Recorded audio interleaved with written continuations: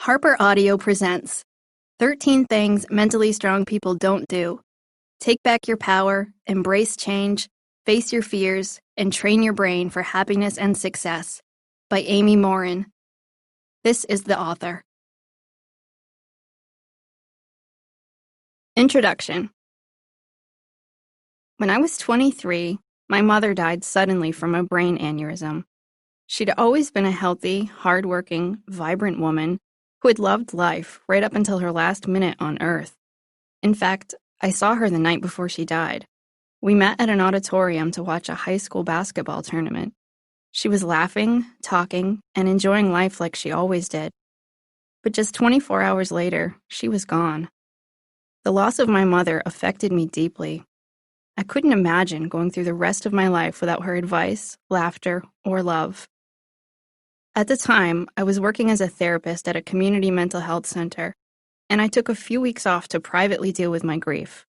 I knew I couldn't be effective at helping other people unless I was able to productively deal with my own feelings. Becoming used to a life that no longer included my mother was a process. It wasn't easy, but I worked hard to get myself back on my feet. From my training as a therapist, I knew that time doesn't heal anything. It's how we deal with that time that determines the speed at which we heal. I understood that grief was a necessary process that would eventually alleviate my pain, so I allowed myself to feel sad, to get angry, and to fully accept what I'd truly lost when my mother passed away. It wasn't just that I missed her, it was also the painful realization that she would never be there again during the important events in my life, and that she would never experience the things she'd looked forward to, like retire from her job and become a grandmother. With supportive friends and family, and my faith in God, I found a sense of peace, and as life went on, I was able to remember my mother with a smile, rather than pangs of sadness. A few years later, as we approached the 3rd anniversary of my mother's death, my husband Lincoln and I discussed how to best honor her memory that weekend. Friends had invited us to watch a basketball game on Saturday evening. Coincidentally, the game was being played at the same auditorium where we'd last seen my mother. Lincoln and I talked about what it would be like to go back to that place where we'd seen her just 3 years ago, on the night before she passed away. We decided it would be a wonderful way to celebrate her life. After all, my memories of her that night were very good. We'd laughed, had a chance to talk about all kinds of things, and had an all-around great evening. My mother had even predicted my sister would get married to her boyfriend at the time, and a few years later, that prediction came true.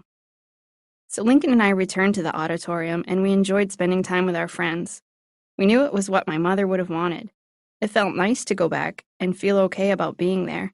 But just as I took a sigh of relief about my progress in dealing with my mother's death, my entire life was once again turned upside down.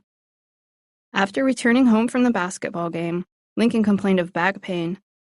He'd broken several vertebrae in a car accident a few years prior, so back pain wasn't unusual for him. But just a few minutes later, he collapsed. I called for paramedics, and they arrived within minutes and transported him to the hospital. I called his mother, and his family met me in the emergency room. I had no idea what could possibly be wrong with him.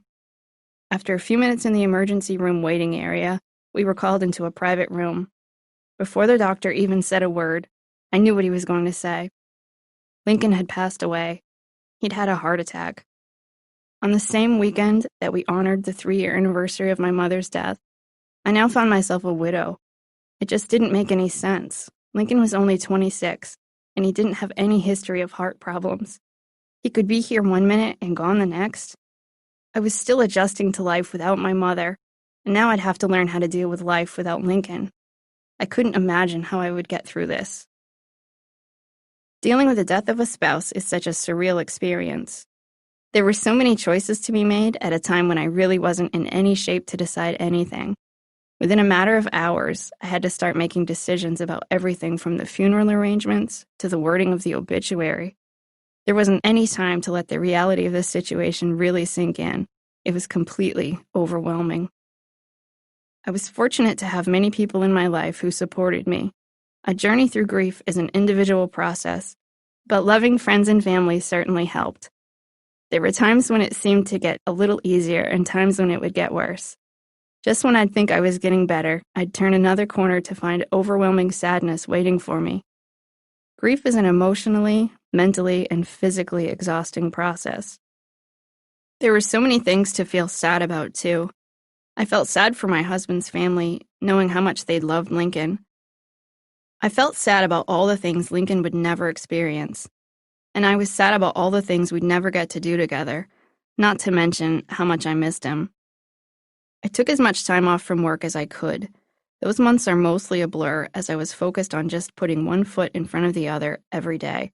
But I couldn't stay out of work forever. I was down to just one income, and I had to get back into the office. After a couple of months, my supervisor called and asked about my plans to return to work. My clients had been told I would be out of the office indefinitely while I dealt with a family emergency. They weren't given any type of time frame about how long I'd be out, since we weren't really sure what was going to happen. But now, they needed an answer. I certainly wasn't done grieving, and I definitely wasn't better, but I needed to get back to work. Just like when I'd lost my mother, I had to allow myself time to experience the sorrow head-on. There was no ignoring it or pushing it away. I had to experience the pain while also proactively helping myself heal. I couldn't allow myself to stay stuck in my negative emotions. Although it would have been easy to pity myself or dwell on my past memories, I knew it wouldn't be healthy. I had to make a conscious choice to start down a long road to building a new life for myself. I had to decide whether some of the goals Lincoln and I shared together were still going to be my goals. We'd been foster parents for a few years and had planned to eventually adopt a child. But did I still want to adopt a child as a single woman? I continued my work as a foster parent, providing mostly emergency and respite placements for the next few years, but I wasn't sure I still wanted to adopt a child without Lincoln. I also had to create new goals for myself now that I was alone. I decided to venture out and try new things. I got my motorcycle license and bought a motorcycle.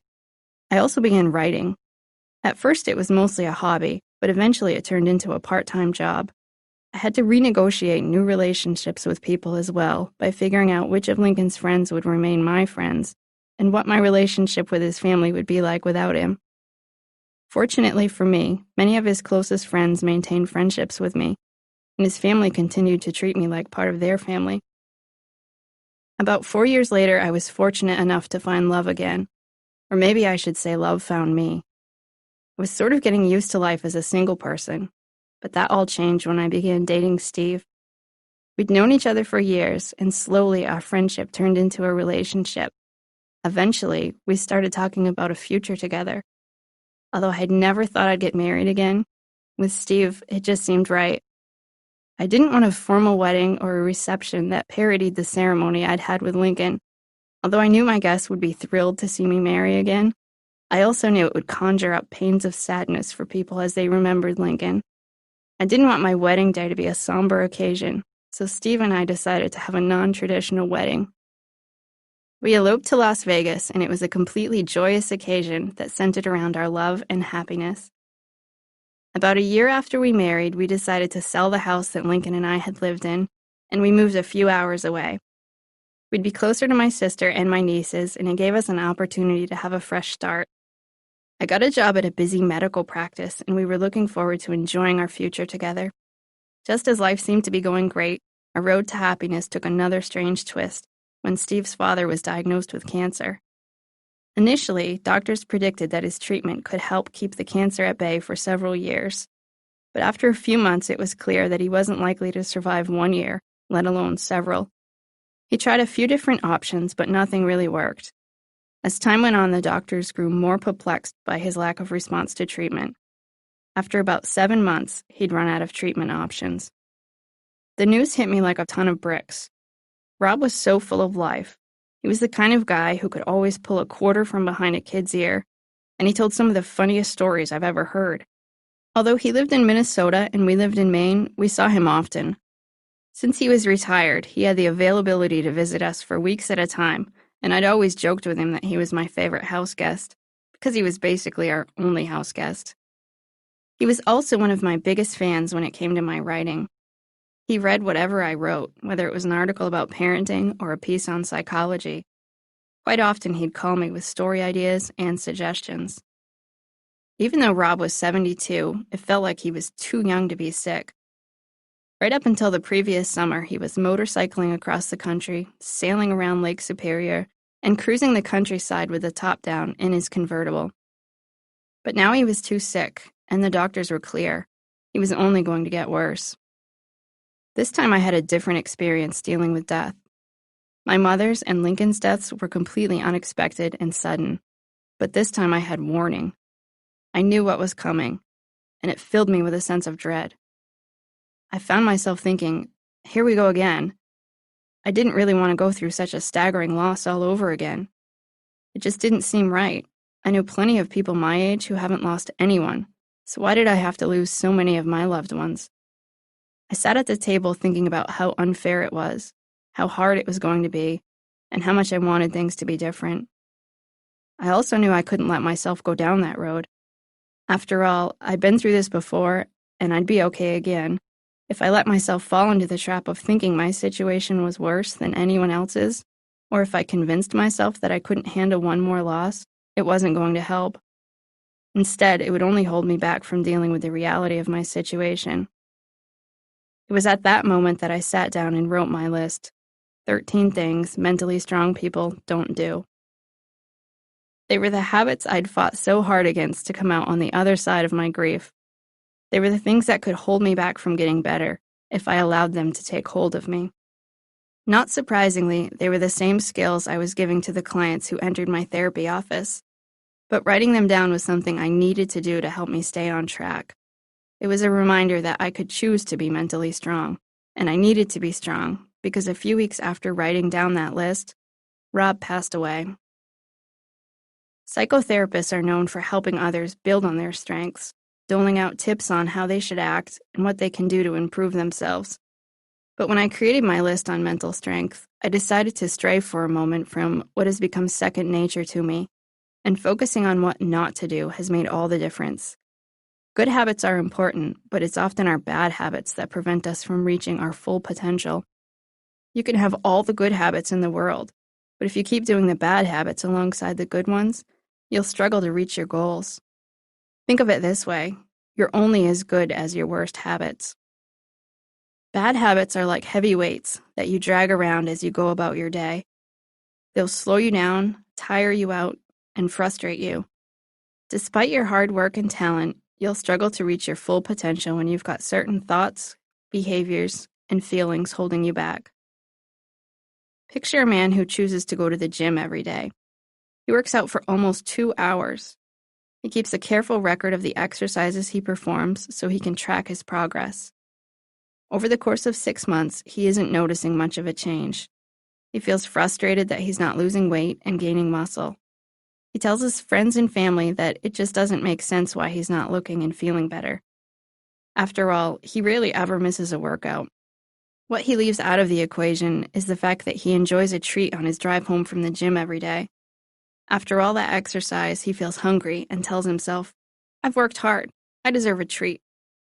So each day he eats 12 donuts on his drive home. Seems ridiculous, right? But we're all guilty of this kind of behavior. We work hard to do all the things that we think will make us better, but we forget to focus on the things that might be sabotaging our efforts. Avoiding these 13 habits isn't just what will help you through grief. Getting rid of them will help you develop mental strength, which is essential to dealing with all life's problems, big or small. No matter what your goals are, you'll be better equipped to reach your full potential when you're feeling mentally strong. What is mental strength? It's not that people are either mentally strong or mentally weak. We all possess some degree of mental strength, but there's always room for improvement. Developing mental strength is about improving your ability to regulate your emotions, manage your thoughts, and behave in a positive manner, despite your circumstances. Just as there are those among us who are predisposed to develop physical strength more easily than others, mental strength seems to come more naturally to some people. There are several factors at play to determine the ease at which you develop mental strength. Genetics. Genes play a role in whether or not you may be more prone to mental health issues, such as mood disorders. Personality. Some people have personality traits that help them think more realistically and behave more positively by nature. Experiences. Your life experiences influence how you think about yourself, other people, and the world in general. Obviously, you can't change some of these factors. You can't erase a bad childhood. You can't help it if you are genetically predisposed to ADHD, but that doesn't mean you can't increase your mental strength. Anyone has the power to increase mental strength by devoting time and energy on the self-improvement exercises throughout this book. The basis of mental strength. Imagine a man who feels nervous about social situations. To minimize his anxiety, he avoids starting conversations with his coworkers. The less he speaks with his coworkers, the less they initiate conversation with him. When he enters the break room and passes people in the hallway without anyone speaking to him, he thinks, "I must be socially awkward." The more he thinks about how awkward he is, the more nervous he feels about starting conversations. As his anxiety increases, his desire to avoid his coworkers also increases. This results in a self-perpetuating cycle. To understand mental strength, you have to learn how your thoughts, behaviors, and feelings are all intertwined, often working together to create a dangerous downward spiral as in the preceding example. This is why developing mental strength requires a three-pronged approach. Number 1, thoughts. Identifying irrational thoughts and replacing them with more realistic thoughts. Number 2, behaviors. Behaving in a positive manner despite the circumstances. Number 3, emotions. Controlling your emotions so your emotions don't control you. We hear it all the time. Think positive. But optimism alone isn't enough to help you reach your full potential. Choose behavior based on balanced emotions and rational thinking. I'm terrified of snakes, yet my fear is completely irrational. I live in Maine. We don't have a single poisonous snake in the wild. I don't see snakes very often, but when I do, my heart leaps into my throat and I'm tempted to run away as fast as I can in the other direction. Usually, before I run away, I'm able to balance my sheer panic with rational thoughts that remind me that there's no logical reason to feel afraid.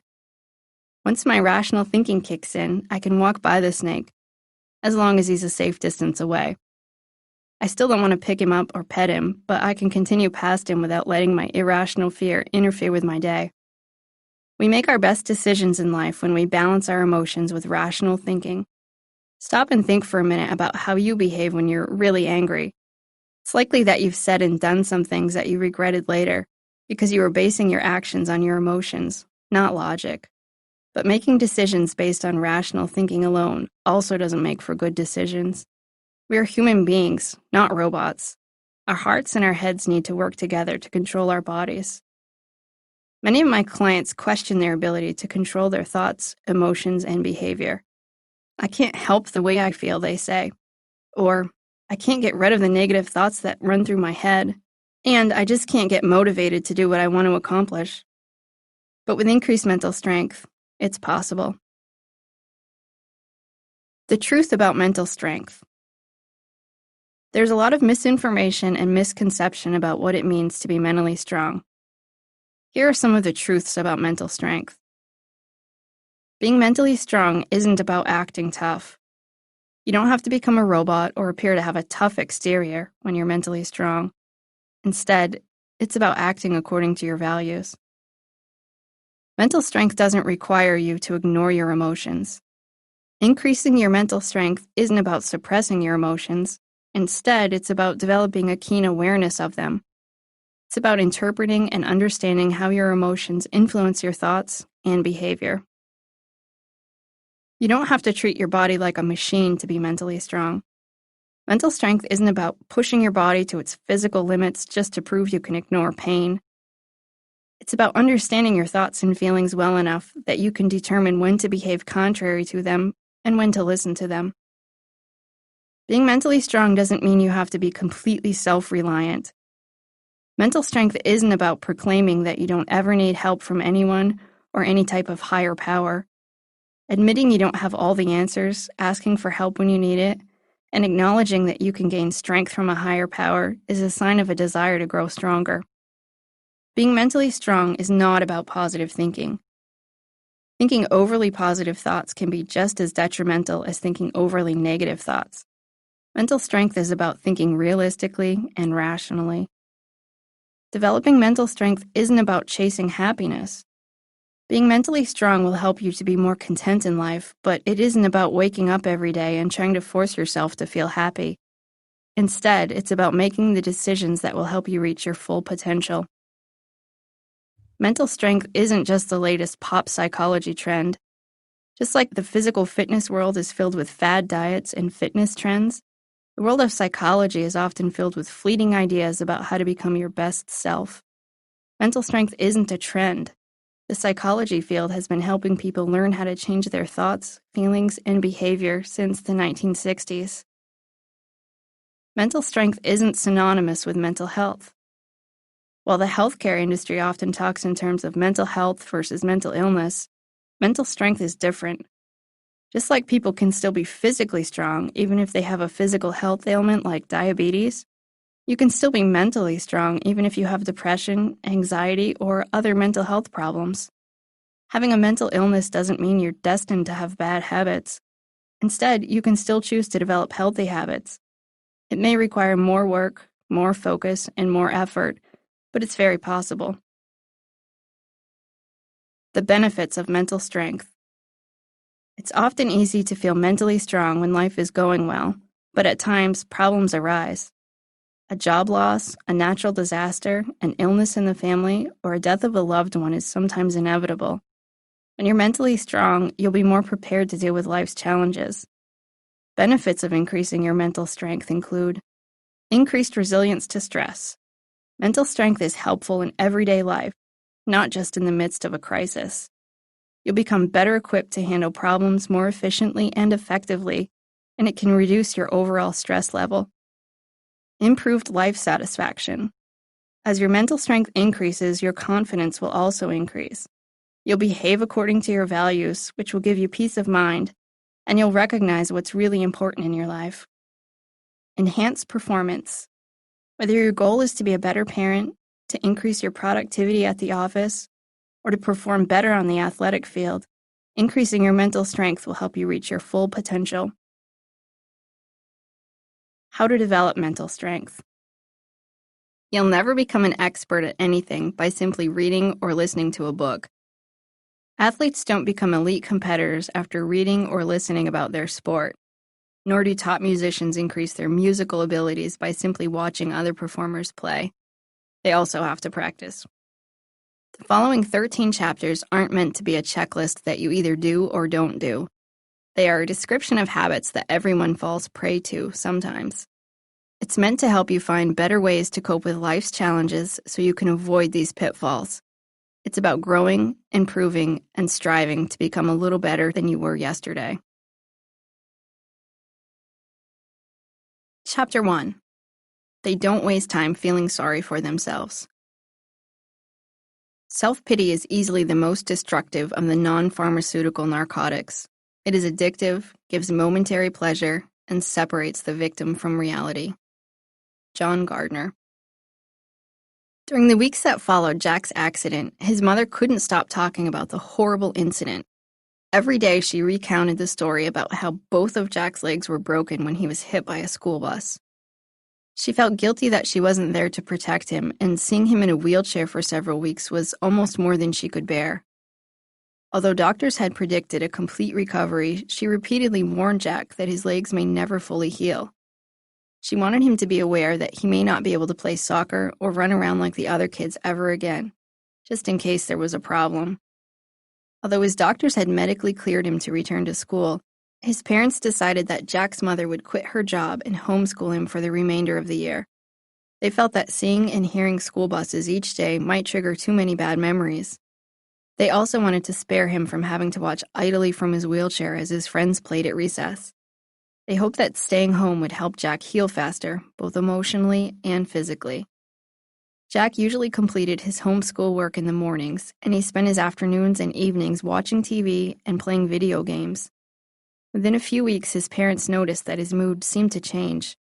A normally upbeat and happy child, Jack became irritable and sad.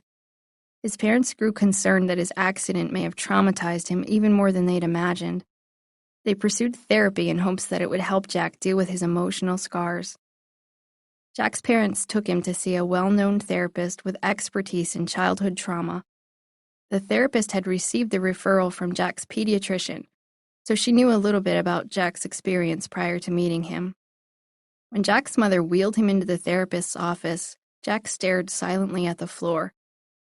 His mother began by saying, "We're having such a hard time since this terrible accident. It's really ruined our lives and caused a lot of emotional problems for Jack. He's just not the same little boy." To his mother's surprise, the therapist didn't respond with sympathy. Instead, she enthusiastically said, "Boy, have I been looking forward to meeting you, Jack. I've never met a kid who could beat a school bus. You have to tell me, how did you manage to get into a fight with a school bus and win?" For the first time since the accident, Jack smiled. Over the next few weeks, Jack worked with his therapist on making his own book. He appropriately named it How to Beat a School Bus. He created a wonderful story about how he managed to fight a school bus and escape with only a few broken bones. He embellished on the story by describing how he grabbed hold of the muffler, swung himself around, and protected the majority of his body from getting hit by the bus. Despite the exaggerated details, the main part of the story remained the same. He survived because he's a tough kid. Jack concluded his book with a self-portrait. He drew himself sitting in a wheelchair, wearing a superhero cape. The therapist included Jack's parents in the treatment. She helped them see how fortunate they were that Jack survived with only a few broken bones. She encouraged his parents to stop feeling sorry for Jack. She recommended they treat him like a mentally and physically tough kid who was capable of overcoming great adversity. Even if his legs didn't heal properly, she wanted them to focus on what Jack could still accomplish in life, not what the accident would prevent him from being able to do. The therapist and Jack's parents worked with the school department to prepare for Jack's return to school. In addition to the special accommodations he'd need because he was still in a wheelchair, they wanted to ensure that the other students and teachers didn't pity Jack. They arranged for Jack to share his book with his classmates so that he could tell them how he beat the school bus and show them that there was no reason to feel sorry for him. Self-pity party.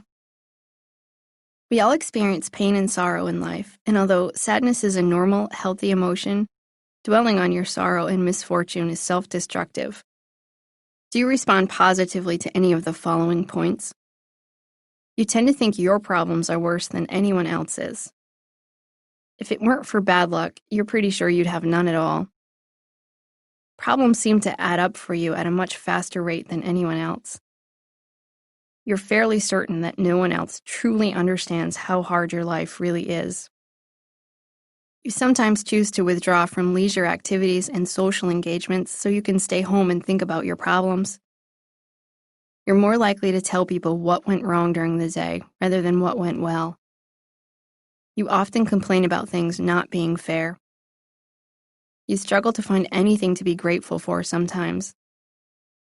You think that other people are blessed with easier lives. You sometimes wonder if the world is out to get you. Can you see yourself in any of these examples? Self-pity can consume you until it eventually changes your thoughts and behaviors. But you can choose to take control. Even when you can't alter your circumstances, you can alter your attitude. Why we feel sorry for ourselves. If self-pity is so destructive, why do we do it in the first place? And why is it sometimes so easy and even comforting to indulge in a pity party? Pity was Jack's parents' defense mechanism to protect their son and themselves from future dangers. They chose to remain focused on what he couldn't do as a way to shield him from having to face any more potential problems. Understandably, they worried about his safety more than ever. They didn't want him to be out of their sight, and they were concerned about the emotional reaction he might have to seeing a school bus again. It was only a matter of time before the pity poured on Jack turned into his own self-pity. It's so easy to fall into the self-pity trap. As long as you feel sorry for yourself, you can delay any circumstances that will bring you face to face with your real fears, and you can avoid taking any responsibility for your actions. Feeling sorry for yourself can buy time. Instead of taking action or moving forward, exaggerating how bad your situation is justifies why you shouldn't do anything to improve it. People often use self-pity as a way to gain attention. Playing the poor me card may result in some kind and gentle words from others, at least initially. For people who fear rejection, self-pity can be an indirect way of gaining help by sharing a woe is me tale in hopes it will attract some assistance. Unfortunately, misery loves company, and sometimes self-pity becomes a bragging right. A conversation can turn into a contest, with the person who has experienced the most trauma earning the badge of victory. Self-pity can also provide a reason to avoid responsibility. Telling your boss how bad your life is may stem from hopes that less will be expected from you. Sometimes self-pity becomes an act of defiance. It's almost as if we assume that something will change if we dig in our heels and remind the universe that we deserve better. But that's not how the world works. There isn't a higher being, or a human being for that matter, who will swoop in and make sure we're all dealt a fair hand in life. The problem with feeling sorry for yourself. Feeling sorry for yourself is self-destructive. It leads to new problems and can have serious consequences. Instead of feeling grateful that Jack survived the accident, his parents worried about what the accident took away from them. As a result, they allowed the accident to take away even more. That's not to say they weren't loving parents. Their behavior stemmed from a desire to keep their son safe. However, the more they pitied Jack, the more negatively it affected his mood. Indulging in self-pity hinders living a full life in the following ways. It's a waste of time. Feeling sorry for yourself requires a lot of mental energy and does nothing to change the situation. Even when you can't fix the problem, you can make choices to cope with life's obstacles in a positive way. Feeling sorry for yourself won't move you any closer to a solution. It leads to more negative emotions. Once you allow it to take hold, self-pity will ignite a flurry of other negative emotions. It can lead to anger, resentment, loneliness, and other feelings that fuel more negative thoughts. It can become a self-fulfilling prophecy. Feelings of self-pity can lead to living a pitiful life. When you feel sorry for yourself, it's unlikely you'll perform at your best.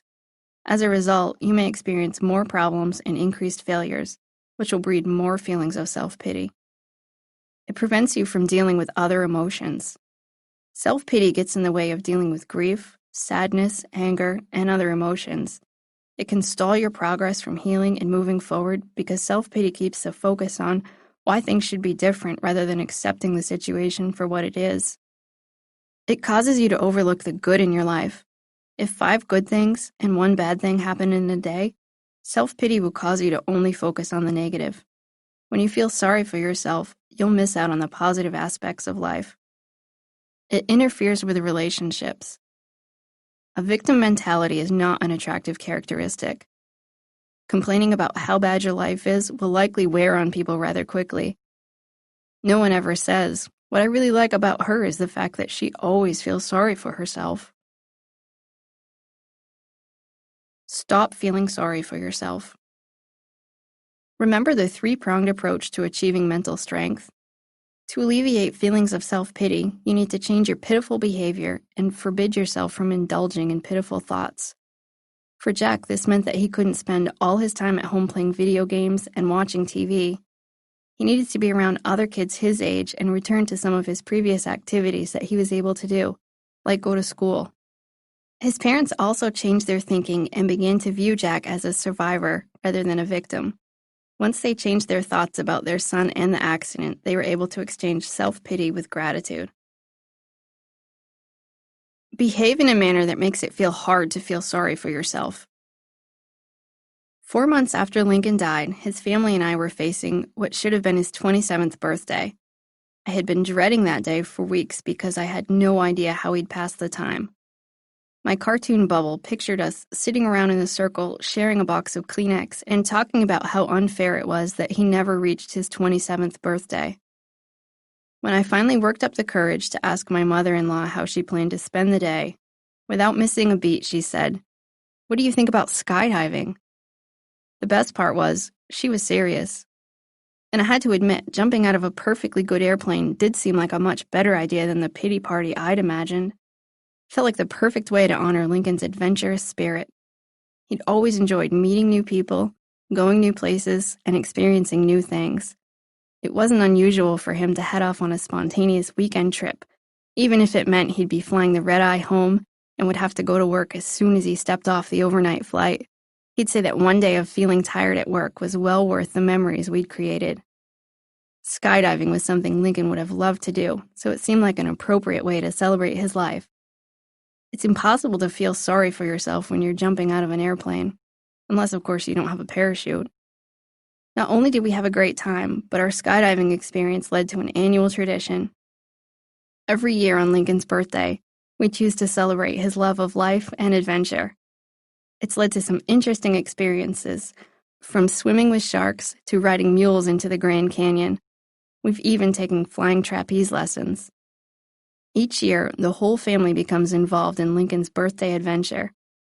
Some years, Lincoln's grandmother watches from the sidelines with her camera, but 2 years ago, at the age of 88, she was the first to go ziplining high above the trees. Even though I'm remarried, it's a tradition we've continued, and my husband Steve even participates with us. It's become a day we actually look forward to each year.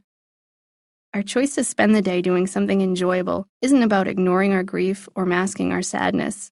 It's about making a conscious choice to celebrate life's gifts and refusing to behave in a pitiful manner. Instead of pitying ourselves for what we lost, we choose to feel grateful for what we had. When you notice self-pity creeping into your life, make a conscious effort to do something contrary to how you feel. You don't have to jump out of a plane to ward off feelings of self-pity. Sometimes, small behavioral changes can make a big difference. Here are some examples.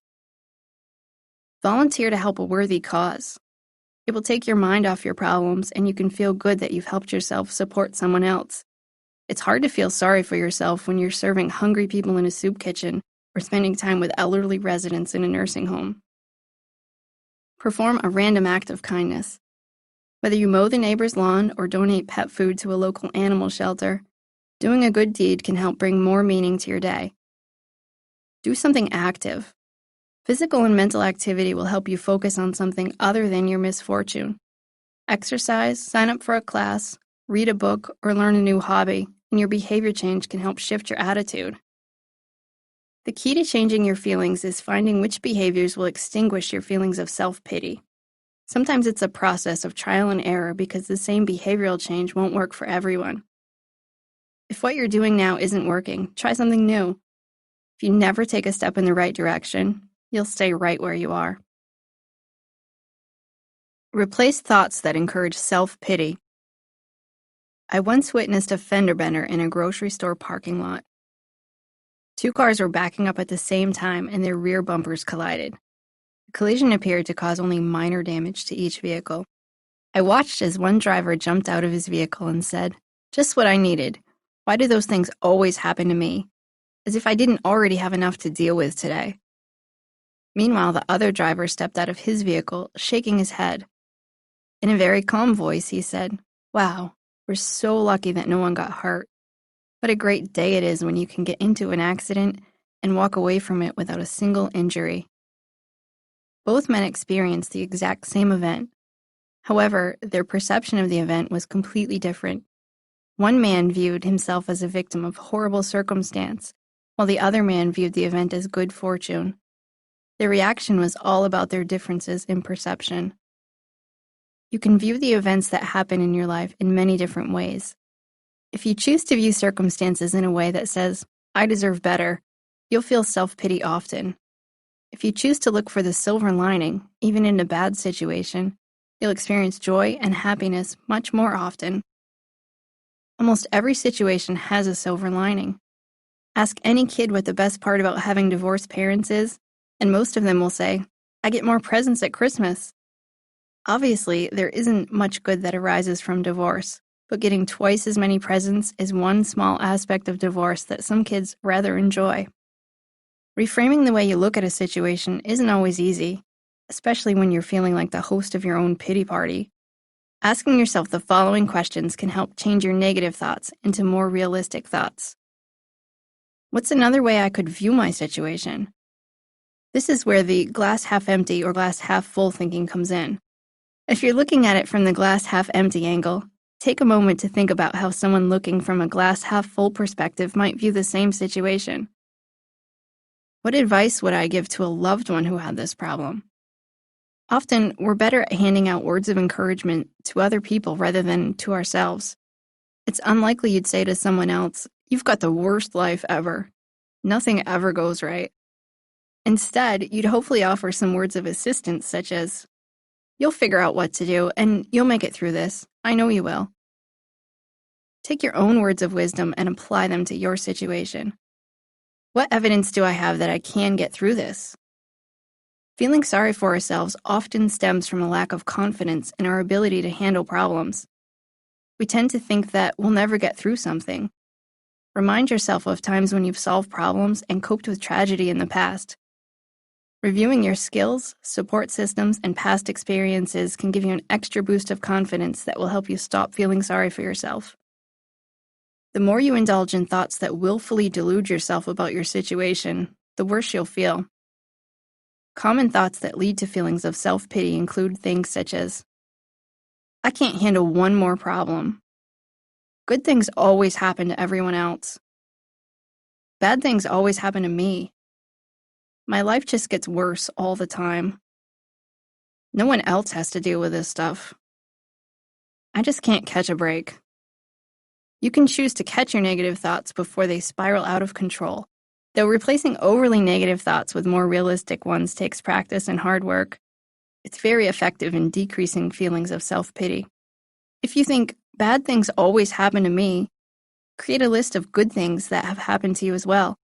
Then, replace your original thought with something more realistic like, "Some bad things happen to me, but plenty of good things happen to me as well." This doesn't mean you should turn something negative into an unrealistically positive affirmation. Instead, strive to find your realistic way to look at your situation. Exchange self-pity for gratitude. Marla Runyon is a very accomplished woman. She has a master's degree, she's written a book, and she's competed in the Olympics. She even became the first American woman to finish the 2002 New York Marathon with an astounding time of 2 hours, 27 minutes. What makes Marla particularly extraordinary is that she's accomplished all these feats despite the fact that she's legally blind. At age 9, Marla was diagnosed with Stargardt's disease, a form of macular degeneration that affects children. As her vision deteriorated, Marla discovered her love for running. Over the years, Marla has proved herself to be one of the fastest runners in the world, even though she's never actually been able to see the finish line. Initially, Marla became an accomplished athlete in the Paralympics. She competed in 1992 and then again in 1996. Not only did she earn a total of 5 gold medals and 1 silver medal, but she also set several world records. But Marla didn't stop there. In 1999, she entered the Pan American Games, and she won the 1,500-meter race. In 2000, she became the first legally blind athlete to ever compete in the Olympics. She was the first American to cross the finish line in the 1,500-meter race, and she placed 8th overall. Marla doesn't see her blindness as a disability. In fact, she chooses to view it as a gift that allows her to become successful in both long and short-distance races.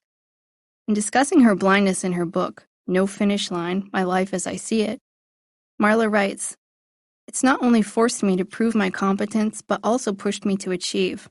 It has given me gifts, such as will and commitment, that I use every day." Marla doesn't focus on what her vision loss took from her. Instead, she chooses to feel grateful for what her vision impairment actually gave her. While feeling sorry for yourself is about thinking, "I deserve better," gratitude is about thinking, "I have more than I deserve." Experiencing gratitude requires some extra effort, but it isn't hard. Anyone can learn to become more grateful by developing new habits. Start to acknowledge other people's kindness and generosity. Affirm the good in the world and you will begin to appreciate what you have. You don't have to be rich, wildly successful, or have the perfect life to feel grateful. A person who earns $34,000 a year may think he doesn't have much money, but he's actually among the richest 1% of people in the world. If you're also reading this book, it means you're more fortunate than the nearly 1 billion people in the world who can't read. many of whom will be stuck in a life of poverty. Look for those little things in life that you can so easily take for granted and work towards increasing your feelings of gratitude. Here are a few simple habits that can help you focus on what you have to be grateful for. Keep a gratitude journal. Each day, write down at least one thing you're grateful for. It could include being grateful for simple pleasures like having clean air to breathe or seeing the sunshine, or major blessings like your job or family. Say what you're grateful for. If you aren't likely to keep up with writing a journal, make it a habit to say what you're grateful for. Find one of life's gifts to be grateful for each morning when you wake up and each night before you go to sleep. Say the words out loud, even if it's just to yourself, because hearing the words of gratitude will increase your feelings of gratitude. Change the channel when you're experiencing self-pity. When you notice that you're starting to feel sorry for yourself, shift your focus. Don't allow yourself to continue thinking that life isn't fair or that life should be different. Instead, sit down and list the people, circumstances, and experiences in life that you can be thankful for. If you keep a journal, refer to it and read it whenever self-pity begins to set in. Ask others what they're grateful for. Strike up conversations about gratitude to help you discover what other people feel thankful for. Hearing what others feel grateful for can remind you of more areas of your life that deserve gratitude. Teach kids to be grateful. If you're a parent, teaching your children to be grateful for what they have is one of the best ways to keep your own attitude in check. Make it a habit each day to ask your children what they're grateful for. Have everyone in the family write down what they're feeling grateful for and place it in a gratitude jar or hang it on a bulletin board. This will give your family a fun reminder to incorporate gratitude into your daily lives. Giving up self-pity will make you stronger. Jeremiah Denton served as a U.S. naval aviator during the Vietnam War. In 1965, his plane was shot down and he was forced to eject from his aircraft. He was captured by the North Vietnamese and was taken as a prisoner of war. Commander Denton and the other officers maintained command over their fellow prisoners even as they were beaten, starved, and tortured on a daily basis. Commander Denton was often placed in solitary confinement for urging other prisoners to resist the North Vietnamese attempts to gain information from them. But that didn't stop Commander Denton. He devised strategies to communicate with the other prisoners by using signs, tapping on walls, and coughing in sequence. 10 months after his capture, he was chosen to participate in a televised interview that was used as propaganda. While answering questions, he pretended as though the bright lights from the cameras were bothering his eyes as he began blinking T-O-R-T-U-R-E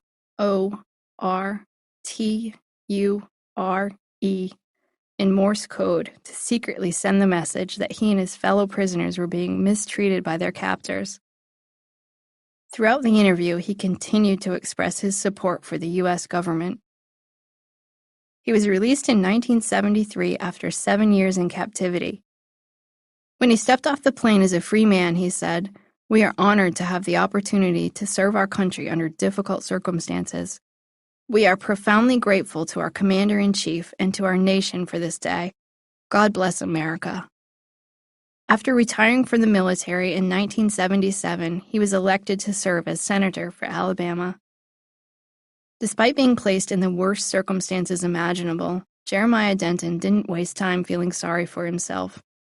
Instead, he maintained his composure and focused on doing whatever he could to manage the situation.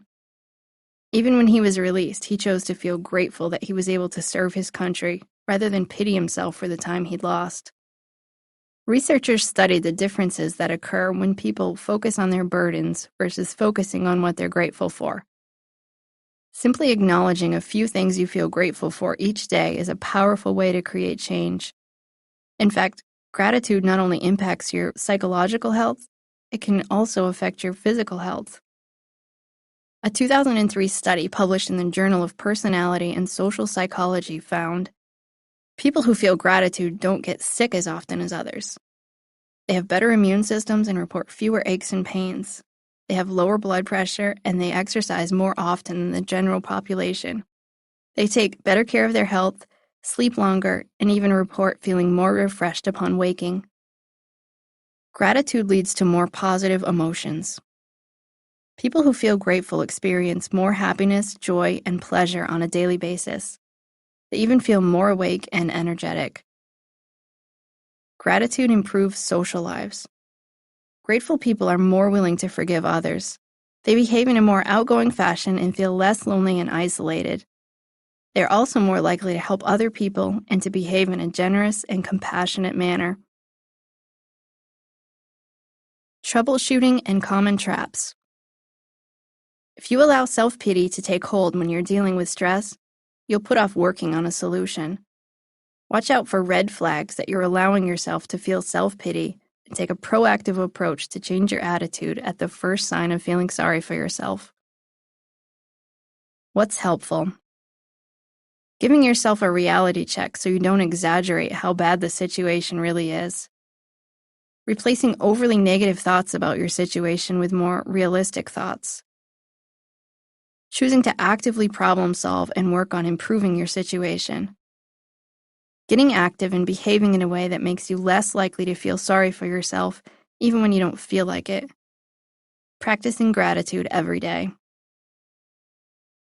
What's not helpful? Allowing yourself to believe that your life is worse than most other people's lives. Indulging in exaggeratedly negative thoughts about how difficult your life is. Remaining passive about the situation and focusing only on how you feel, rather than what you can do. Declining to participate in experiences and activities that could help you feel better. Staying focused on what you don't have, rather than what you do have. Chapter 2. They don't give away their power. When we hate our enemies, we are giving them power over us. Power over our sleep, our appetites, our blood pressure, our health, and our happiness. Dale Carnegie. Morin was convinced her overbearing, meddling mother-in-law was going to ruin her marriage, if not her entire life. Although she had thought her mother-in-law, Jackie, was annoying in the past, it wasn't until she and her husband had 2 children together that she found her to be unbearable. Jackie usually made several unannounced visits each week, and she often stayed for several hours at a time. Morin found those visits to be intrusive on their family time because she only had so much time with her girls between the time she came home from work and the time they went to bed. But what really bothered Morin was the way Jackie always tried to undermine her authority with the girls. Jackie would often say things to the children like, "You know, a little TV won't hurt you. I don't know why your mother always says you can't watch it." Or, "I'd let you have dessert, but your mother's convinced sugar is bad for your health." She sometimes lectured Morin about her new age parenting and reminded her that she allowed her children to watch TV and eat sweets, and they seemed to turn out just fine. Morin always responded to Jackie's comments with a polite nod and a smile, but on the inside she was seething. She grew resentful toward Jackie, and she often took it out on her husband. But whenever Morin complained to her husband about his mother, he'd say something like, "Well, you know how she is," or, "Just ignore her comments. She means well." Morin found comfort in complaining to her girlfriends who had affectionately named Jackie the monster-in-law. But one week, everything seemed to come to a head when Jackie suggested Morin should start exercising more because she looked like she had gained a little weight. That comment pushed Morin over the edge. She stormed out of the house and spent the night at her sister's. The next day, she still didn't feel ready to go home. She was afraid she'd have to hear a lecture from Jackie about how she shouldn't have left. It was at that point Morin knew she had to get help or her marriage might be in jeopardy. Morin initially sought counseling to learn anger management skills to help her respond less angrily to her mother-in-law's comments. However, after a few therapy sessions, she was able to see she needed to work on being more proactive in preventing problems, not just less reactive toward Jackie's comments. I asked Morin to complete a pie chart that showed how much time and energy she focused on various areas of her life, such as work, sleep, leisure, family, and time with her mother-in-law. I then asked her to complete a second pie chart that showed how many hours she physically spent doing each activity. When she was done with the second pie chart, she was surprised to see how much of her time and energy were out of proportion. Although she only physically spent about 5 hours a week with her mother-in-law, She was devoting at least an additional 5 hours thinking and talking about her disdain for her. This exercise helped her see how she was giving her mother-in-law power over many areas of her life. When she could have devoted her energy to nurturing her relationship with her husband or caring for her children, she was often thinking about how much she disliked Jackie. Once Lauren recognized how much power she was giving Jackie, she chose to start making some changes. She worked with her husband on setting healthy boundaries for their family. Together, they established rules that would help them limit the influence Jackie had on their family. They told Jackie she could no longer make unannounced visits several times per week. Instead, they would invite her over for dinner when they wanted to visit with her. They also informed her that she could no longer undermine Lauren's authority as a mother, and if she did, she'd be asked to leave. Lauren also chose to stop complaining about Jackie. She recognized that venting to her friends and her husband only fueled her frustration and wasted her time and energy. Slowly but surely, Lauren began to feel like she was getting her life and her house back. She no longer dreaded Jackie's visits once she recognized she didn't have to tolerate rude or disrespectful behavior in her home. Instead, she could control what went on under her own roof. Empowering other people to have power over you. Giving other people the power to control how you think, feel, and behave makes it impossible to be mentally strong. Do any of the following points sound familiar? You feel deeply offended by any criticism or negative feedback you receive, regardless of the source. Other people have the ability to make you feel so angry that you say and do things you later regret. You've changed your goals based on what other people have told you that you should be doing with your life. The type of day you're going to have depends on how other people behave.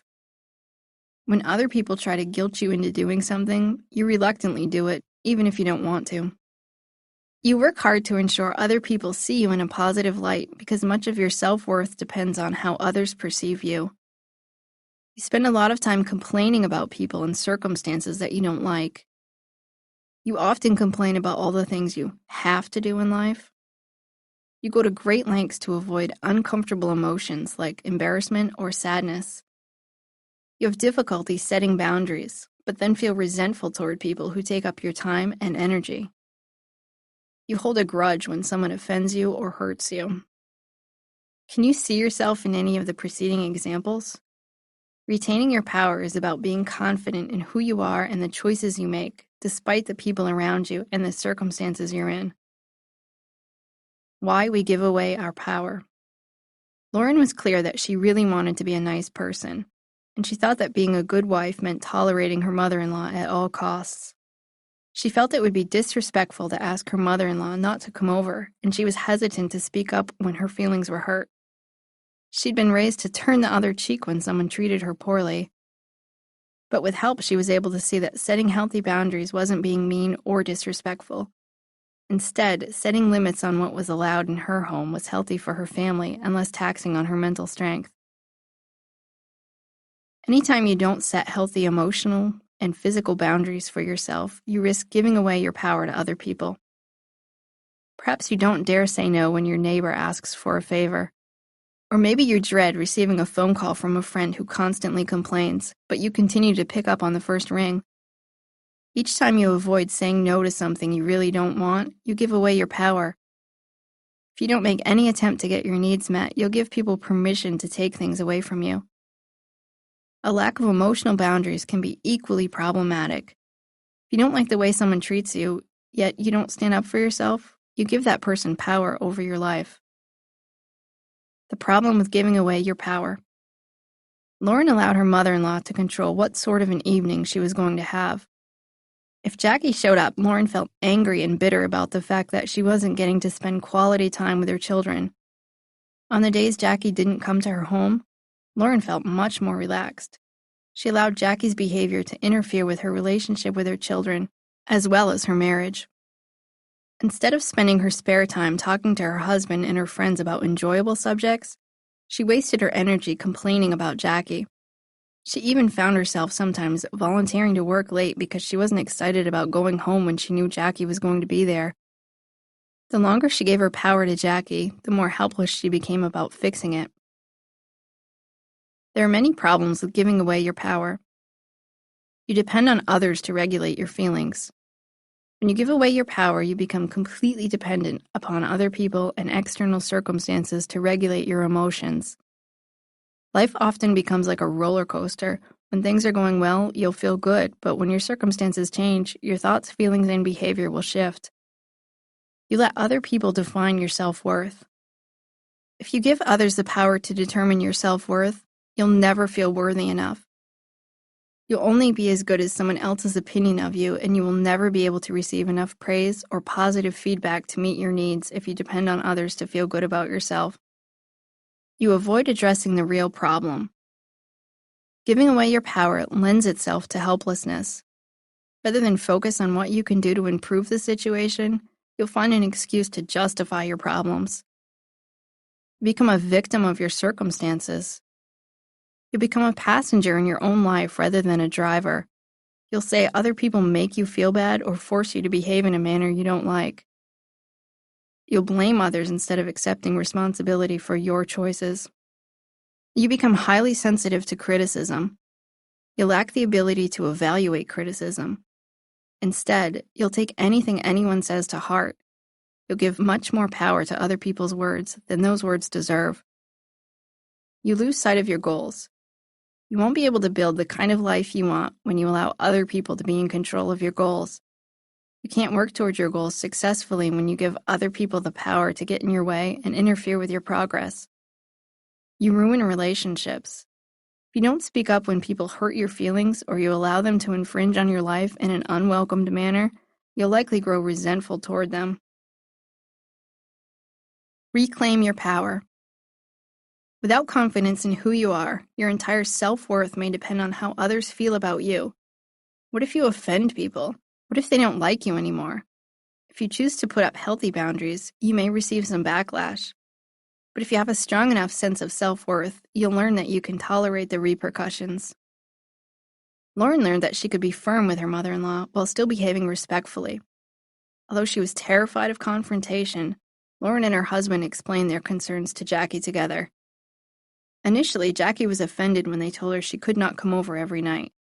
And Jackie tried to argue when they explained that she would not be allowed to make rude comments about Lauren's rules for the children. But, over time, Jackie accepted that she had to follow these rules if she wanted to come into their home. Identify people who have taken your power. Stephen McDonald is an incredible example of someone who chose not to give away his power. While working as a New York City police officer in 1986, Officer McDonald stopped to question some teenagers about some recent bicycle thefts. One of the 15-year-olds in question took out a gun and shot Officer McDonald in the head and neck. The shots paralyzed him from the neck down. Miraculously, Officer McDonald survived. He spent 18 months in the hospital recuperating and learning how to live as a quadriplegic. At the time of the accident, he'd only been married 8 months, and his wife was 6 months pregnant. Remarkably, Officer McDonald and his wife chose not to focus on all that had been taken away from them by this teenage boy. Instead, they made a conscious choice to forgive him. In fact, a few years after his injury, the officer's assailant called him from jail to apologize. Officer McDonald not only accepted his apology, but he also told him that he hoped someday they could travel the country together, sharing their story with the hopes they could prevent other acts of violence. Officer McDonald never got the chance to do that, however, because 3 days after his assailant was released from prison, the young man was killed in a motorcycle accident. So Officer McDonald set out on his mission to spread his message about peace and forgiveness on his own. The only thing worse than a bullet in my spine would have been to nurture revenge in my heart, he says in the book, Why Forgive? He may have lost his physical mobility in the attack, but he didn't give the violent incident or his assailant the power to ruin his life. He's now a highly sought-after speaker who teaches love, respect, and forgiveness. Officer McDonald is an inspirational example of someone who, despite being the victim of a senseless act of violence, chose not to waste time giving his assailant more power. Choosing to forgive someone who has hurt you, either emotionally or physically, doesn't mean you have to excuse the other person's behavior, but letting go of your anger frees you to focus your energy on a more worthwhile cause.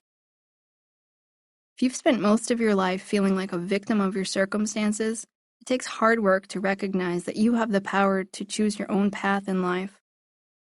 The first step is to develop self-awareness by identifying when you blame external circumstances and other people for how you think, feel, and behave. Take a close look at the people you are devoting your time and energy toward. Are they people you want to receive it? If not, you may be giving them more power than you think they deserve. Each second you spend commiserating with coworkers about how unfair your boss is, you're giving your boss more power. Every time you tell your friends how controlling your mother-in-law is, you give her a little more power over you. Resolve to stop giving people your time and energy if you don't want them to play a big role in your life. Reframe your language. Sometimes retaining your power means changing the way you look at a situation. Examples of language that indicates you're giving away your power include, "My boss makes me so mad." You may not like your boss's behavior, but does he really make you feel angry? Perhaps your boss behaves in a manner that you don't like, and it may influence how you feel, but he's not forcing you to feel anything. "My boyfriend left me because I'm not good enough." Are you really not good enough, or is that just one person's opinion? If you took a poll of 100 people, it's not likely that they'd all come to the same consensus. Just because one person thinks something, it doesn't make it true. Don't give one person's opinion of you the power to determine who you are. "My mom makes me feel really bad about myself because she's always so critical of me." As an adult, are you obligated to listen to your mother make critical statements about you over and over? Just because she makes comments you don't like, does it really have to lower your self-esteem? I have to invite my in-laws over for dinner every Sunday night. Do your in-laws really force you to do that, or is that a choice you make because it's important to your family? Think before you react. Rachel brought her 16-year-old daughter to me for therapy because her daughter refused to listen to her. No matter what she told her daughter to do, she just wouldn't do it. I asked Rachel how she reacted when her daughter refused to follow her directions. Out of exasperation, she told me she yelled and argued with her. Each time her daughter said no, Rachel yelled, "Do it." Rachel didn't realize it, but she was giving her daughter a lot of power. Every minute that she argued with her daughter was one more minute her daughter could put off cleaning her room. Each time she lost her temper, Rachel gave away some of her power. Instead of controlling her daughter's behavior, Rachel was giving her daughter power to control her. If someone says something you don't like, and you yell or begin to argue, you give those words you don't like even more power. Make a conscious choice to think about how you want to behave before you react to other people. Every time you lose your cool, you give that other person your power. Here are some strategies to help you stay calm when you're tempted to react negatively. Take deep breaths. Frustration and anger cause physical reactions within the body, an increased rate of breathing, an elevated heart rate, and sweating, to name a few. Taking slow, deep breaths can relax your muscles and decrease your physiological response, which in turn can decrease your emotional reactivity. Excuse yourself from the situation. The more emotional you feel, the less rational you'll think.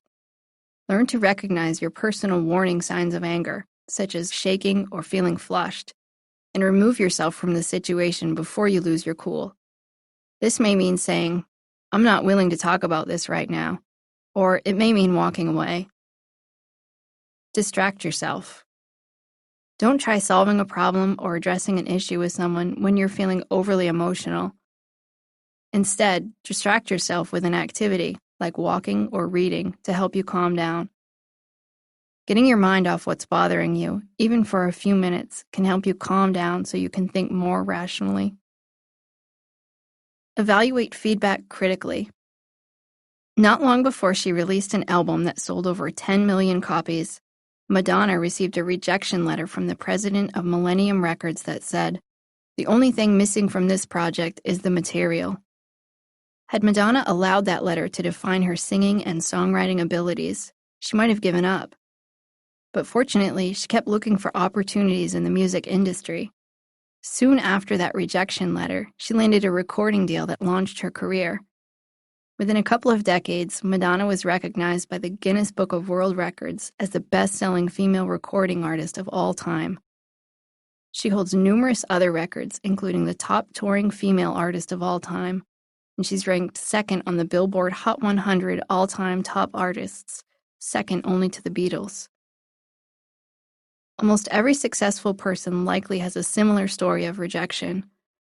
In 1956, Andy Warhol tried to give one of his paintings to the Museum of Modern Art, but they declined to accept it, even for free. Fast forward to 1989, and his paintings had become so successful that he earned his own museum. The Andy Warhol Museum is the largest museum in the United States dedicated to a single artist. Clearly, everyone has an opinion, but successful people don't allow one person's opinion to define them. Retaining your power is about evaluating feedback to determine if it has any validity. While criticism can sometimes open our eyes to how others perceive us so we can make positive change, a friend points out a bad habit, or a spouse helps you see your selfish behavior, at other times criticism is a reflection of the critic. Angry people may choose to offer harsh criticism quite regularly just because it relieves their stress. Or individuals with low self-esteem may feel better about themselves only when they put other people down. So it's important to really consider the source before making any decisions about how you want to proceed. When you receive criticism or feedback from others, wait a beat before responding. If you're upset or emotionally reactive, take the time to calm down. Then ask yourself these questions. What evidence is there that this is true? For example, if your boss says you are lazy, look for evidence of times when you haven't worked very hard. What evidence do I have this isn't true? Look for times when you have put in a lot of effort and have been a hard worker. Why might this person be giving me this feedback? Take a step back and see if you can find out why this person may be giving you negative feedback. Is it based on the small sampling of your behavior that the person has witnessed? For example, if your boss only watched you work on a day where you were coming down with the flu, she may decide that you aren't very productive. Her conclusion may not be accurate. Do I want to change any of my behavior? There may be times where you choose to change your behavior because you agree with the other person's criticism. For example, if your boss says you're lazy, maybe you'll decide that you haven't been putting in as much effort at the office as you could.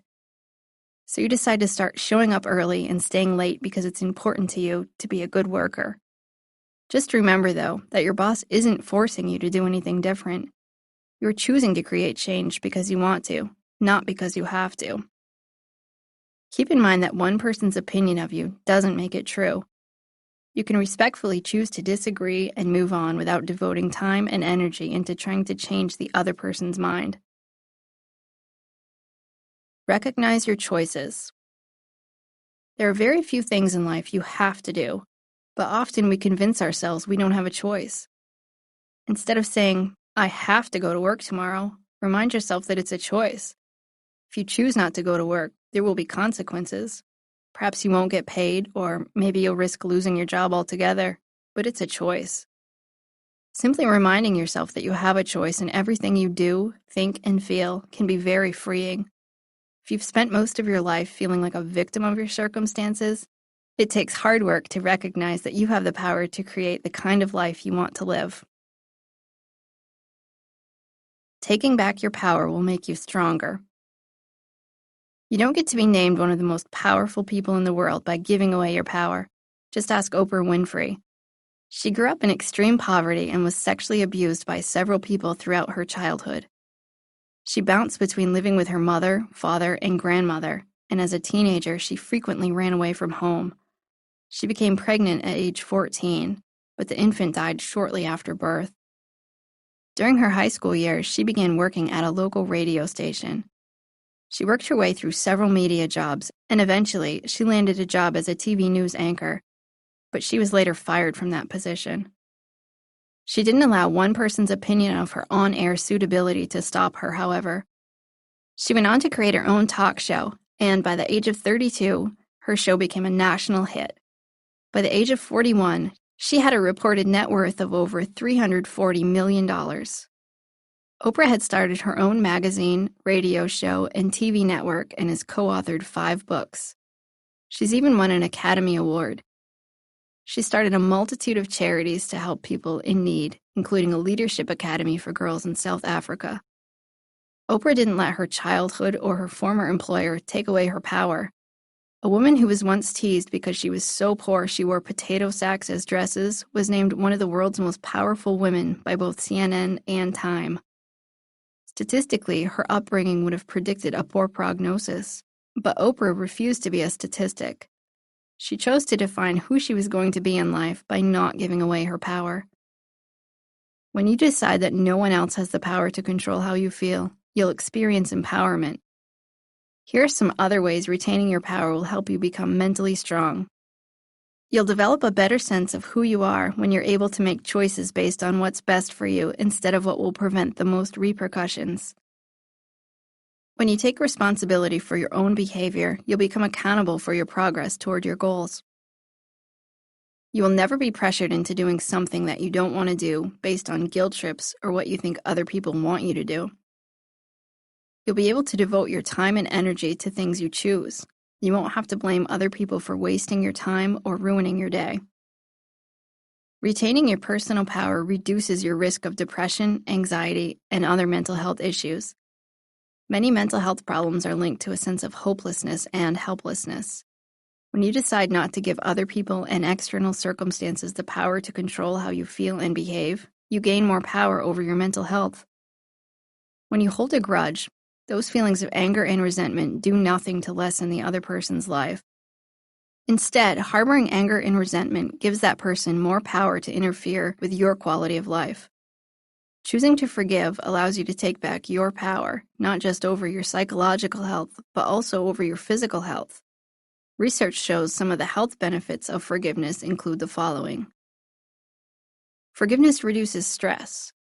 Over the years, many studies have shown that holding a grudge keeps your body in a state of stress. When you practice forgiveness, your blood pressure and heart rate decrease. Choosing to forgive increases your tolerance to pain. In a 2005 study of patients with chronic low back pain, anger increased psychological distress and decreased a person's tolerance for pain. A willingness to forgive was associated with increased pain tolerance. Unconditional forgiveness can help you to live longer. A 2012 study published by the Journal of Behavioral Medicine discovered that when people were only willing to forgive others under certain conditions, like the other person apologized or promised to never repeat the same behavior, the risk of dying early actually increased. You don't have any control over whether someone will apologize. Waiting to forgive people until they say they're sorry gives them control over not just your life, but perhaps even your death. Troubleshooting and common traps. Monitor your personal power and look for ways in which you are voluntarily giving it away. It takes hard work, but increasing your mental strength requires you to retain every ounce of personal power for yourself. What's helpful? Using language that acknowledges your choice, such as, I'm choosing to. Setting healthy emotional and physical boundaries with people. Behaving proactively by making conscious choices about how you'll respond to others. Taking full responsibility for how you choose to spend your time and energy. Choosing to forgive individuals regardless of whether they seek to make amends. Willingness to examine feedback and criticism without jumping to conclusions. What's not helpful? Using language that implies you're a victim, such as, I have to do this, or my boss makes me so mad. Feeling anger and resentment toward people you allow to infringe on your rights. Reacting to others and then blaming them for the way you handled yourself. Doing things you don't want to do and then blaming others for making you do it. Choosing to hold a grudge and harbor anger and resentment. Allowing feedback and criticism to control how you feel about yourself. Chapter 3. They don't shy away from change. It's not that some people have willpower and some don't. It's that some people are ready to change and others are not. James Gordon. Richard entered my therapy office because he wasn't making much progress in managing his physical health. At the age of 44, he was 75 pounds overweight and had recently been diagnosed with diabetes. Shortly after his diagnosis, he'd met with a nutritionist and learned about the diet changes he'd need to make to lose weight and manage his blood sugar. Initially, he tried eliminating all the junk food he had always eaten so regularly. He'd gone so far as to throw away all the ice cream, cookies, and sugary soft drinks he had in his home. But within 2 days, he found himself buying more sweets and resorting to his old habits. He was also aware that he'd need to increase his activity level if he wanted to get healthier. After all, he was no stranger to exercise. Back in high school, he'd been a star athlete on the football field and the basketball court, but these days he spent the majority of his time sitting behind a computer.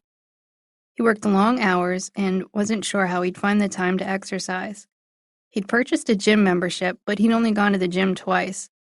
He usually came home from work exhausted, and he already felt like he wasn't spending enough time with his wife and children. Richard told me that he really wanted to get healthier, but he felt frustrated. Despite understanding the risks of being overweight and the dangers of not managing his diabetes, he just couldn't motivate himself to change his unhealthy habits. It was clear that he was trying to change too much too fast, which is a recipe for failure.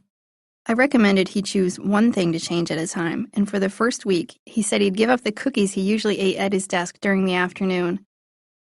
It was important to find something to replace that habit with, and he decided he would try snacking on carrot sticks instead. I also recommended he gain support to help him become healthier. He agreed to attend a diabetes support group, and over the next few weeks, we discussed strategies to help get his family involved. His wife attended a few therapy sessions with him, and she began to understand the steps she could take to help Richard improve his health. She agreed not to buy as much junk food when she went grocery shopping, and she began working with Richard on finding healthier recipes for their meals. We also discussed a realistic exercise schedule. Richard said that almost every day he left the house planning to go to the gym after work, but he always talked himself out of it and went straight home. We decided he'd start by going to the gym 3 days a week, and he scheduled those 3 days ahead of time. He also kept a list of all the reasons why going to the gym was a good idea in the car. On the days when he began thinking that he should just go home instead of going to the gym, he read over his list as a reminder about why going to the gym was the best choice, even if he didn't feel like it. Over the next 2 months, Richard began losing weight, but his blood sugar was still fairly high.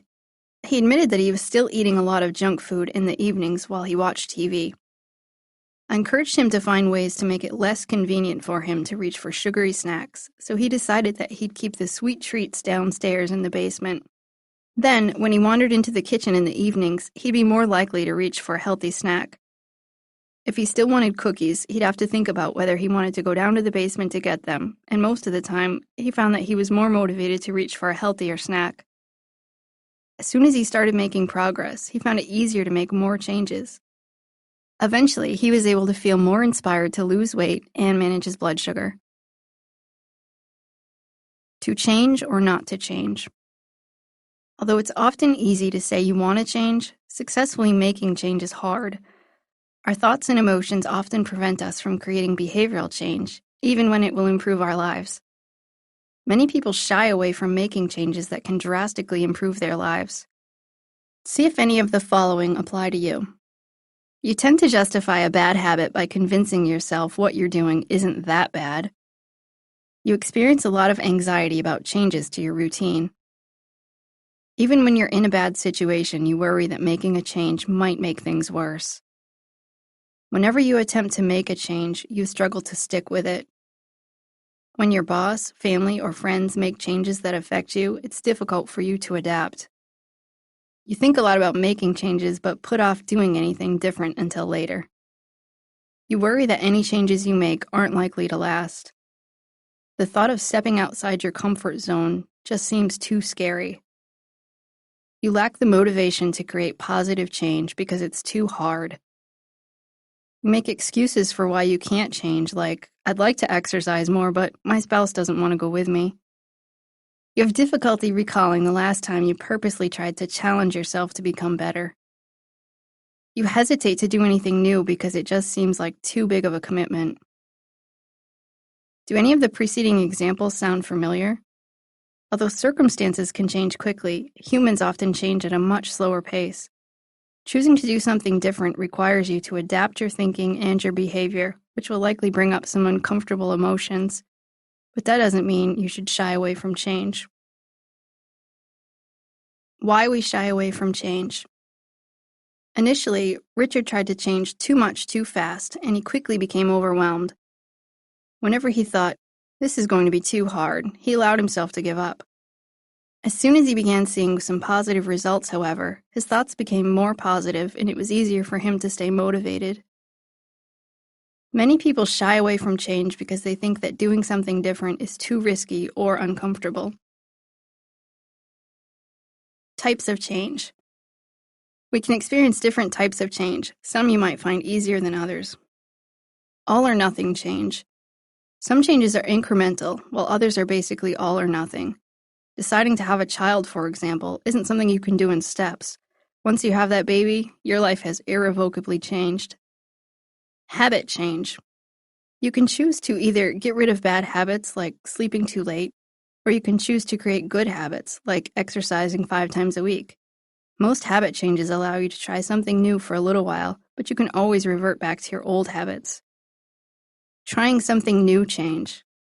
Change sometimes involves trying something new or mixing up your daily routine, like volunteering at a hospital or taking violin lessons. Behavioral change. Sometimes there are behavioral changes that don't necessarily constitute a habit. For example, maybe you want to commit to going to all your child's sports games, or maybe you want to behave friendlier. Emotional change. Not all change is tangible. Sometimes it's emotional. For example, if you want to feel less irritable all the time, you'll need to examine the thoughts and behaviors that contribute to your irritability. Cognitive change. There may be ways in which you want to change your thinking as well. Perhaps you want to think less about the past, or maybe decrease worrisome thoughts. Readiness for change. New Year's resolutions are commonly broken because we try to make changes based on a date and not because we're really ready. And if you aren't ready to create change, you won't likely be successful at maintaining it.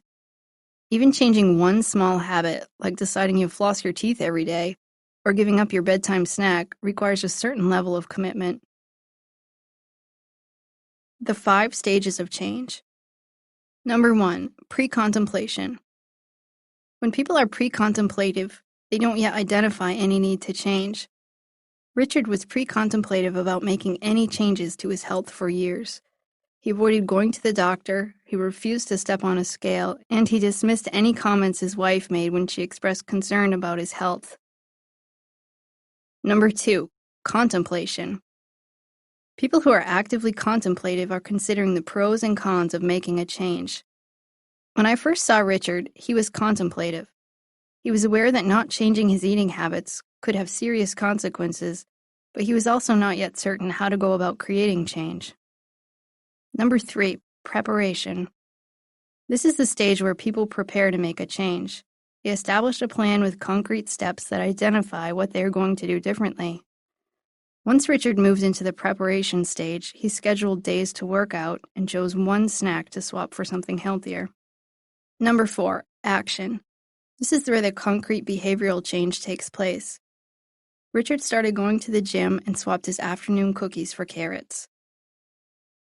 Number 5, maintenance. This often overlooked step is essential. Richard needed to plan ahead so he could maintain his lifestyle changes when he faced obstacles like holidays or vacations. Fear. When I met Andrew, he was stuck in a low-paying job that didn't challenge him. He had a college degree and the student loans to prove it, but he was working in a field that didn't use any of his skills. There was little opportunity for advancement. A few months prior to our first session, he'd gotten into a car accident. Not only was his car totaled, but he'd racked up some hefty medical bills. He was underinsured in terms of both his health and his vehicle, and he was experiencing serious financial problems. Despite feeling a lot of stress about his financial situation, Andrew was afraid to apply for new jobs. He worried that he might not like a different job, and he lacked confidence in his skills. He also dreaded the thought of getting used to a new office, a new boss, and different coworkers. I helped Andrew examine the pros and cons of a job change. Once Andrew developed a budget, he was able to examine the facts of the situation. Staying at his current job would make it impossible to pay for his bills each month. Even without a single unexpected expense, he would be at least $200 shy of paying his bills. Facing this reality gave Andrew the motivation he needed to begin applying for new jobs. The fear of not being able to pay his bills had to outweigh the fear of getting a new job that paid better. Just like Andrew, many people worry that doing something different may make things even worse. Maybe you don't like the house you're living in, but you worry that a new home could have even bigger problems. Or maybe you worry about ending a relationship because you're afraid you won't ever find anyone better. So you convince yourself to keep things the same, even if you're not happy. Avoiding discomfort. Many people associate change with discomfort, and often they underestimate their ability to tolerate the discomfort that accompanies a behavioral change. Richard knew what changes he needed to make to improve his health, but he didn't want to give up foods he liked or feel the pain that accompanies a workout. And he worried that losing weight meant he'd have to be hungry. He dreaded all those realities, but he didn't realize that these slight discomforts were just that, and nothing worse. It wasn't until he began gaining confidence in his ability to tolerate discomfort that he truly felt like making further changes.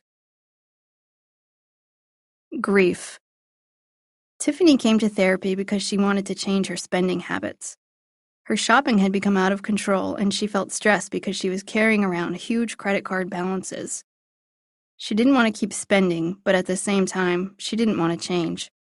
When we discussed some of her concerns about what would happen if she tried to stick to a budget, she discovered that she didn't want to give up time with her friends, because she and her girlfriends often spent Saturday afternoons shopping together. She thought that the only way to curb her spending meant giving up time with her friends, which she feared would lead to loneliness. Doing something different means giving something up, and there's often a grief associated with leaving something behind. To spare ourselves this grief, we can convince ourselves not to change. Tiffany would have rather held on to her girls' day at the mall than avoid financial ruin.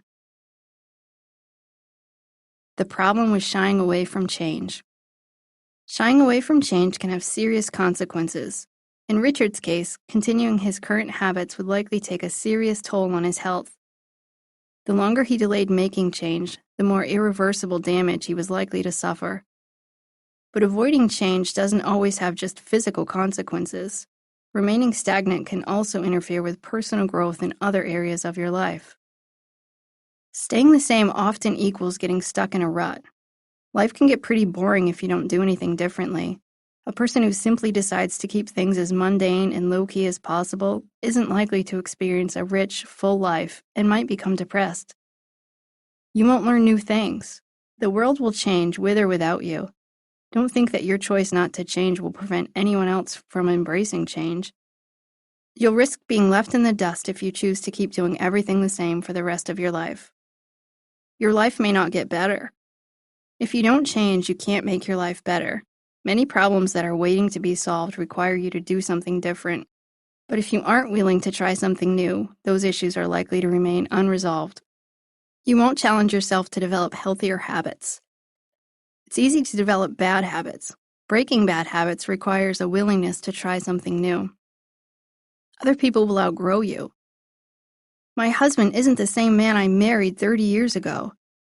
I hear this all the time in my office, and my response is usually, let's hope not. I hope everyone grows and changes over the course of 30 years. If you are unwilling to challenge yourself and improve, others may grow bored with you. The longer you wait, the harder it gets.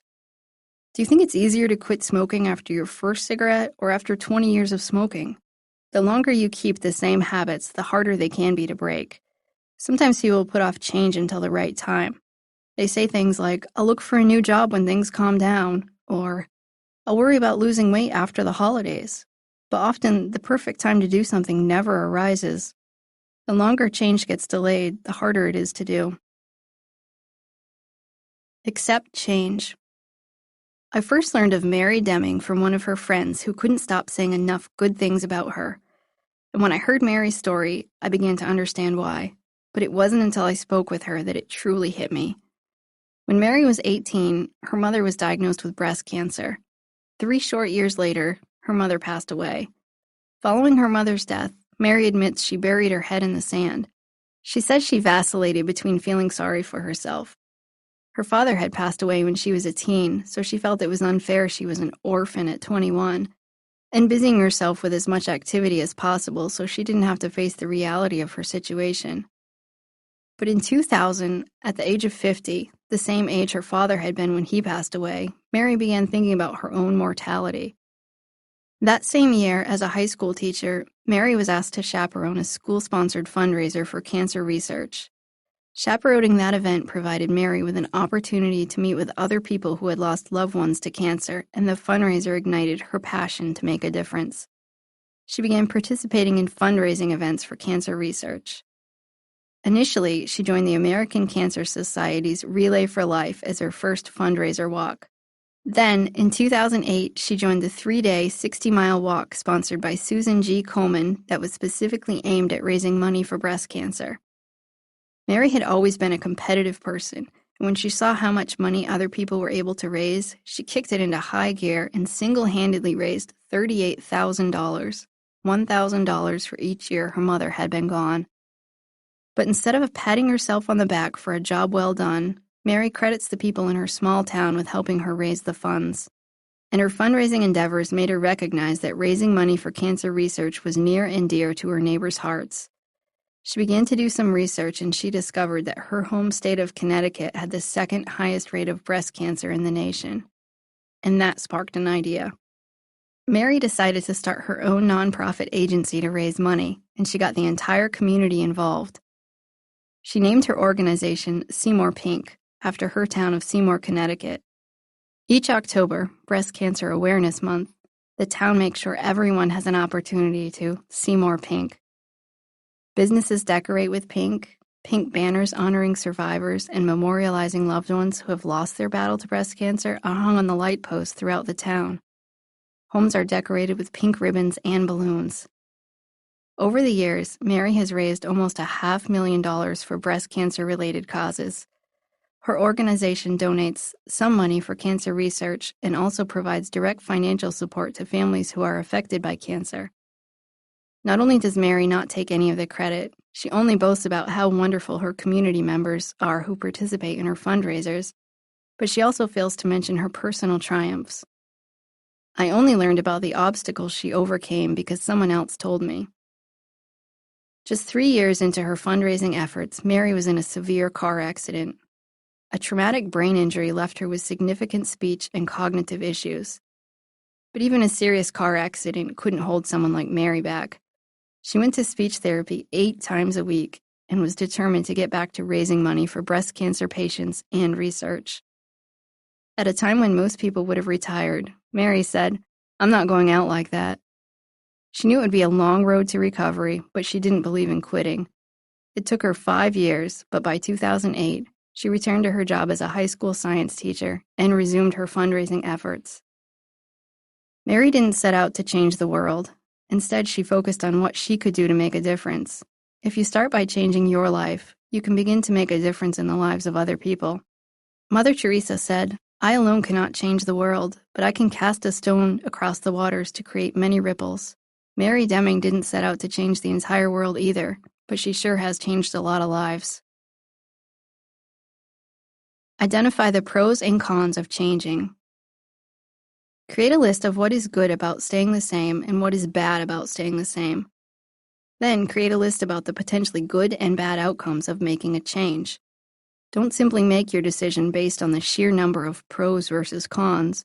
Instead, examine the list. Read it over a few times and think about the potential consequences of changing versus staying the same. If you're still considering change, this exercise can help you move closer to making a decision. There's no need to change for the sake of change.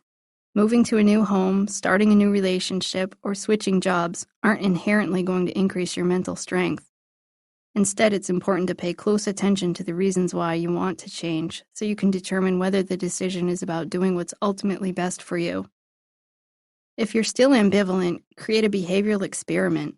Unless you're dealing with an all or nothing change, try something new for 1 week. After you've done it for a week, evaluate your progress and motivation. Decide if you want to continue with the change or not. Develop an awareness of your emotions. Pay attention to the emotions that are influencing your decision as well. When you think about making a change, how do you feel? For example, are you nervous that the change won't last? Do you feel exhausted at the sheer thought of doing something different? Are you worried about your ability to follow through with the change? Are you scared things may get worse? Are you sad that you'll have to give something up? Are you uncomfortable even admitting a problem exists? Once you identify some of your emotions, you can decide whether it makes sense to act contrary to those emotions. Richard, for example, felt a variety of emotions. He was nervous about committing to something new. He was feeling guilty that he may need to give up time with his family to exercise, and he was worried that he wouldn't be successful at managing his health. Despite all that, he was even more fearful about what would happen to him if he didn't make a change. Don't allow your emotions to make the final decision. Sometimes you have to be willing to change, even when you don't feel like it. Balance your emotions with rational thinking. If you're terrified of doing something new, and it really won't make a big difference in your life, you may decide it's not worth putting yourself through the stress of change. But if you can rationally identify how change will be best for you in the long term, it may make sense to tolerate the discomfort. Manage negative thoughts. Look for unrealistically negative thoughts that may be influencing you. Once you've started to make changes, the way you think about the process can also greatly affect how motivated you'll be to keep going. Be on the alert for these types of thoughts that will tempt you to shy away from change. This will never work. I can't handle doing something different. It will be too hard. It'll be too stressful to give up the things I like. What I'm doing now isn't that bad. There's no sense in trying because I tried something like that before and it didn't help.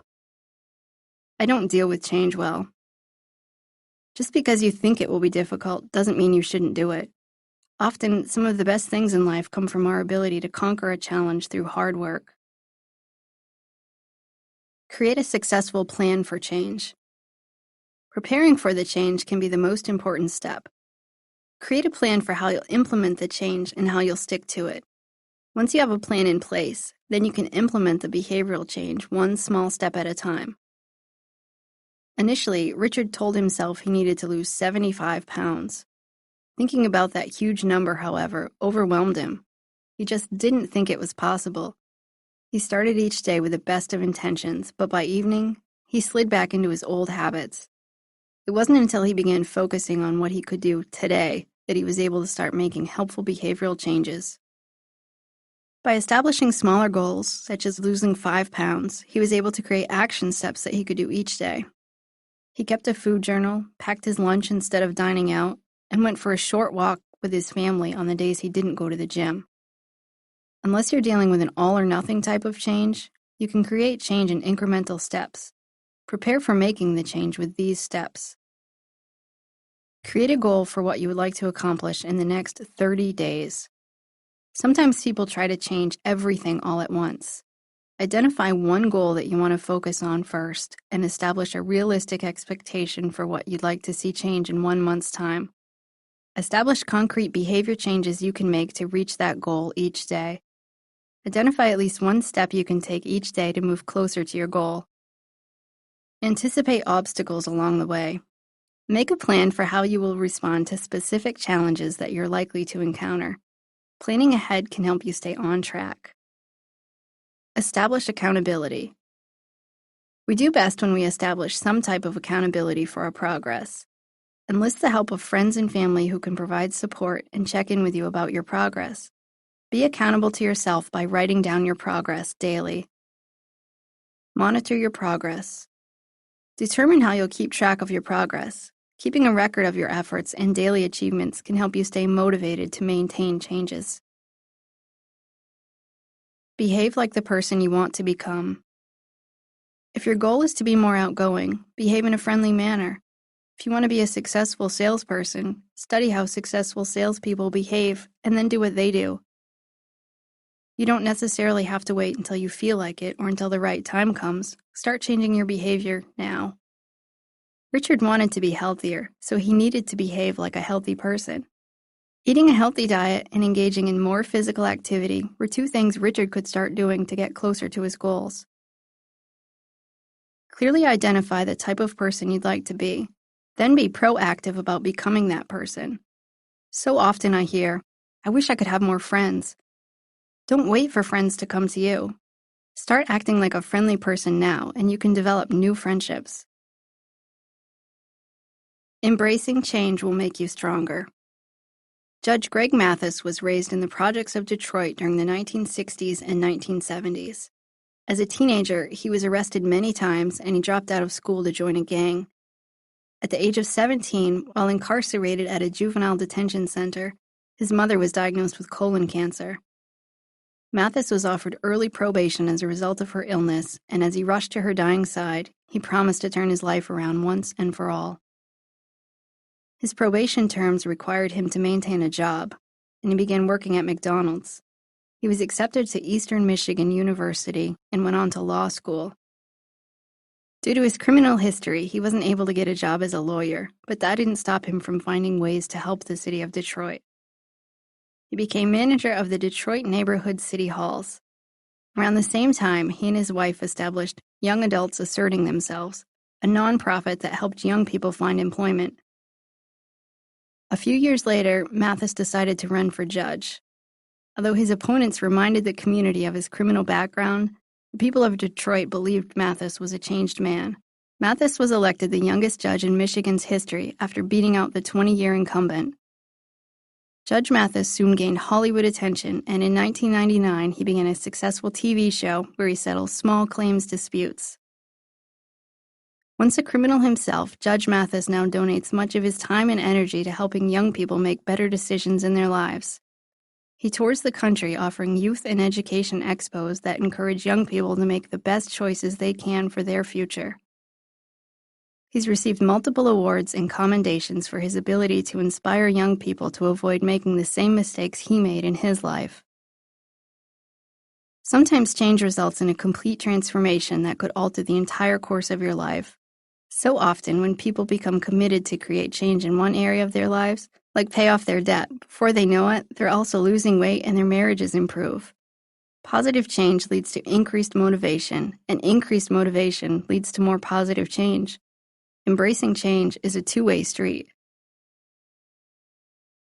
Troubleshooting and common traps. Unfortunately, your life will change whether you want it to or not. Change created by job loss, death of a loved one, a friend moving away, or kids moving out are all part of life.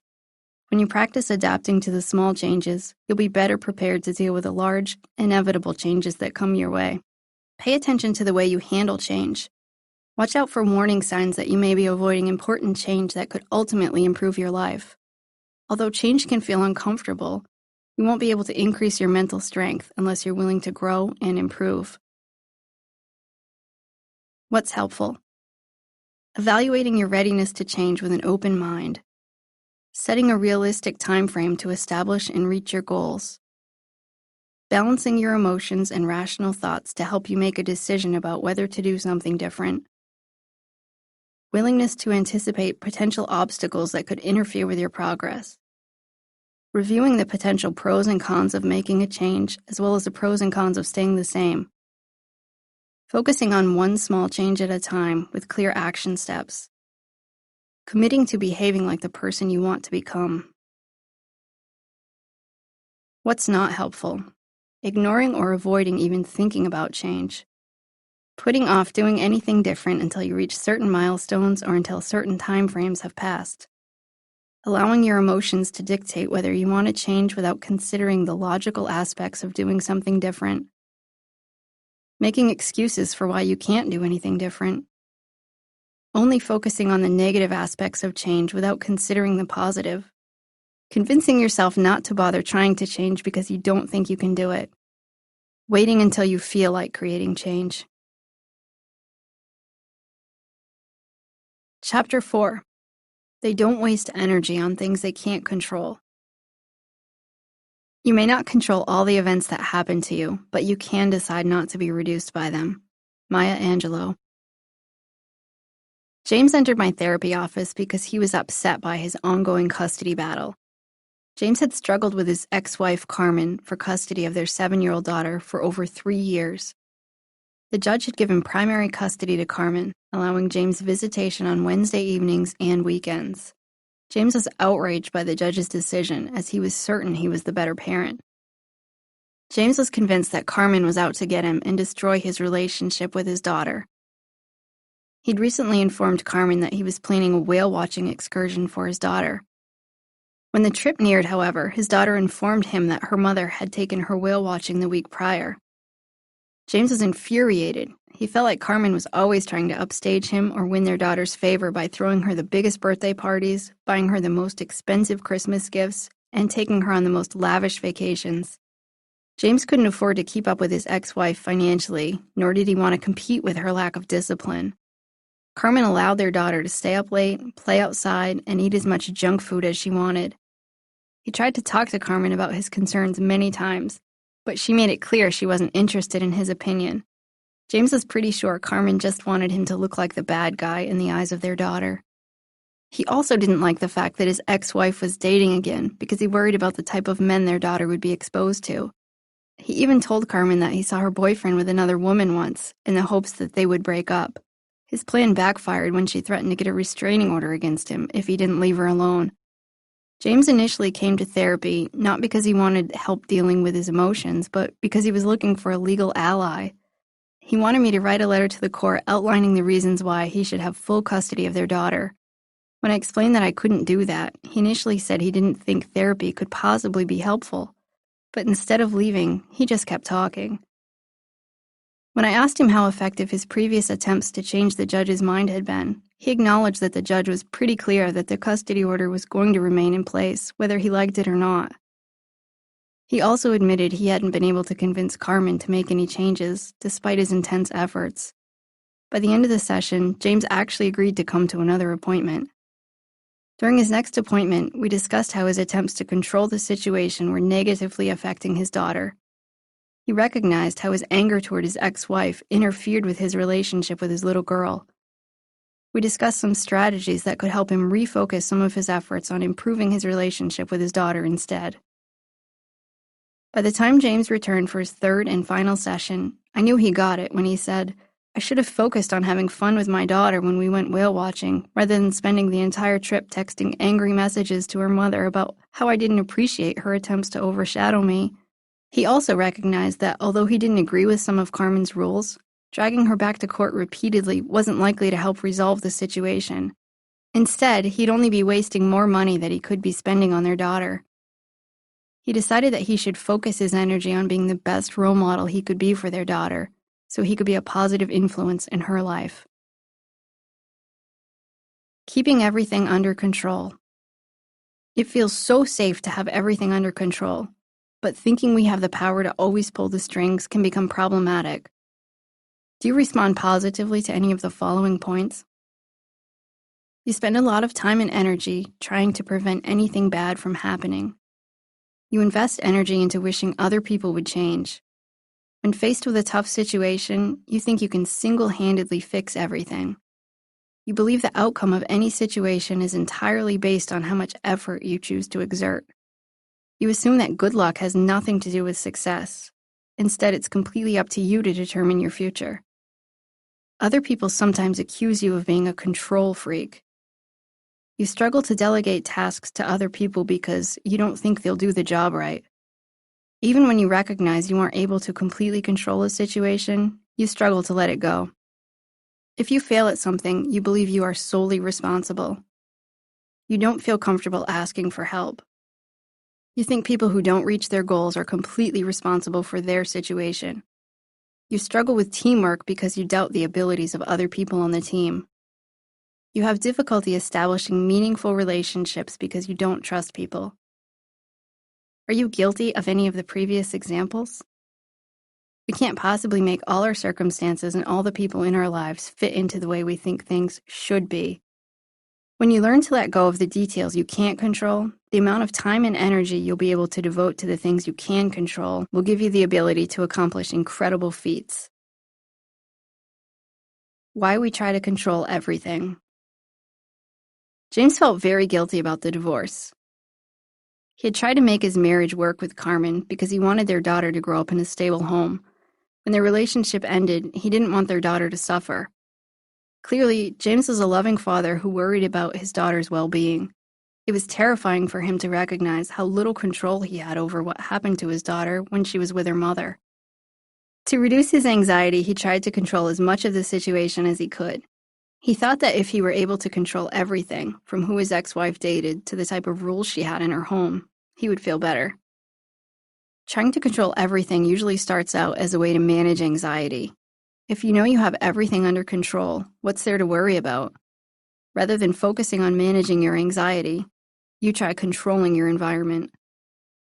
The desire to fix everything can also stem from a sort of superhero complex. We hold on to the mistaken belief that if we just try hard enough, everything will turn out the way we want. Rather than delegating a task to a coworker or trusting a spouse to run an errand, we often choose to do it ourselves to make sure it will be done right because we don't trust in other people's capabilities. Locus of control. Deciding what is within your control and what isn't depends largely upon your belief system. The psychology field refers to this as your locus of control. People with an external locus of control believe that their lives depend highly on fate, luck, or destiny. They're more likely to believe whatever's meant to be will be. People with an internal locus of control believe they have complete control over their future. They take full responsibility for their successes and failures in life. They believe they have the ability to control everything from their financial future to their health. Your locus of control will determine how you view your circumstances. Imagine a person who attends a job interview. He possesses the qualifications, education, and experience the company is looking for. But a few days after the interview, he receives a call telling him that he didn't get the job. If he has an external locus of control, he'll think, they probably had some overqualified people apply for the position. It wasn't the right job for me anyway. If he has an internal locus of control, he's more likely to think, I must not have done a good job impressing them. I knew I should have redone my resume. I've also got to sharpen my interview skills. Several factors influence your locus of control. Your childhood experiences certainly play a role. If you grew up in a family where hard work was valued, you may lean more toward an internal locus of control because you'll believe that hard work can pay off. If, however, you grew up with parents who drilled into you things such as, your vote doesn't matter in this world, or, no matter what you do, the world will always keep you down, you may have developed an external locus of control. Your experiences throughout life can also influence your locus of control. If you achieve success when you try hard, you'll see that you have a lot of control over the outcome. But if you feel like no matter what you do, things just don't turn out right, you may begin to feel like you have less control. An internal locus of control has often been idealized as the best way to be. Ideas like, you can do anything if you just put your mind to it, have been valued in many cultures. In fact, people with a high sense of control often make great CEOs because they believe in their ability to make a difference. Doctors like having patients with a strong internal locus of control because they do everything possible to treat and prevent illness. But there are also potential downsides to believing you can control everything. The problem with wasting energy on things you can't control. James wasted a lot of time, energy, and money on trying to change his custody situation, even though his repeated court appearances clearly weren't influencing the judge's decision. Although he initially thought that exerting more effort into controlling the situation would reduce his stress, over the long term, his stress increased each time he failed at his attempts to gain more control. His attempts to gain control also negatively impacted his relationship with his daughter. Instead of enjoying their time together and focusing on nurturing their relationship, he grilled her with questions to learn more about what was going on at her mother's house. There are several problems associated with trying to control everything. Trying to maintain complete control leads to increased anxiety. Efforts to manage your anxiety by trying to control everything in your environment will backfire. The more unsuccessful your attempts to control the situation are, the more anxious you'll become. It can lead to feelings of inadequacy as you see that you aren't able to fully control the outcome. Attempting to control everything wastes time and energy. Worrying about things outside of your control wastes mental energy. Wishing circumstances were different, trying to convince people they have to do everything your way, and attempting to prevent anything bad from happening is exhausting. It takes energy away from actively problem solving and the issues you do have control over. Being a control freak damages relationships. Telling people what they should do or how to do things right isn't likely to attract many friends. In fact, many who have control issues struggle to get close to people because they don't trust others with any type of responsibility. You'll judge others harshly. If you credit all your success in life to your abilities, you'll criticize people who haven't achieved the same. In fact, people with a high internal locus of control tend to suffer from loneliness because they feel irritable that other people aren't keeping up with their standards. You'll unnecessarily blame yourself for everything. You can't prevent bad things from happening all the time, but if you think everything is within your control, you'll believe you're directly responsible every time life doesn't go according to your plan. Develop a balanced sense of control. James couldn't move forward until he accepted that he didn't have complete control over the custody situation. Once he was able to recognize this, he could focus on the things he did have control over, like improving his relationship with his daughter. He also wanted to focus on establishing at least a civil relationship with his ex-wife, but to do that, he needed to continue reminding himself that he couldn't control what went on in her home. Clearly, if he recognized any signs that his daughter was being seriously harmed, he could act. But eating ice cream and staying up late didn't rise to the level of danger that would make a judge give him custody.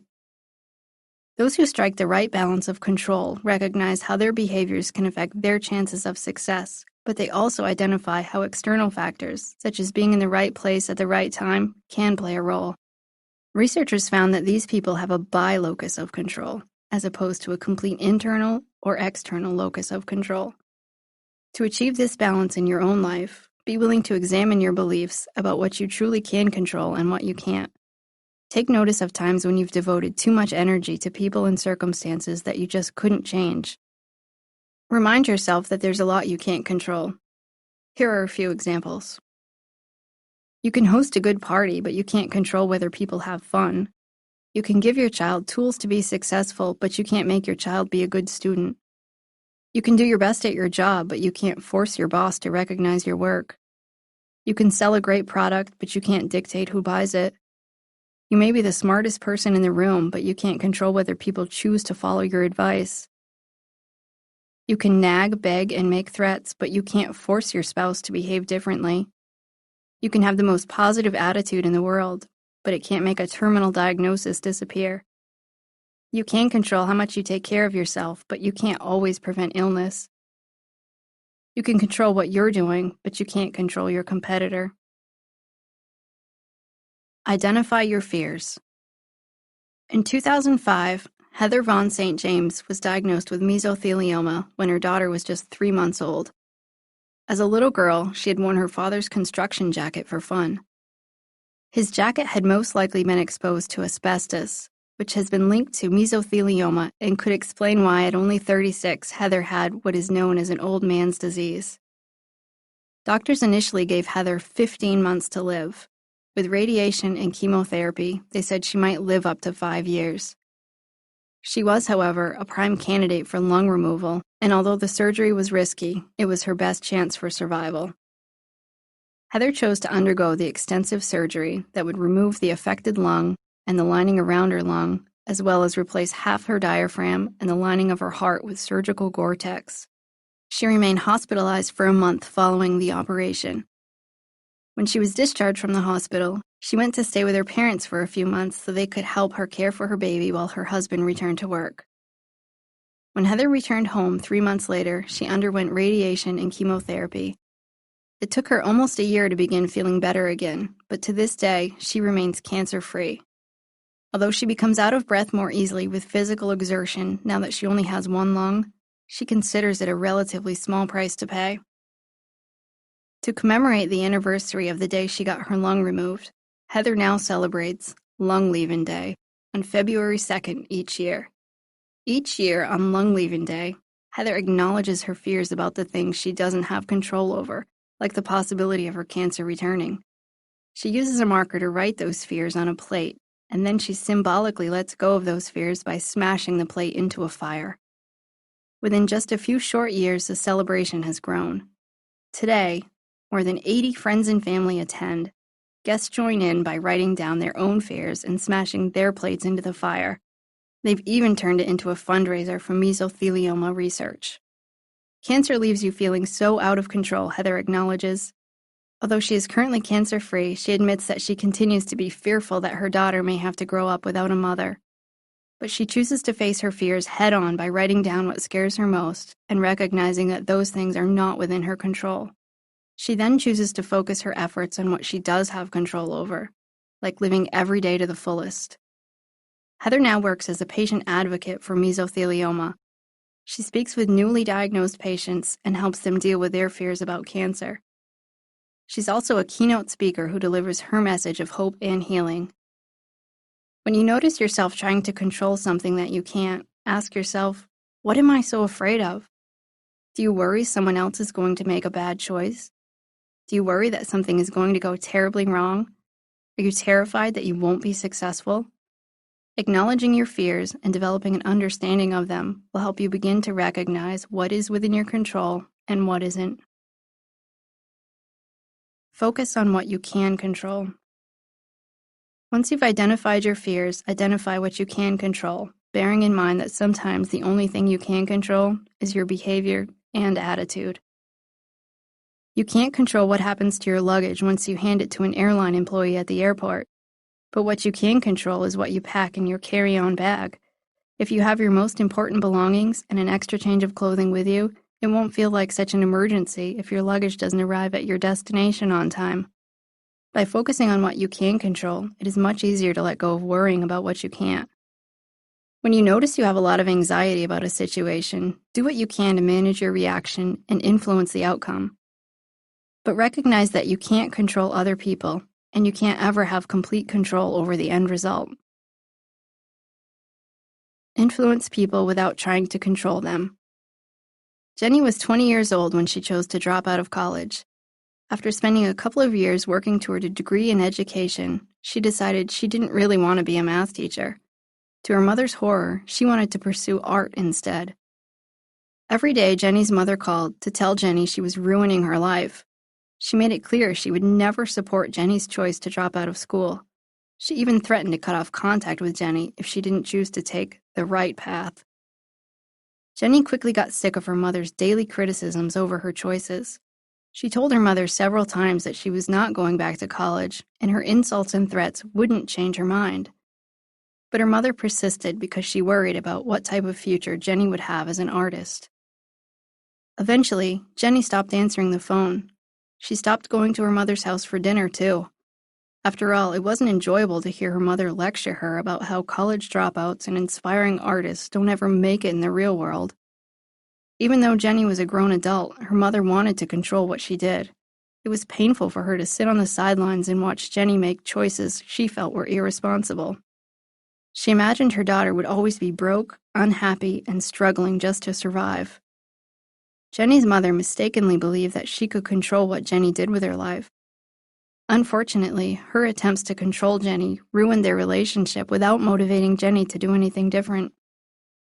It's hard to sit back and watch other people engage in behavior we don't approve of, especially if that behavior is something we view as self-destructive. But making demands, nagging, and begging won't yield the results you want. Here are strategies to influence others without trying to force them to change. Listen first, speak second. Other people are often less defensive when they feel like you've taken the time to hear what they have to say. Share your opinion and concerns, but only share it once. Repeating your unease over and over again won't make your words any more effective. In fact, it can backfire. Change your behavior. If a wife doesn't want her husband to drink, emptying his beer cans down the drain isn't going to motivate him to stop drinking. But she can choose to spend time with him when he's sober and not be around him when he's drinking. If he enjoys spending time with her, he may choose to remain sober more often. Point out the positive. If someone is making a genuine effort to create change, whether it's to stop smoking or start exercising, offer some genuine praise. Just don't go overboard or say something like, "See, I told you that you'd feel better if you quit eating all that junk food." Backhanded compliments or an "I told you so" don't motivate people to change. Practice acceptance. Imagine a man stuck in a traffic jam.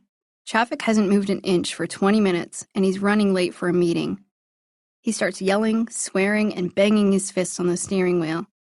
He wants so much to be in control that he just can't tolerate the fact that he's going to be late. These people should just get out of my way, he thinks. It's ridiculous that there's this much traffic in the middle of the afternoon. Contrast that person with someone in the car next to him, who turns on the radio and chooses to sing along to some of his favorite tunes while he waits. He figures, "I'll get there when I can." He uses his time and energy wisely because he knows he has no control over when the traffic will start moving again. Instead, he tells himself, "There are millions of cars on the road every day. Sometimes traffic jams are just bound to happen." Either of these people could choose to do something different in the future to avoid traffic. They could leave earlier, take a different route, use public transportation, check the traffic report ahead of time, or even start a movement to try and change the road systems. But for now, they have the choice to accept that they're stuck in a traffic jam or focus on the fact that they feel an injustice is being done. Even though you might not like the situation you're in, you can choose to accept it. You can accept that your boss is mean, that your mother doesn't approve of you, or that your kids aren't striving to be high achievers. That doesn't mean you can't work toward influencing them by changing your behavior, but it does mean you can stop trying to force them to be different. Giving up control will make you stronger. At the age of 18, Terry Fox was diagnosed with osteosarcoma. Doctors amputated his leg but warned him that his survival rate was only 50%. They also made it clear that major advances had been made in cancer treatment over the past few years. Just 2 years previously, the survival rate for this type of cancer was only 15%. Within 3 weeks of his surgery, Fox was walking with the help of a prosthetic limb. His doctors noted that his positive attitude most likely had something to do with his rapid recovery. He underwent 16 months of chemotherapy, and during that time, he met many other patients who were dying from cancer. By the time his treatment ended, he decided to spread the word about the need for more funding for cancer research. On the night before he got his leg amputated, he'd read a story about a man who had run the New York City Marathon with a prosthetic leg.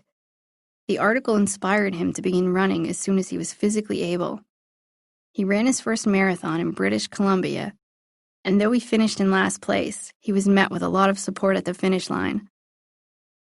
After completing the marathon, Fox hatched a fundraising plan. He decided to run across Canada by completing a marathon every single day. Initially, he hoped to earn $1 million for charity, but he soon set his sights even higher. He wanted to raise $1 for each person in Canada, a grand total of $24 million. In April of 1980, he set out to run over 26 miles a day. As word of his trek began to spread, his support increased. Communities began holding large receptions to commemorate his arrival in their town, and he was asked to give speeches, and the amount of money he raised increased. Fox ran for an amazing 143 days straight. But his run came to an end one day when he couldn't catch his breath and he began experiencing chest pain. He was taken to the hospital and doctors confirmed that his cancer had returned and spread to his lungs. After running over 3,000 miles, he was forced to stop. His journey had raised over $1.7 million by the time he was hospitalized. But as the news of his hospitalization circulated, he gained even more support. A 5-hour telethon raised $10.5 million. Donations continued, and by the next spring, Fox had raised over $23 million. Although he attempted a variety of treatments, his cancer continued to spread, and in June of 1981, Fox died from complications of his cancer. Fox understood he couldn't control every aspect of his health. He couldn't stop people from getting cancer. He couldn't even control the spread of the disease in his own body. Instead of focusing on those things, he chose to put his energy into the things he could control. In his letter requesting support prior to his run, Fox made it clear he didn't think his run would cure cancer, but he knew it would make a difference. "The running thing I can do, even if I have to crawl every last mile," he said. His choice to do something that seemed unimaginable gave him a purpose that continues today. Each year, countries all over the world participate in the Terry Fox Run. Over $650 million has been raised in his honor. When you stop trying to control every aspect of your life, you'll have more time and energy to devote to the things you can control. Here are some of the benefits you'll experience. Increased happiness. The maximum level of happiness is achieved when people have a balanced locus of control. Coined as a bilocal expectancy, the people who understand that they can take a lot of steps to control their lives while also recognizing the limitations of their ability are happier than people who think they can control everything. Better relationships. When you give up your need for control, you'll likely have better relationships. You'll have fewer trust issues, and you'll welcome more people into your life. You may be more willing to ask for help, and other people are likely to view you as less critical. Research indicates that people who stop trying to control everything experience an increased sense of belonging and community. Less stress. When you stop carrying around the weight of the world, you'll feel less stressed. You may experience more short-term anxiety as you give up control, but over the long term, you'll have a lot less stress and anxiety. New opportunities. When you have a strong need to control things, you'll be less likely to invite change into your life because there aren't any guarantees of a positive outcome. When you choose to give up your need to control everything, you'll have increased confidence in your ability to handle new opportunities. More success. Although most people who want to control everything have a deep desire to be successful, having an internal locus of control can actually interfere with your chances of success. Research shows that it's possible to become so focused on ensuring you'll be successful, you could actually overlook opportunities that could help you advance. When you give up your desire to control everything, you'll be more willing to look around, and you may recognize good fortune that comes your way, even if it isn't directly related to your behavior. Troubleshooting and common traps.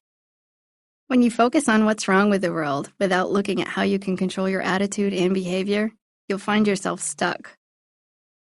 Instead of wasting energy trying to prevent a storm, focus on how you can prepare for it. What's helpful? Delegating tasks and responsibilities to other people. Asking for help when you need it. Focusing on solving problems that are within your control. Keeping the emphasis on influencing others rather than controlling them. Thinking balanced thoughts about what is within your control and what isn't. Not relying on yourself for the entire outcome. What's not helpful? Insisting on doing everything because no one else can do it right. Choosing to do everything on your own because you think you should be able to accomplish things without help. Spending time trying to figure out how to change things that are likely beyond your direct control. Trying to force other people to do what you think they should do, regardless of how they feel. Only thinking about what you can do to make things turn out the way you want. Taking full responsibility for the end result without acknowledging other factors that influence the outcome. Chapter 5. They don't worry about pleasing everyone.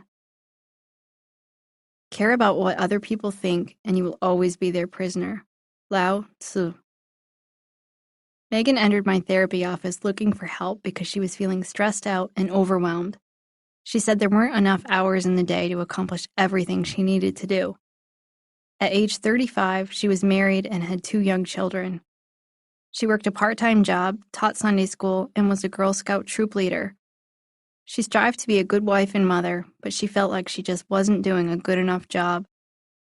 She was often irritable and grumpy toward her family, and she wasn't sure why. The more Megan talked, the clearer it became that she was a woman who couldn't say no.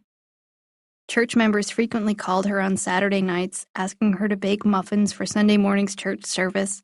Parents of her Girl Scout troop sometimes relied on her to drive their children home if they were stuck at work. Megan also frequently babysat for her sister's kids, so her sister wouldn't have to spend money on a sitter. She also had a cousin who sought favors and always seemed to have some sort of last-minute problem, ranging from being short on cash to needing help with a home improvement project. Lately, Megan had stopped answering her cousin's phone calls because she knew that every time she called, she needed something. Megan said to me that her number one rule was to never say no to family. So each time her cousin asked for a favor, or her sister asked her to babysit, she automatically said yes. When I asked her what impact that had on her husband and children, she told me that sometimes it meant she wasn't home in time for dinner or to put the kids to bed. Just admitting that out loud helped Megan begin to realize why saying yes to extended family meant she was saying no to her immediate family. Although she valued her extended family, her husband and her children were her top priorities, and she decided she needed to start treating them accordingly. We also reviewed her desire to be liked by everyone. Her biggest fear was that other people would think she was selfish. However, after a few therapy sessions, she began to realize that her need to always be liked was actually much more selfish than saying no to someone. Helping others really wasn't about improving their lives. She was mostly giving of herself because she wanted to be held in higher regard. Once she changed the way she thought about people-pleasing, she was able to begin changing her behavior. It took some practice for Megan to begin saying no to people. In fact, she wasn't even sure how to say no. She thought she needed an excuse, but she didn't want to lie. But I encouraged her to simply say something like, "No, I'm not able to do that," without providing a lengthy reason why. She began practicing saying no, and she found that the more she did it, the easier it became. Although she had imagined people would become angry with her, she quickly noticed that they didn't really seem to mind. The more time she spent with her family, the less irritable she felt. Her stress level also decreased, and after saying no a few times, she felt less pressured to please others. People-pleasing signs. While in Chapter 2 we discussed how giving away your power is about allowing people to control how you feel, people-pleasing is about trying to control how other people feel. Do you respond positively to any of the following points? You feel responsible for how other people feel. The thought of anyone being mad at you causes you to feel uncomfortable. You tend to be a pushover. You find it easier to agree with people rather than express a contrary opinion. You often apologize even when you don't think you did anything wrong. You go to great lengths to avoid conflict. You don't usually tell people when you're feeling offended or your feelings are hurt. You tend to say yes when people ask you for favors, even if you really don't want to do something. You change your behavior based on what you think other people want. You put a lot of energy into trying to impress people. If you hosted a party and people didn't seem to be enjoying themselves, you'd feel responsible. You seek praise and approval from people in your life often. When someone around you is upset, you take responsibility for trying to make him or her feel better. You would never want anyone to think you are selfish. You often feel overscheduled and overburdened by all the things you have to do. Do any of those examples sound familiar? Attempts to be a nice person can backfire when your behavior crosses over into people-pleasing.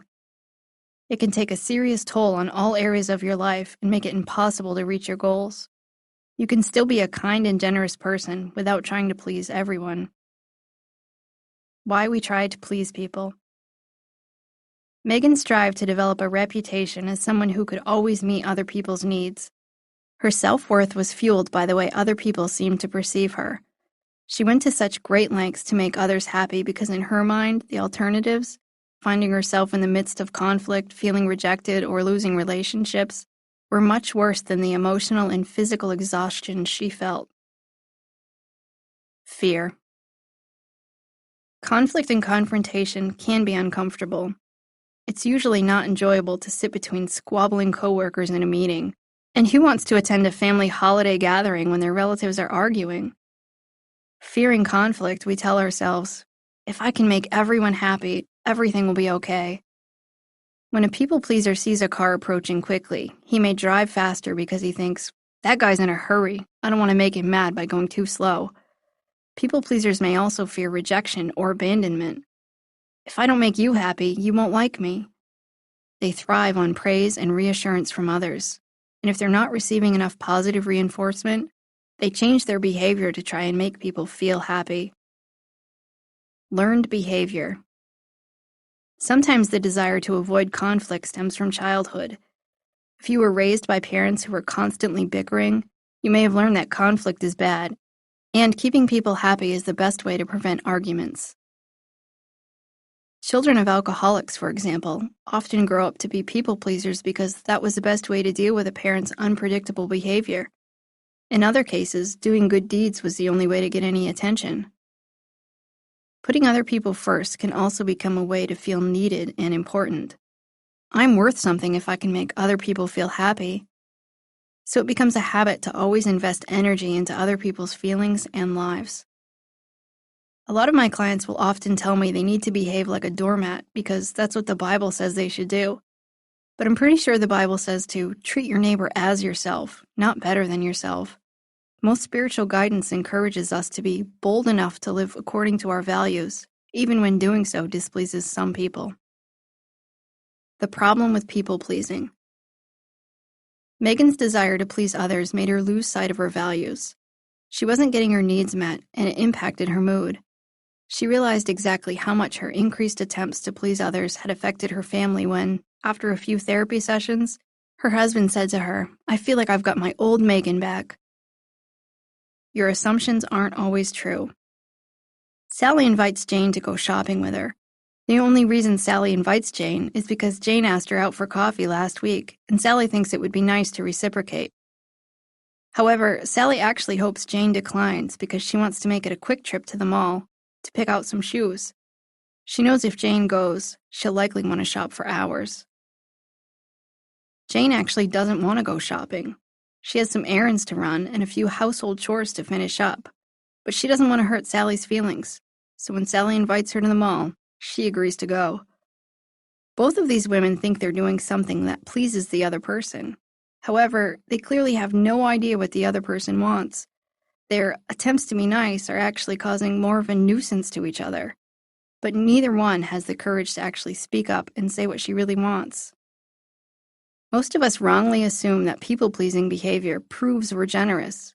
But when you think about it, always trying to please people isn't a selfless act. It's actually quite self-centered. It assumes that everyone cares about your every move. It also assumes you think you have the power to control how other people feel.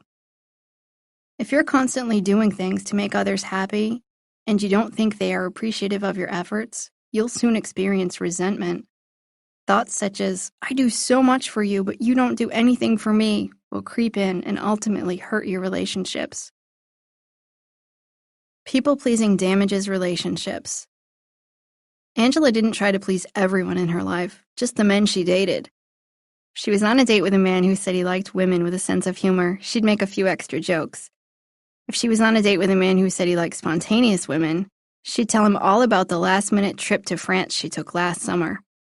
If, however, another man said he liked smart women, she'd talk about that same trip to France, but this time she'd say she went because she wanted to view fine art.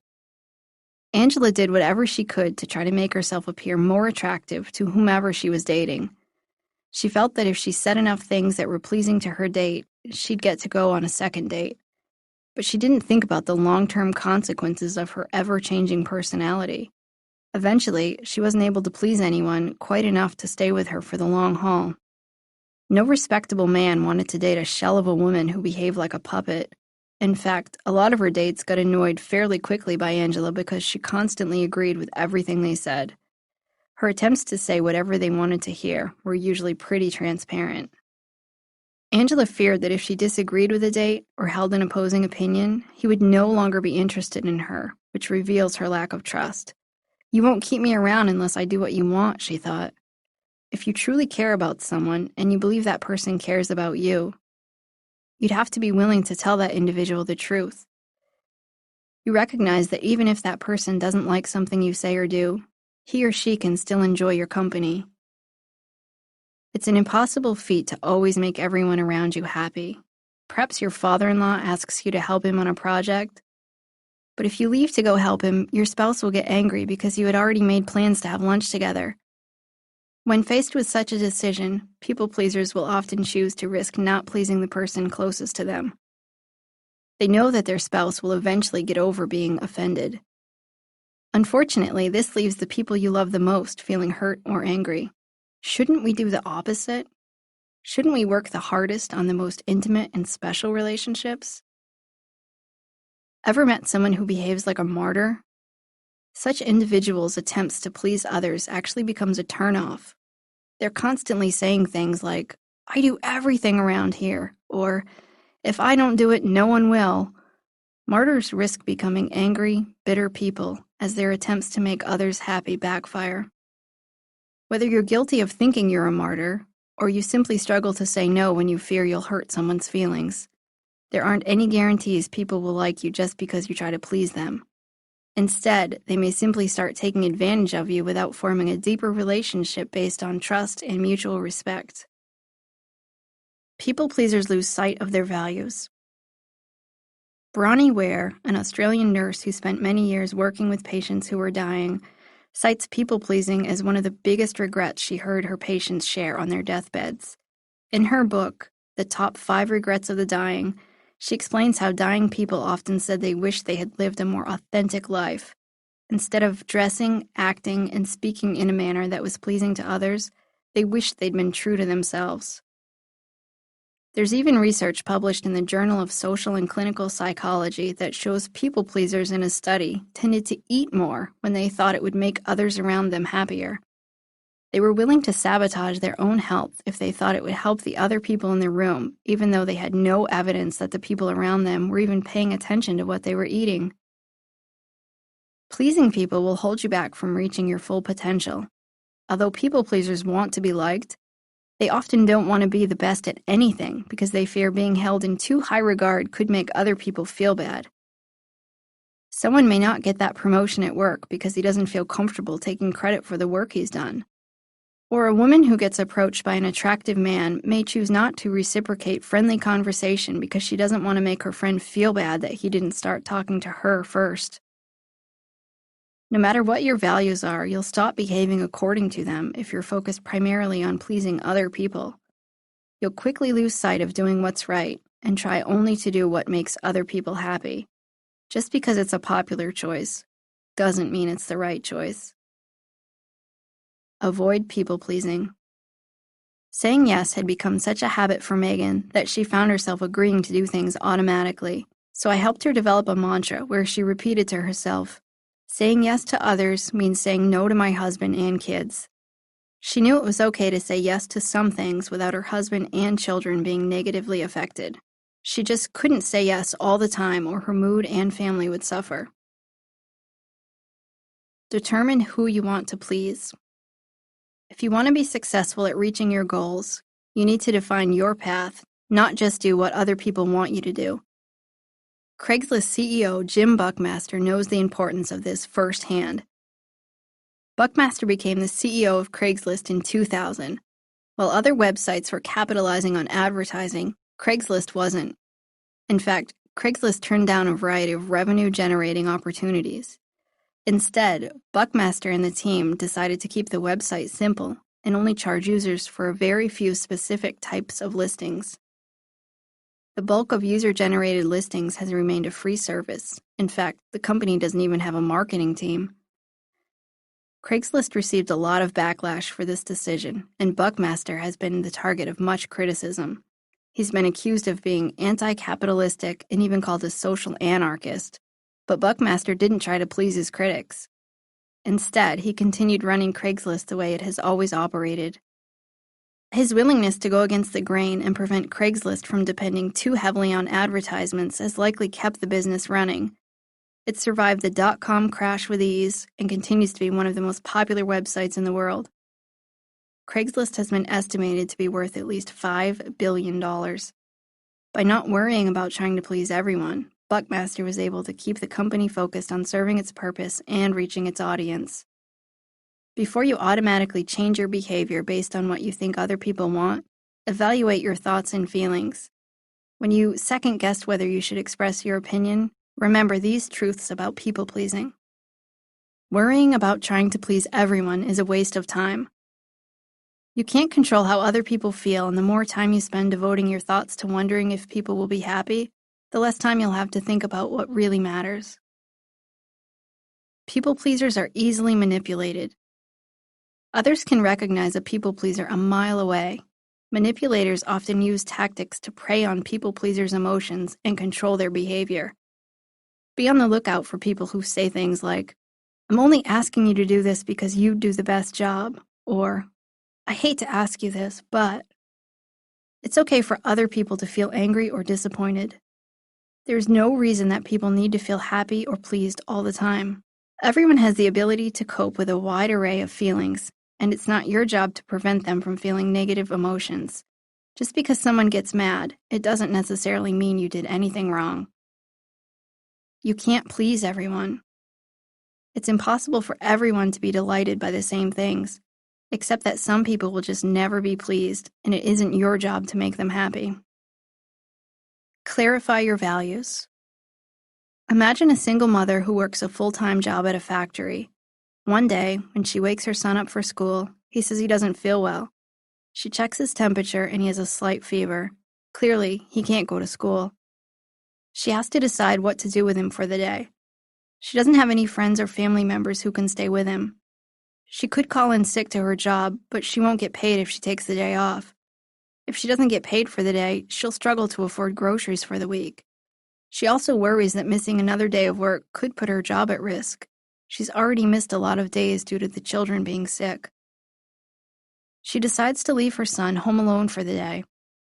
She knows other people will likely have a negative opinion about her choice to leave a sick child home alone when he's only 10 years old.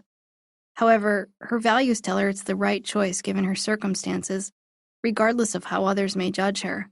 It's not that she values her job more than her son. In fact, she values her family more than anything. But she knows that going to work is best for the greater good of her family in the long run. When you're faced with decisions in your life, it's important to know exactly what your values are so you can make the best choices. Could you easily list your top 5 values off the top of your head? Most people can't. But if you aren't really clear on your values, how do you know where to put your energy and how to make the best decisions? Taking time to clarify your values can be a very worthwhile exercise. Common values include children, romantic relationship, extended family, religious and spiritual beliefs, volunteering or helping other people, career, money, maintaining good friendships, taking care of your physical health, having a sense of purpose, leisure activities, pleasing people, education. Pick your top 5 values in life and rank them in order from most important to least important. Now stop and think about whether you're actually living according to those values. How much of your time, money, energy, and skill is devoted to each one? Are you putting too much effort into something that's not even on your list? Where on your list does pleasing people fall? It should never be at the top. Reviewing the order of your list from time to time can help you determine if your life is out of balance.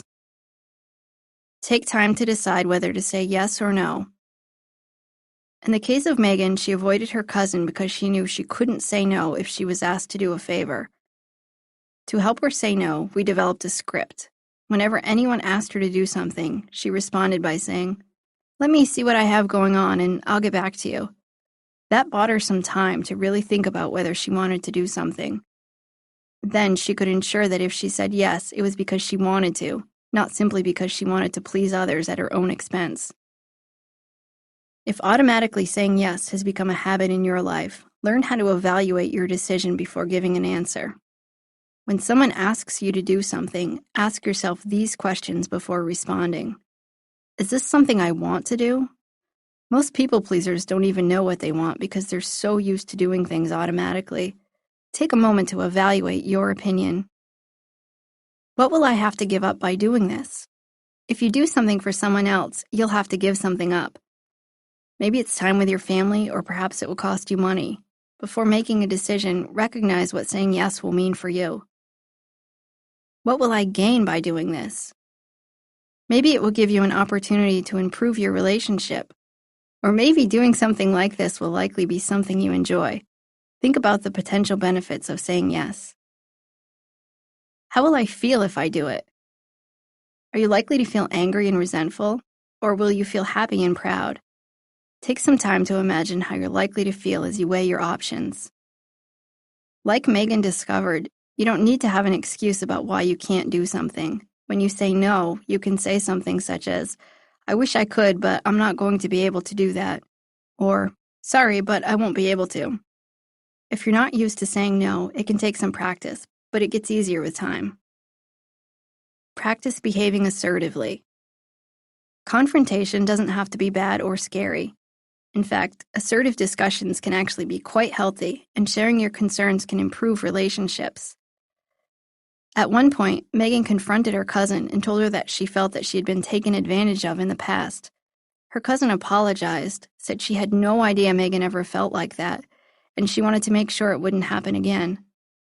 Megan accepted some responsibility for her feelings and her behavior, since she didn't speak up to say no when she was asked to do things she didn't want to do. Megan and her cousin were able to repair their relationship instead of allowing it to dissolve. Speak up if someone takes advantage of you and ask for what you need. You don't have to be demanding or rude, but instead, remain respectful and polite. Express your feelings and stick to the facts. Use I statements such as, I'm frustrated that you're always 30 minutes late, instead of, you're never on time. I work with a lot of parents who can't stand it when their children aren't happy. They don't want to tell their kids they can't do something because they don't want their kids to cry or accuse them of being mean. Whether it's your children, a friend, a coworker, or even a stranger, sometimes it feels uncomfortable to know someone is angry at you if you're not used to speaking up for yourself. But with practice, that discomfort becomes easier to tolerate, and behaving assertively is easier to do. Accepting that you can't please everyone makes you stronger. Mose Gingrich struggled with a decision that most of us can't imagine ever having to make. He was raised in an Amish community in Wisconsin where his days were spent manually plowing the fields and milking the cows by hand. But Mose wasn't convinced he wanted to remain Amish. In a community where questions were discouraged, Mose questioned everything he'd been taught about God and the Amish way of life. He spent years wrestling with the idea of leaving the Amish community. The Amish way of life was all he'd ever known. To permanently leave, he'd never again be allowed contact with anyone in the Amish community, including his mother and his siblings. Besides, stepping into the English world would be like entering a foreign land. Mose had never been allowed to use modern-day conveniences like computers or even electricity. How could he possibly make it on his own in the outside world that he didn't know much about? Entering a relatively unknown world wasn't the scariest part for Mose. Instead, he was most terrified that he'd go to hell. He'd always been warned that the Amish God was the only God, and to leave the Amish meant he'd be leaving God. The Amish elders told him that there was no hope for people in the outside world. Individuals who left the Amish but tried to remain Christians were only playing with fire. Mose temporarily left his Amish community a couple of times during his teenage and young adult years. He traveled around the country and learned about other Amish cultures and got a taste of the outside world. His explorations helped him to develop his own view of the world and of God. And ultimately, he decided his views weren't in line with the Amish community's beliefs. So Mose decided to leave his Amish life behind once and for all. Mose created a new life for himself in Missouri, where he's experienced a variety of adventures ranging from opening his own construction business to starring in reality TV shows. He's had to make his own way without any help from his family because they, and all the other people in his former community, no longer speak to him. Mose sometimes mentors other ex-Amish young people as they struggle to integrate into the English world, since Mose knows firsthand that finding a job, getting a driver's license, and developing an understanding of cultural norms can be difficult without support.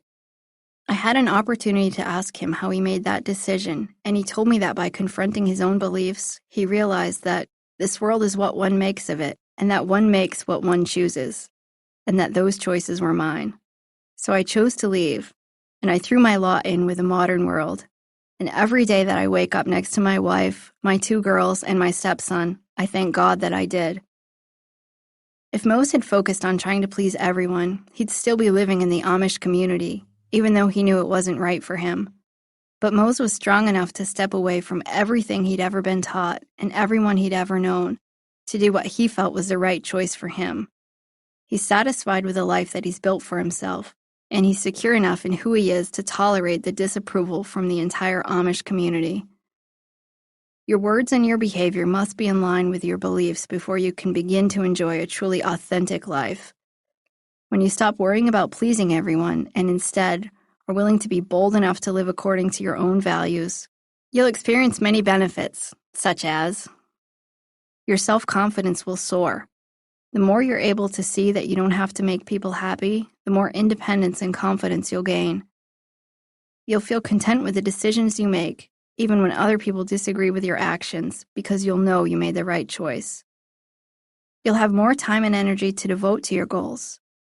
Instead of wasting energy trying to become the person you think others want you to be, you'll have time and energy to work on yourself.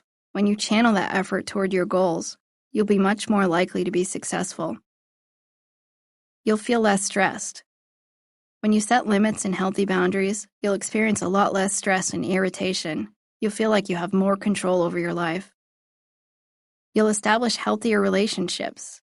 Other people will develop more respect for you when you behave in an assertive manner. Your communication will improve, and you'll be able to prevent yourself from building a lot of anger and resentment toward people. You'll have increased willpower. An interesting 2008 study published in the Journal of Experimental Psychology showed that people have much more willpower when they're making choices on their own accord, rather than out of an attempt to please someone else. If you're only doing something to make someone else happy, you'll struggle to reach your goal. You'll be motivated to keep up the good work if you're convinced it's the best choice for you. Troubleshooting and common traps. There may be certain areas of your life where it's easy to behave according to your values, and there may be other areas where you find yourself worrying about pleasing people. Be aware of the warning signs and work on trying to live a life that lines up with your beliefs, not one that will make the most people happy. What's helpful? Identifying your values and behaving according to them. Being aware of your emotions before deciding whether to say yes to someone's request. Saying no when you don't want to do something. Practicing tolerating uncomfortable emotions associated with conflict and confrontation. Behaving assertively even when speaking up may not be well received. What's not helpful? Losing sight of who you are and what your values are. Only considering someone else's feelings without thinking about your emotions. Automatically accepting an invitation without considering whether it's a good choice. Agreeing with people and complying with requests to avoid confrontation. Going along with the crowd or refusing to express any opinions that may go against what the majority of people think.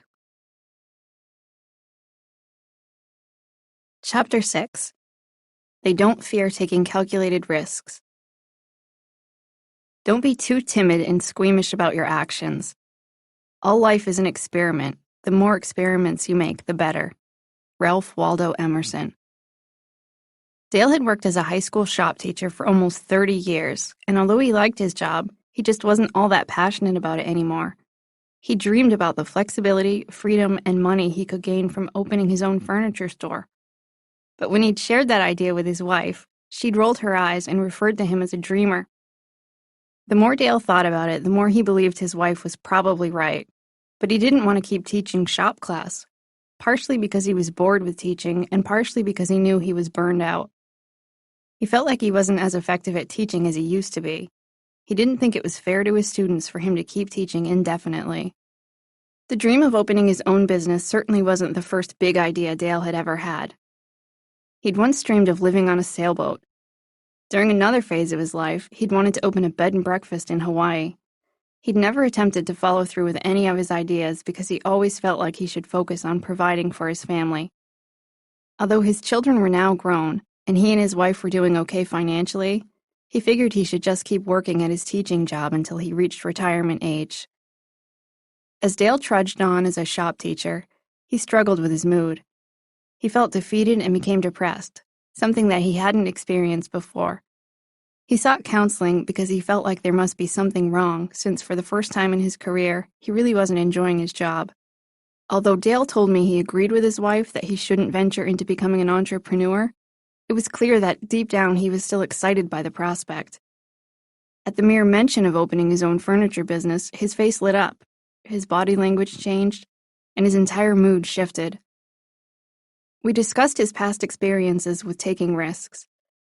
He said that years ago he had invested in real estate and lost a lot of money.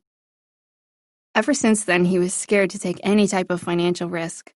After a few therapy sessions, Dale confessed that he'd still love to start a business, but he was terrified at the thought of giving up a stable job. He was confident in his woodworking skills, but lacked business knowledge. We began discussing steps he could take to educate himself about the business world. Dale said he'd welcome the opportunity to take business classes at the local community college. He also said he'd be happy to join a local business networking group and would even look for a mentor to help him get started. With a few ideas in mind about how he still may be able to keep his dream alive, Dale continued weighing the pros and cons of opening his own business. Within a few weeks, Dale made a decision. He would open his business on a part-time basis. He planned to start making furniture on nights and weekends in his garage. He already had much of what he would need to get the business started, but he would need to invest a little money for new materials. Overall, he felt confident he could start the business with relatively little investment cost. Initially, he wouldn't have a storefront. He'd sell his furniture online and through the newspaper. If there was a lot of interest in his furniture, he'd consider opening a storefront at a later date, and perhaps he'd even be able to quit his job as a teacher altogether. Dale's mood showed marked improvement as soon as he began thinking about turning his dream into a reality. After a few more therapy sessions, Dale appeared to continue doing better as he worked toward his goals. We scheduled one further appointment a month down the road just to make sure his mood remained stable. When he returned, he told me something quite interesting. Not only had he started to make furniture for his business, but he was actually enjoying teaching shop class more than he ever had before. He said that the prospect of opening his own business seemed to spark his passion for teaching shop again. He planned to continue building furniture part-time, but was no longer convinced he wanted to quit teaching. Instead, he was excited to teach his students the new things he was learning from his furniture business. Risk aversion. We face many risks in our lives.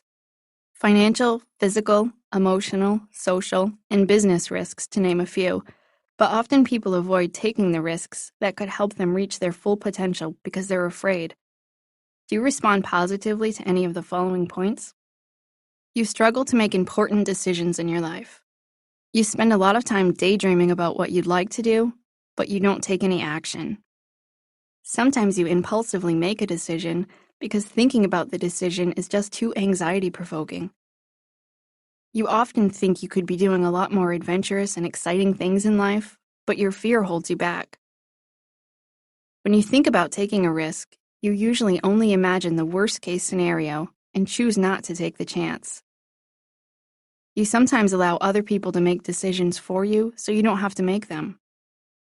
You avoid risks in at least some areas of your life, social, financial, or physical, because you're afraid. You base decisions on your level of fear. If you're a little afraid, you might do something. But if you feel really afraid, you decide taking the risk is unwise. You think that outcomes are largely dependent on luck. A lack of knowledge about how to calculate risk leads to increased fear, and fearing risk often leads to avoidance. But there are steps you can take to increase your ability to calculate risk accurately, and with practice, your risk-taking skills can improve. Why we avoid risks. When Dale pictured himself opening a business, he was reminded of the last time he took a financial risk, and it didn't work out for him. His thoughts about taking another risk were immensely negative. He imagined himself becoming bankrupt or risking his entire retirement to open a business that would fail. His exaggeratedly negative thoughts led to fear and anxiety that prevented him from taking action. It never occurred to him to find ways to decrease his risk and increase his chances of success. Emotion prevails over logic. Even when our emotions lack any type of rational basis, we sometimes allow those feelings to prevail. Instead of thinking about what could be, we focus on what if. But risks don't have to be reckless. My yellow lab Jet is a pretty emotional guy. The way he feels completely dictates his behavior. And for some reason, he is terrified of some pretty strange things. For example, he's scared of most types of flooring. He loves to walk around on carpet, but try to convince him to walk across linoleum, and you'll likely be out of luck.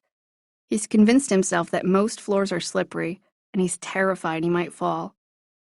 Similar to how people often manage their anxiety, Jet created rules to manage his fears. He can walk across the hardwood flooring in my living room without a problem, but he won't set foot on the tile in the hallway. He used to stand at the end of the hallway and whine for hours because he wanted to visit me in the office, but didn't want to risk stepping on the tile. I had hoped he'd ultimately decide visiting me was worth the risk, but he didn't. Eventually, I created a path of throw rugs, and now he carefully steps from rug to avoid walking on the floor. He has rules about other houses that he occasionally visits. When he goes to Lincoln's mother's house, which also has tile, he proceeds to the living room by walking backward. In his canine mind, apparently it makes sense to back up, just not walk forward on our tile. My dad took care of Jet once while we were out of town, and he sat on the welcome mat just inside the door for the entire weekend. Sometimes Jet won't even enter certain buildings, and has to be carried because he won't set foot on the linoleum. It's not a small feat to carry an 80-pound dog into the vet's office, so sometimes we bring our own throw rugs to create a path for him. Jet's fear usually outweighs his desire to risk walking on certain floors. But there's an exception to the rule. When there's cat food at stake, he's willing to take the risk. Jet had never actually entered the kitchen before because of the tile floor, but as soon as he figured out there was an unattended cat food dish, his excitement outweighed his fear. Almost every day when he thinks we're not watching, Jet slowly puts one paw into the kitchen.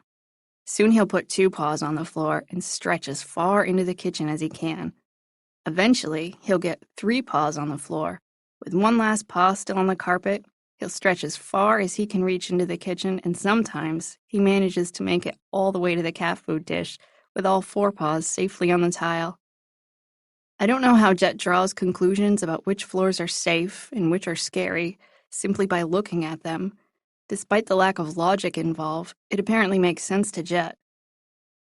Although it sounds ridiculous, humans often calculate risk in much the same way. We base our decisions on emotion instead of logic. We incorrectly assume there's a direct correlation between our fear level and the risk level, but often our emotions are just not rational.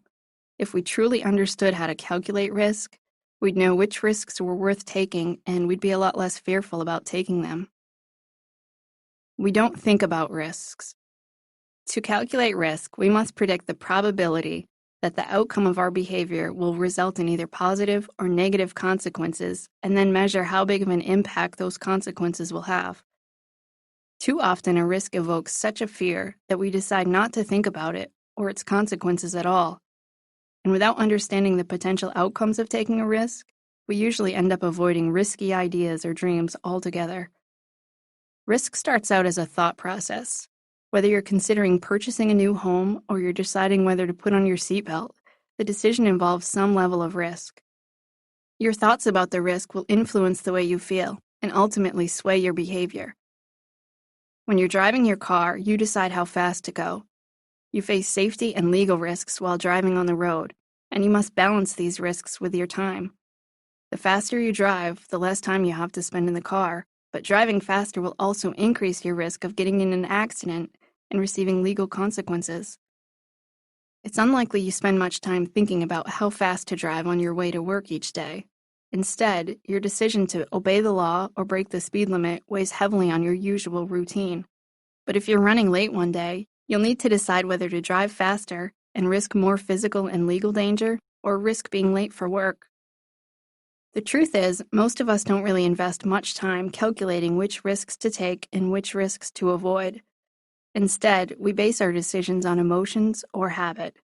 If it sounds too scary, we avoid the risk. If we're excited about the possible benefits, we're more likely to overlook the risk.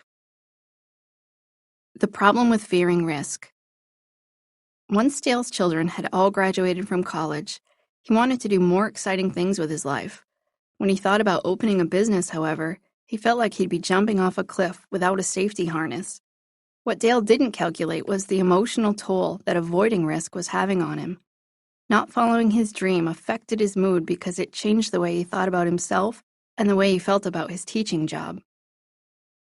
You don't get to be extraordinary without taking calculated risks. Othmar Ammann was a Swiss-born engineer who immigrated to the United States. He started out as the chief engineer to the Port Authority of New York, and within 7 years, they promoted him to the director of engineering. By all accounts, he had an important job. But for as long as he could remember, Ammann had dreamed about becoming an architect. He left his coveted job and set out to open his own business. In the years that followed, Ammann contributed to some of the most impressive American bridges, including the Verrazano Narrows, the Delaware Memorial, and the Walt Whitman. His ability to design and create ornate, complicated, and extravagant structures earned him multiple awards. Most impressive of all might be that Ammann was 60 years old when he switched careers. He continued to create architectural masterpieces right up until he was 86. At an age when most people don't want to take any more risks, Ammann chose to take a calculated risk that allowed him to live his dream. If we only take risks that make us the most comfortable, we're likely missing out on some great opportunities. Taking calculated risks often mean the difference between living a mediocre life and living an extraordinary life.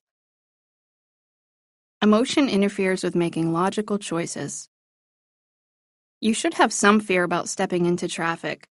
That fear reminds you that you should look both ways before you cross the road so you can reduce the risk that you'll get hit by a car. If you didn't have any fear, you'd likely behave recklessly. But our fear meters aren't always reliable. They sometimes go off even when we're not in any actual danger. And when we feel afraid, we tend to behave accordingly, falsely believing if it feels scary, it must be too risky. For years, we've been warned against the dangers of anything from killer bees to mad cow disease. It seems like we're constantly hearing various statistics, research studies, and warnings about so many perils that it becomes difficult to decipher the extent of danger we actually face in our lives. Take the research about cancer, for example. Some studies estimate cancer accounts for nearly 1 of every 4 deaths, and other reports warn that within a few years, about half of us will have cancer. Although those types of statistics can be a cause for alarm, they can often be misleading. A closer look at the numbers reveals a young, healthy person who maintains a healthy lifestyle has a relatively low risk of developing cancer compared to an older, overweight person who smokes. But sometimes it's hard to put our personal level of risk into perspective when we're constantly bombarded with such frightening statistics. Manufacturers of cleaning solutions have worked hard to convince us we need powerful chemicals, hand sanitizers, and antibacterial soaps to protect ourselves from germs. Media stories warn us that our kitchen countertops have more germs than our toilet seats, as we're given visual reminders of how fast bacteria grows in a petri dish. Germophobic people heed these warnings by taking drastic precautions to combat the risk of coming into contact with germs.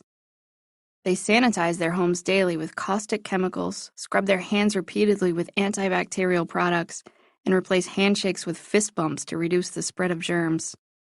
But attempts to win the war on germs may actually do more harm than good. In fact, there's research that shows getting rid of too many germs reduces our ability to build immunity from illness. A study from Johns Hopkins Children's Center found that newborns who were exposed to germs, pet and rodent dander, and roach allergens were less likely to develop asthma and allergies. Fear leads many people to incorrectly assume that germs pose a much higher risk than they actually do, because in reality, bacteria-free environments may pose a greater threat to our health than the germs. It's important to be aware of your emotions throughout the decision-making process. If you're feeling sad, you're likely to anticipate failure and avoid the risk. If you're feeling happy, you may disregard the risk and forge ahead. There's even research that shows that fear of something completely unrelated to the risk can influence your decision. If you're stressed about your job and you're also considering purchasing a new home, you'll be more likely to view that home purchase as a bigger risk than if you weren't feeling stressed at work. Often, we're not good at separating what factors are influencing our feelings, so we lump them all together. Calculate risks and reduce fear. It had never before occurred to Dale that he didn't have to dive into a business head first. Once he began identifying ways to reduce the chances that he'd go bankrupt, he felt relieved and was able to think more logically about how he could turn his business into a reality. Clearly, there was a chance that he may not ever earn back the money he invested in starting the business. But after thinking it through, that was a calculated risk he was willing to accept. Balance emotion with logic. Don't get fooled into thinking that your anxiety level should be the factor that helps you make the final decision about risk. Your feelings may be very unreliable. The more emotional you feel, the less logical your thoughts will be. Increase your rational thoughts about the risk you're facing to balance out your emotional reaction. Many people are terrified to fly in airplanes. Often, this fear stems from a lack of control. The pilot is in control, not the passengers, and this lack of control instills fear. Many potential passengers are so afraid they choose to drive great distances to get to a destination instead of flying. But their decision to drive is based solely on emotion, not logic. Logic says that statistically, the odds of dying in a car crash are around 1 in 5,000, while the odds of dying in a plane crash are closer to 1 in 11 million. If you're going to take a risk, especially one that could possibly involve your well-being, wouldn't you want the odds in your favor? However, most people choose the option that will cause them the least amount of anxiety. Pay attention to the thoughts you have about taking the risk, and make sure you're basing your decision on facts, not just feelings. Most of the research shows that we are pretty bad at accurately calculating risk. Frighteningly, many of our major life decisions are based on complete irrationality. We incorrectly judge how much control we have over a situation. We're usually more willing to take bigger risks when we think we have more control. Most people feel more comfortable when they're in the driver's seat of a car, for example, but just because you're in the driver's seat doesn't mean you can avoid an accident. We overcompensate when safeguards are in place. We behave more recklessly when we think there are safety nets in place, and ultimately, we increase our risk. People tend to speed more when they wear their seatbelts, and insurance companies discovered that increased safety features on cars actually correlated with higher accident rates. We don't recognize the difference between skill and chance. Casinos have discovered that when gamblers play craps, they roll the dice differently depending on what type of number they need to win. When they want to roll a high number, they throw the dice hard. When they want a small number, they roll the dice softly. Even though it's a game of chance, people behave as if it involves some level of skill. We are influenced by superstitious beliefs. Whether a business leader wears his lucky socks or a person reads his horoscope before leaving the house, superstitions impact our willingness to take risks. On average, 10,000 fewer people fly on Friday the 13th, and black cats are less likely to get adopted from a shelter on that day. Although research shows most people think crossing their fingers increases their luck, in reality, it does nothing to mitigate risk. We become easily deluded when we see a potentially large payoff. Even when the odds are stacked against you, if you really like the potential payoff, like in the lottery, for example, you'll likely overestimate your odds of success. We grow comfortable with familiarity. The more often we take a risk, the more we tend to miscalculate how big of a risk we're actually taking. If you take the same risk over and over again, you'll stop perceiving it as risky.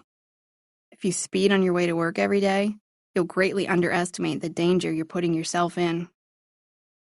We place a lot of faith in other people's abilities to perceive risk accurately. Emotions can be contagious. If you're in a crowd of people who don't react to the smell of smoke, it's likely you might not sense much danger.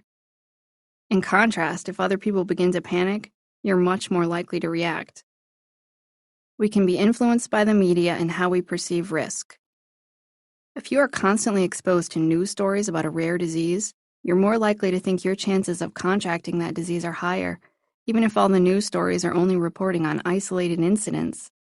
Similarly, stories about natural disasters or tragic events can cause you to feel you are at greater risk of catastrophe than you actually are. Minimize risk, maximize success. Every year at my high school's graduation ceremony, the valedictorian was expected to give a speech. Halfway through my senior year, when I learned I was going to be the valedictorian, my fear of giving a speech outweighed my excitement about having the highest GPA in my class. I was incredibly shy, to the point that I usually didn't speak in class, even though my classmates were people I'd known since kindergarten. The thought of standing at a podium and giving a speech in front of a packed auditorium was enough to make me weak in the knees. When I tried writing my speech, I had no words to put down on the paper. I was too distracted by the thought of having to speak the words in front of a crowd of people. But I knew I had to get something together because the clock was ticking. And common advice like, picture the audience in their underwear, or practice reading your speech in front of a mirror, wasn't going to be enough to calm my nerves. I was terrified. So I spent some time thinking about what my biggest fear with public speaking actually was. And it turns out I was afraid of the audience's rejection. I kept imagining that after I had finished my speech, the audience would remain completely silent because whatever I had just mumbled was either completely inaudible or so horribly presented that no one could muster a clap. So to mitigate my risk, I had a conversation with my best friends, and they helped me devise a brilliant plan. The plan reduced my risk and nerves enough that I was able to write my speech. A few weeks later, on graduation day, I was feeling incredibly nervous as I stood at the podium. My voice cracked the entire time as I offered whatever advice an 18-year-old could possibly offer her fellow classmates. But I got through it. And when I was done, my friends followed through with our plan. On cue, they stood up and cheered like they'd just witnessed the best rock concert in the world. And what happens when a few people in a room stand up to applaud? Other people follow suit. I received a standing ovation. Was it earned? Maybe. Probably not. And to this day, that part doesn't really matter to me. The point was, I knew if I could get rid of my biggest fear, that no one would clap for me, I could get through the speech. The level of risk you'll experience in any given situation is unique to you.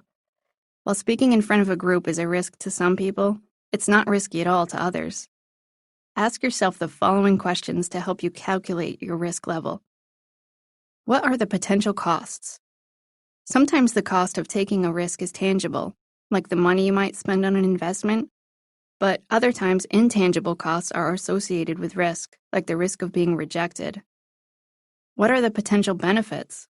Consider the potential positive outcome of taking the risk. Look at what would happen if the risk turns out well. Do you stand to gain increased finances, better relationships, improved health? There needs to be a big payoff to outweigh the potential costs. How will this help me achieve my goal?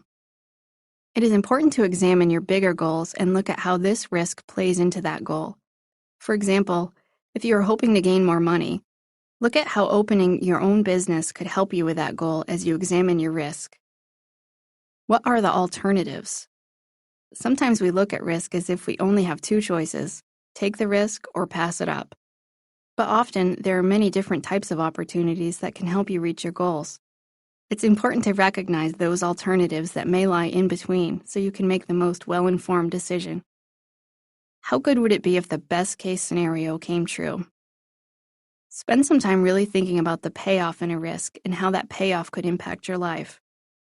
Try to develop realistic expectations for how the best-case scenario could benefit you.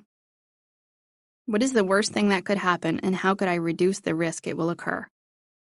It's also important to really examine the worst possible scenario and then think about steps you could take to minimize the risk that it would happen. For example, if you are considering investing in a business, how could you increase your chance for success? How bad would it be if the worst-case scenario did come true? Just like hospitals, cities, and governments have disaster preparedness plans, it can be helpful to create your own. Develop a plan for how you could respond if the worst-case scenario did occur. How much will this decision matter in 5 years? To help you keep things in perspective, ask yourself how much this particular risk is likely to impact your future. If it's a small risk, you probably won't even remember it a few years from now. If it's a big risk, it could greatly impact your future. It can be helpful to write down your answers so you can review them and read them over. Be willing to do more research and gain as much information as possible when you don't have the facts available to help you calculate a risk properly. When the information is not available, resolve to make the best decision you can with the information you have. Practice taking risks. Prior to his death in 2007, Psychology Today named Albert Ellis the greatest living psychologist. Ellis was known for teaching people how to challenge their self-defeating thoughts and beliefs. He didn't just teach these principles, he also lived them. As a young man, Ellis was incredibly shy, and he feared talking to women. He was terrified of getting rejected, so he avoided ever asking a woman out on a date. But ultimately, he knew that rejection wasn't the worst thing in the world and decided to face his fears. He went to a local botanical garden every day for a month. Whenever he saw a woman sitting by herself on a bench, he sat next to her. He forced himself to start up a conversation within 1 minute of sitting down. In that month, he found 130 opportunities with women, and of those 130, 30 women got up and walked away as soon as he sat down. But he started conversations with the rest. Out of the 100 women he invited on a date, one said yes. However, she didn't show up. But Ellis didn't despair. Instead, it reinforced to him that he could tolerate taking risks even when he feared rejection. By facing his fears, Ellis recognized his irrational thoughts that made him more fearful of taking risks. Understanding how these thoughts influenced his feelings helped him later develop new therapy techniques that would help other people challenge their irrational thinking. Like Ellis, monitor the outcome of the risks that you take. Take notice of how you felt before, during, and after taking a risk. Ask yourself what you learned and how you can apply that knowledge to future decisions. Taking calculated risks makes you stronger. Richard Branson, founder of the United Kingdom-based Virgin Group, is known for taking risks. After all, you don't get to own 400 companies without taking some leaps along the way. But he's taken calculated risks that have certainly paid off for him. As a child, Branson struggled in school. He had dyslexia and his academic performance suffered, but he didn't let that hold him back. Instead, as a young teen, he started business ventures. At the age of 15, he began a bird breeding business. His business pursuits quickly grew as he went on to own record companies, airlines, and mobile phone companies. His empire has expanded to a current net worth estimated to be around $5 billion. Although he could easily sit back and enjoy the fruits of his labor, Branson loves to continue challenging himself and his employees every day. At Virgin, I use 2 techniques to free our team from the same old routine: breaking records and making bets, Branson wrote in an article for Entrepreneur magazine. Taking chances is a great way to test myself and our group, and also push boundaries while having fun together. And push boundaries he does. His teams create products that people say won't work. They break records that people claim are impossible, and they accept challenges that no one else attempts. But through it all, Branson acknowledges his risks are strategic judgments, not blind gambles. Success won't find you. You have to pursue it. Stepping into the unknown to take carefully calculated risks can help you reach your dreams and fulfill your goals. Troubleshooting and common traps.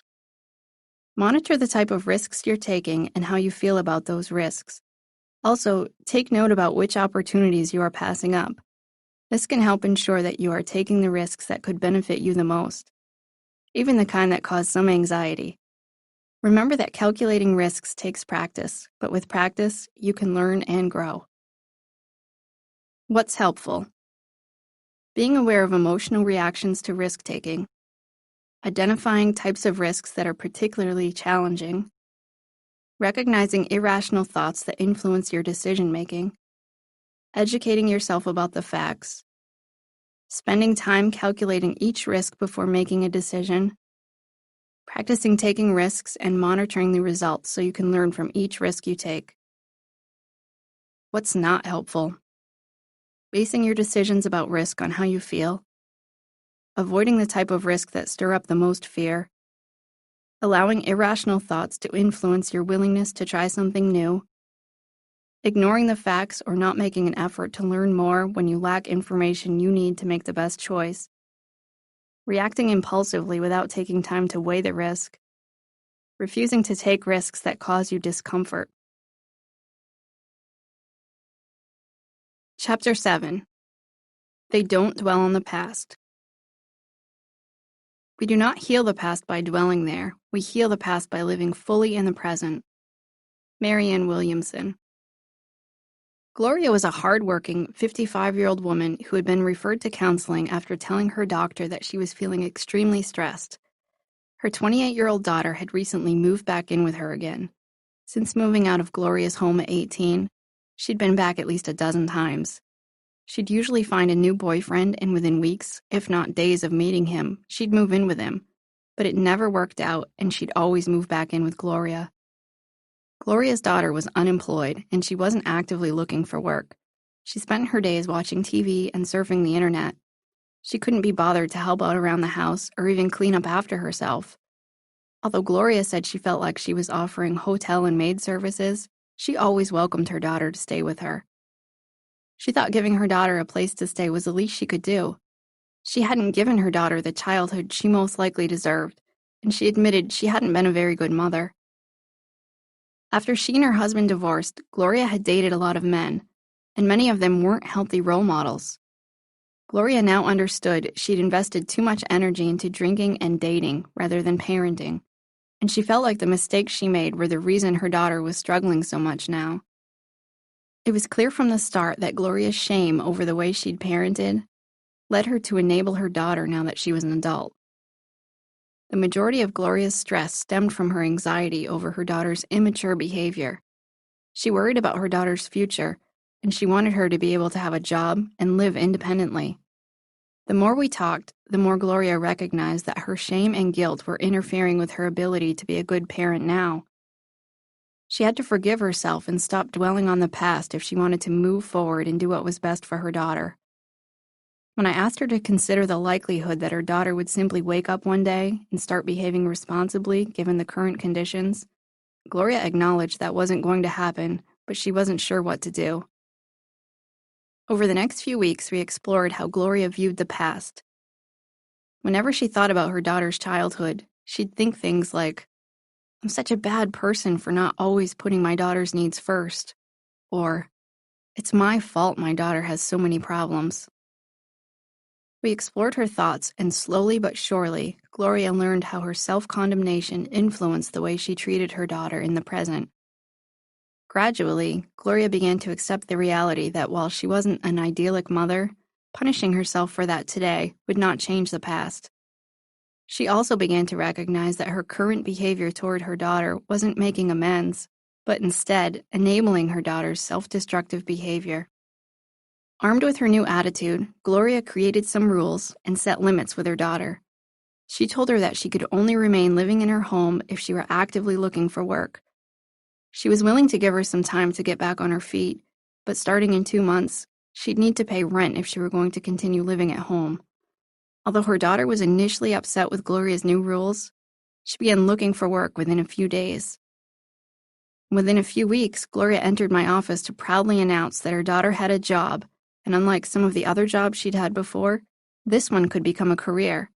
She said she'd seen huge changes in her daughter since she was offered this job, and she was talking a lot more about her future aspirations.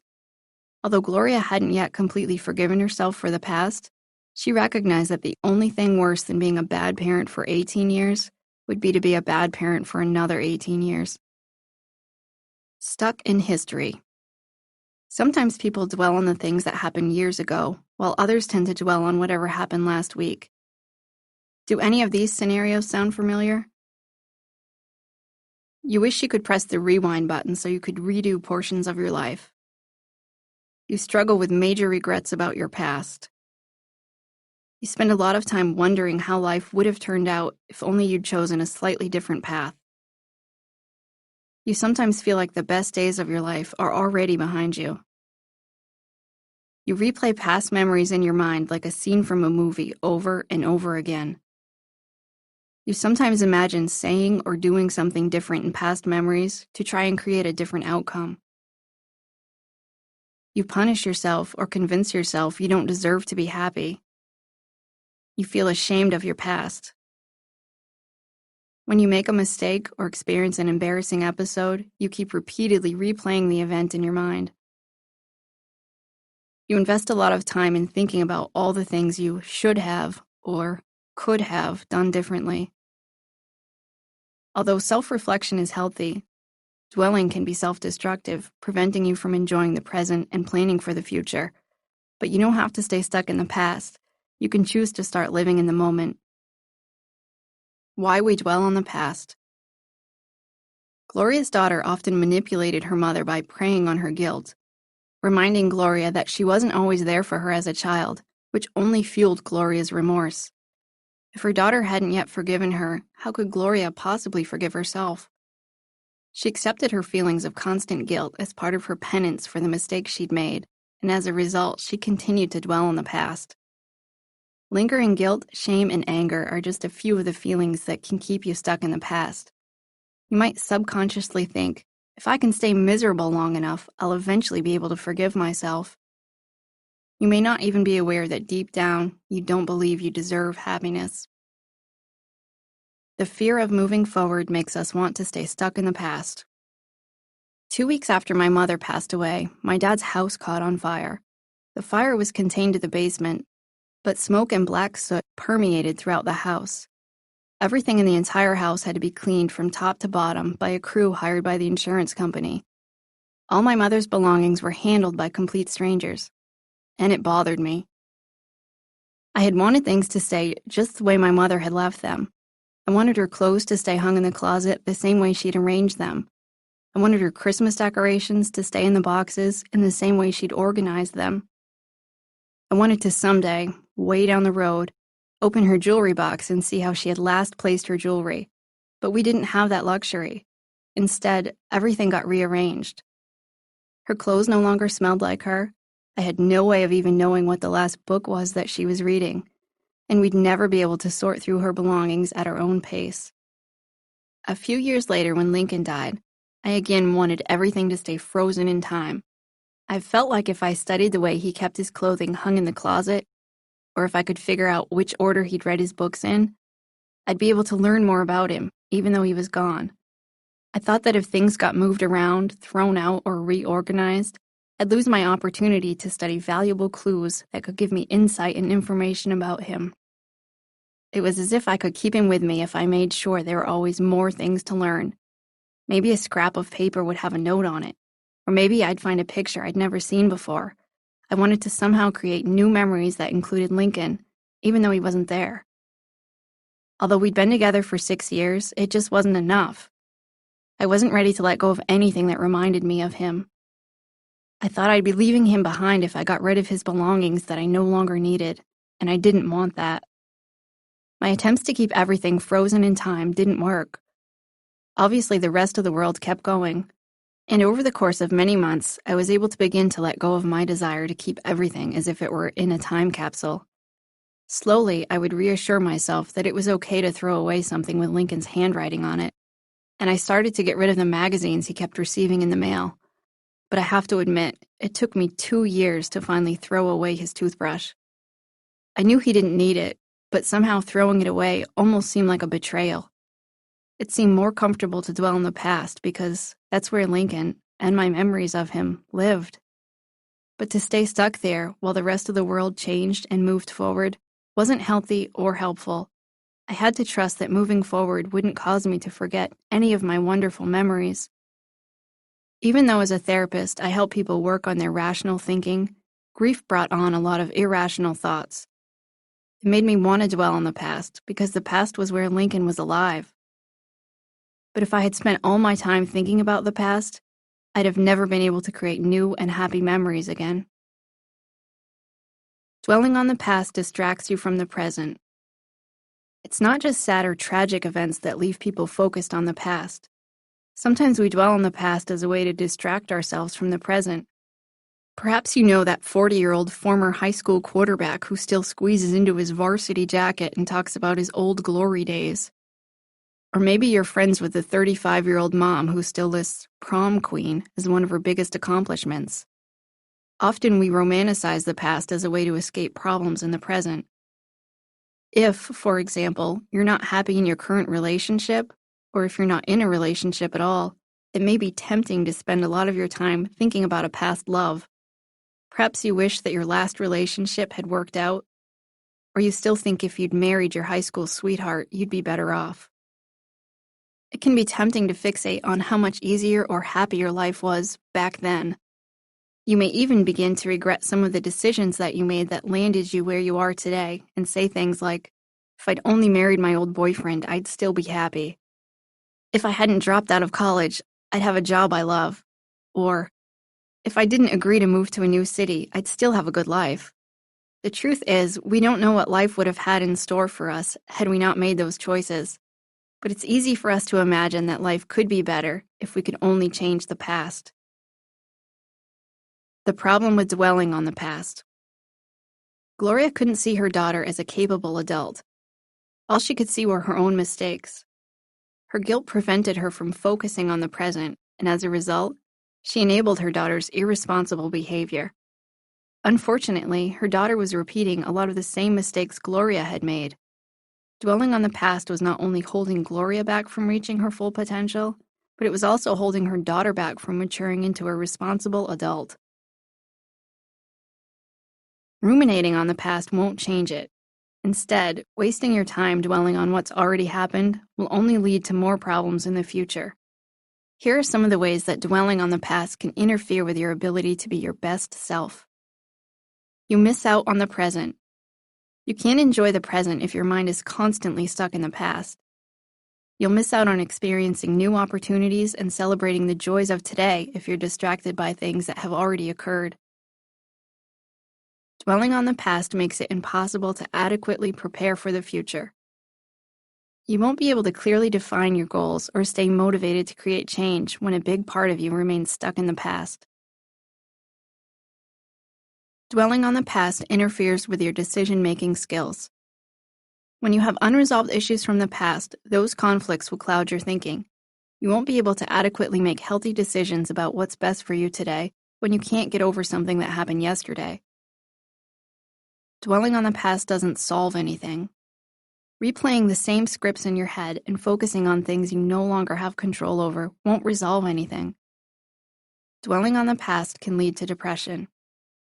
Ruminating on negative events conjures up negative emotions, and when you feel sad, the more likely you are to conjure up even more sad memories.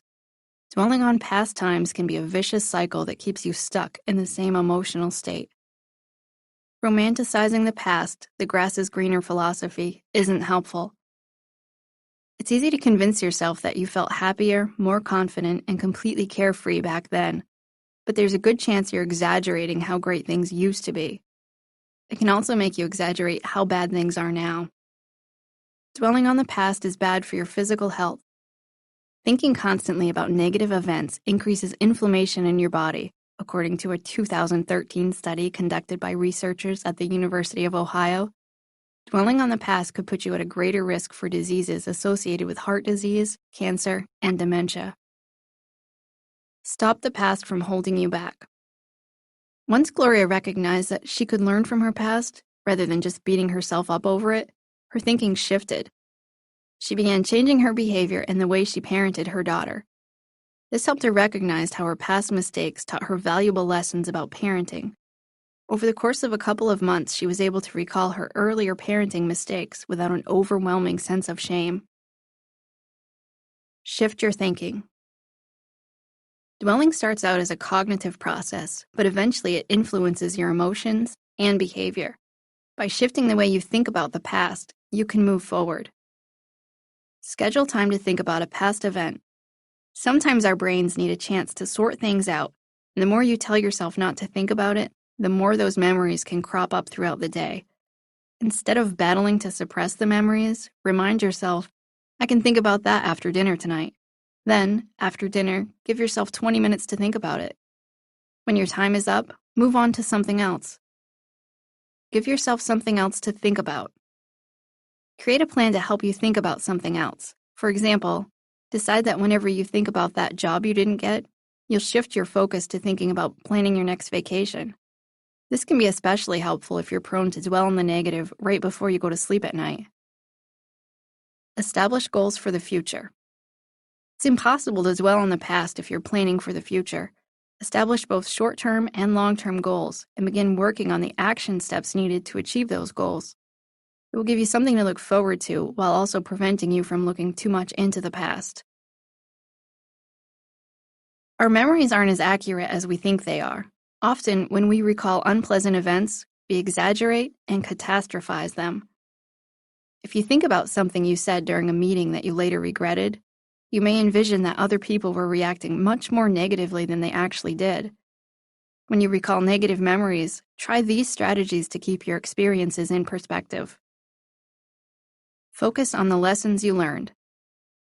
If you've endured hard times, focus on what you've learned from that experience.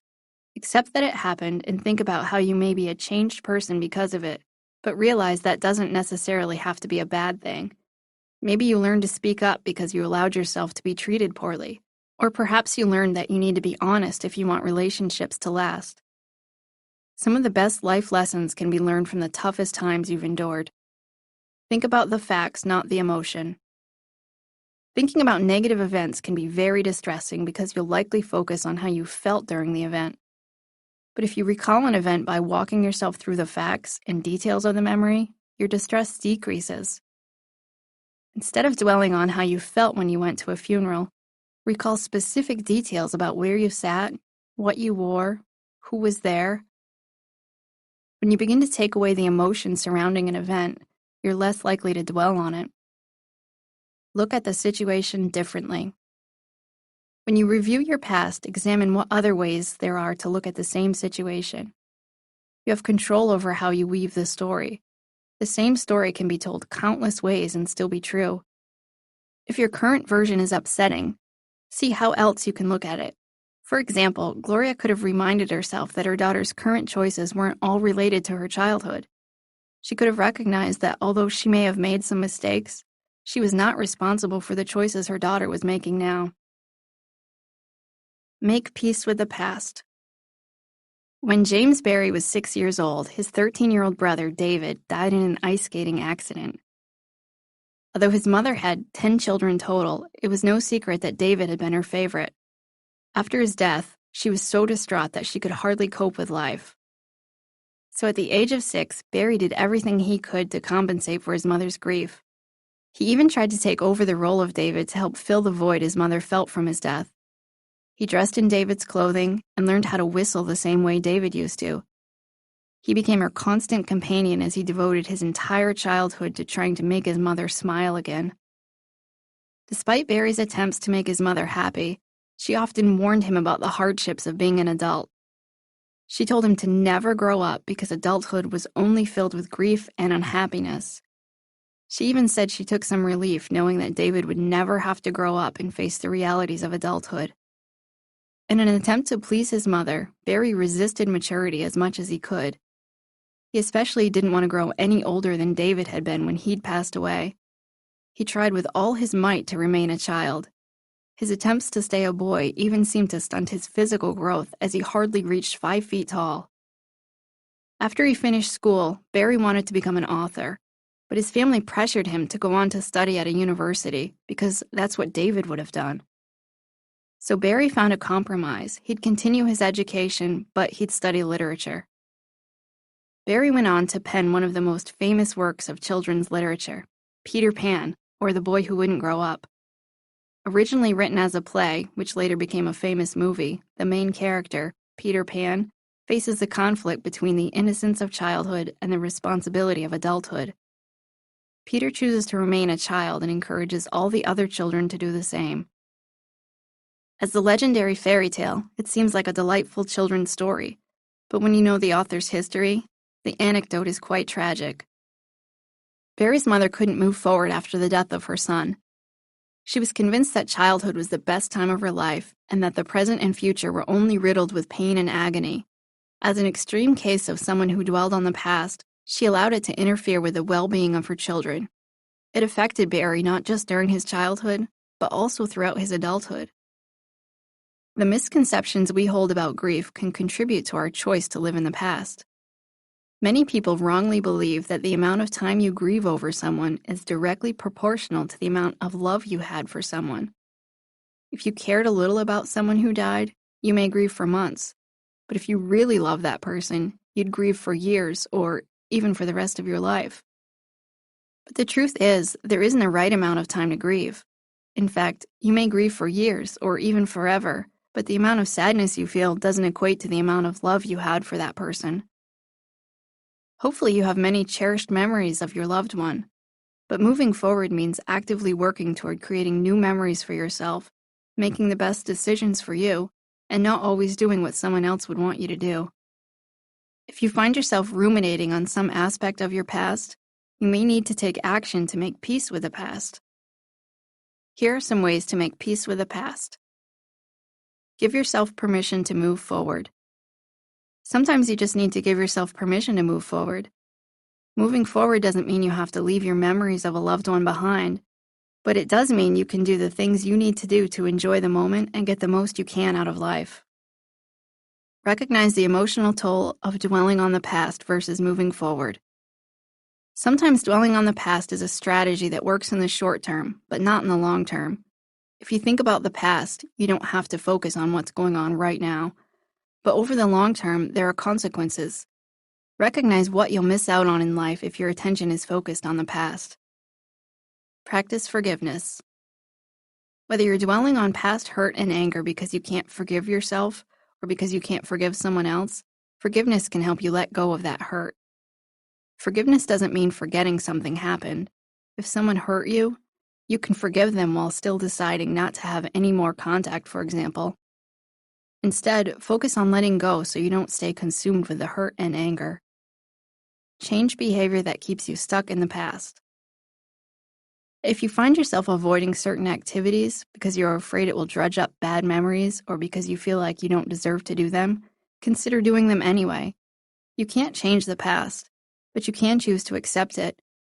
If you've made mistakes, you can't go back and fix them or erase them.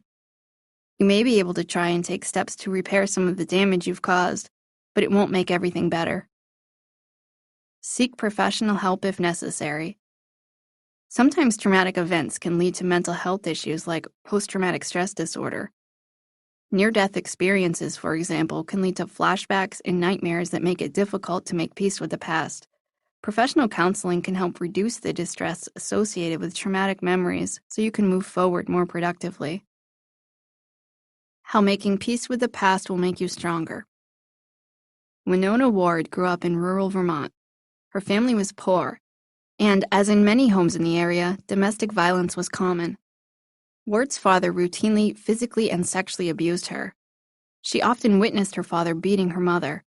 Although doctors treated her mother's wounds and neighbors heard their screams, no one ever intervened.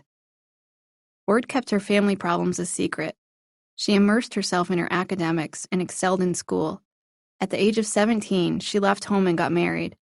She and her husband became over-the-road truck drivers. After 16 years of traveling the country as a truck driver, Ward learned that her older brother had abused a young family member. It was at that moment that she decided she had to do something. She decided to go back to school so she could help put an end to the generational abuse that was going on within her family. Ward enrolled in the University of Vermont and studied from the truck while her husband drove. She completed her degree and went on to further her education at Vermont Law School. Upon getting her law degree, she used a small grant to start Have Justice, Will Travel, an organization that serves families in rural areas affected by domestic violence. Ward provides rural domestic violence victims with free legal representation. She also connects them with the appropriate social services.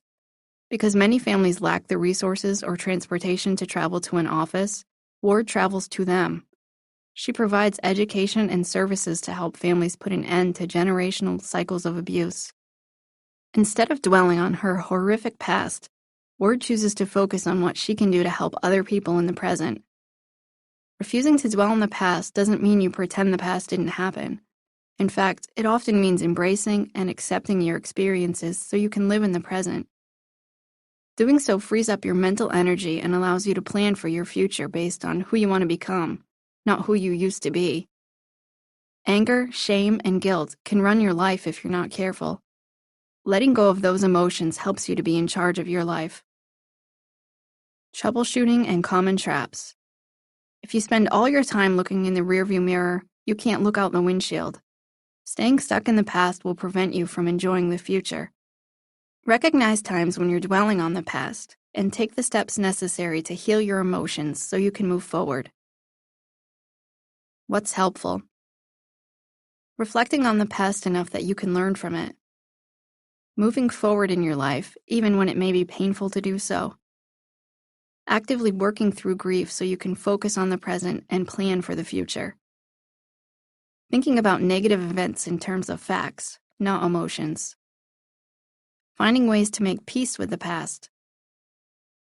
What's not helpful? Trying to pretend the past didn't happen. Trying to prevent yourself from moving forward in life.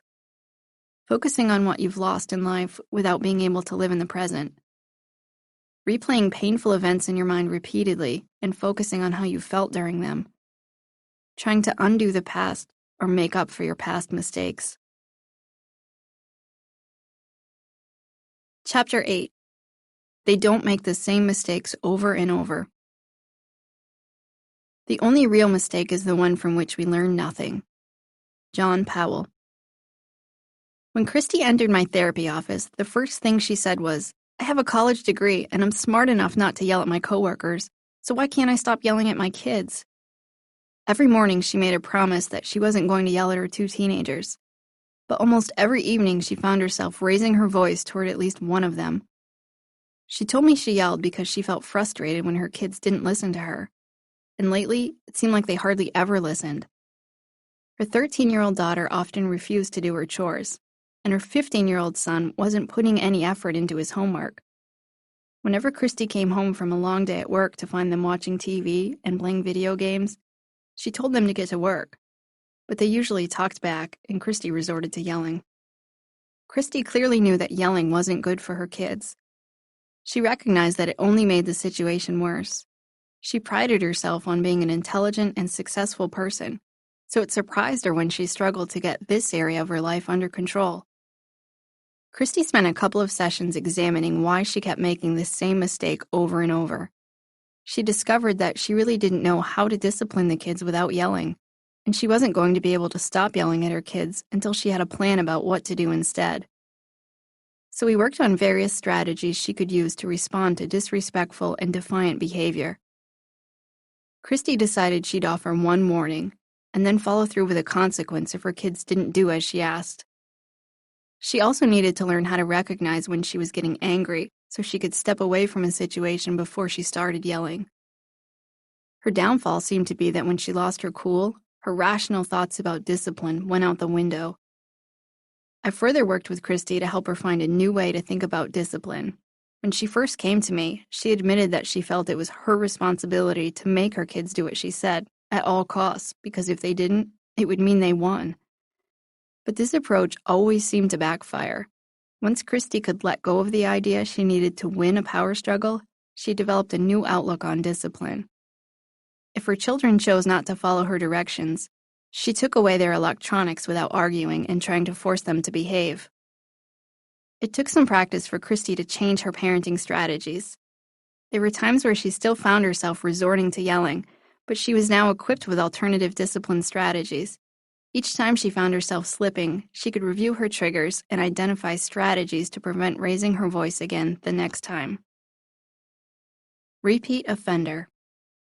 Although we'd like to think we learned from our mistakes the first time around, the truth is, everyone repeats mistakes sometimes. That's just part of being human. Mistakes can be behavioral, like showing up late for work, or they can be cognitive. Thinking errors include always assuming people don't like you or never planning ahead. Although someone may say, "Next time I won't jump to conclusions," they may repeat those same thinking errors if they're not careful. Do any of the following points sound familiar? You often find yourself stuck at the same point when you're trying to reach a goal. When you encounter an obstacle, you don't invest much time looking for new ways to overcome it.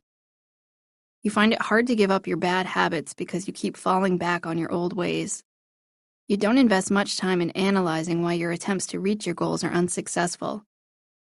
You get mad at yourself because you can't get rid of some of your bad habits. You sometimes say things like, "I'll never do that again," only to find yourself doing the same thing all over again. Sometimes it just feels like it takes too much effort to learn new ways to do things. You often feel frustrated by your lack of self-discipline. Your motivation to do things differently disappears as soon as you begin to feel uncomfortable or upset. Did any of those points resonate with you? Sometimes we just don't learn the first time, but there are steps we can take to avoid repeating the unhealthy mistakes that hold us back from reaching our goals. Why we make the same mistakes. Despite her frustration, Christy had never truly thought about why she yelled or what alternatives could be more effective.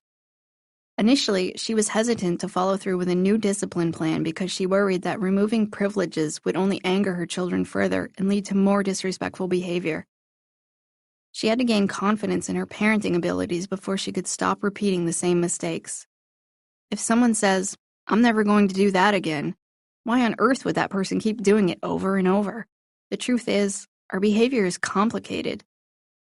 For a long time, many teachers held the common belief that if a child was allowed to guess an answer incorrectly, she would be in danger of accidentally memorizing the wrong answer. For example, if a child guessed that 4 plus 4 equals 6, she'd always recall 6 as the right answer, even after she was corrected. To prevent this problem, teachers gave kids the answers first without allowing them to make an educated guess.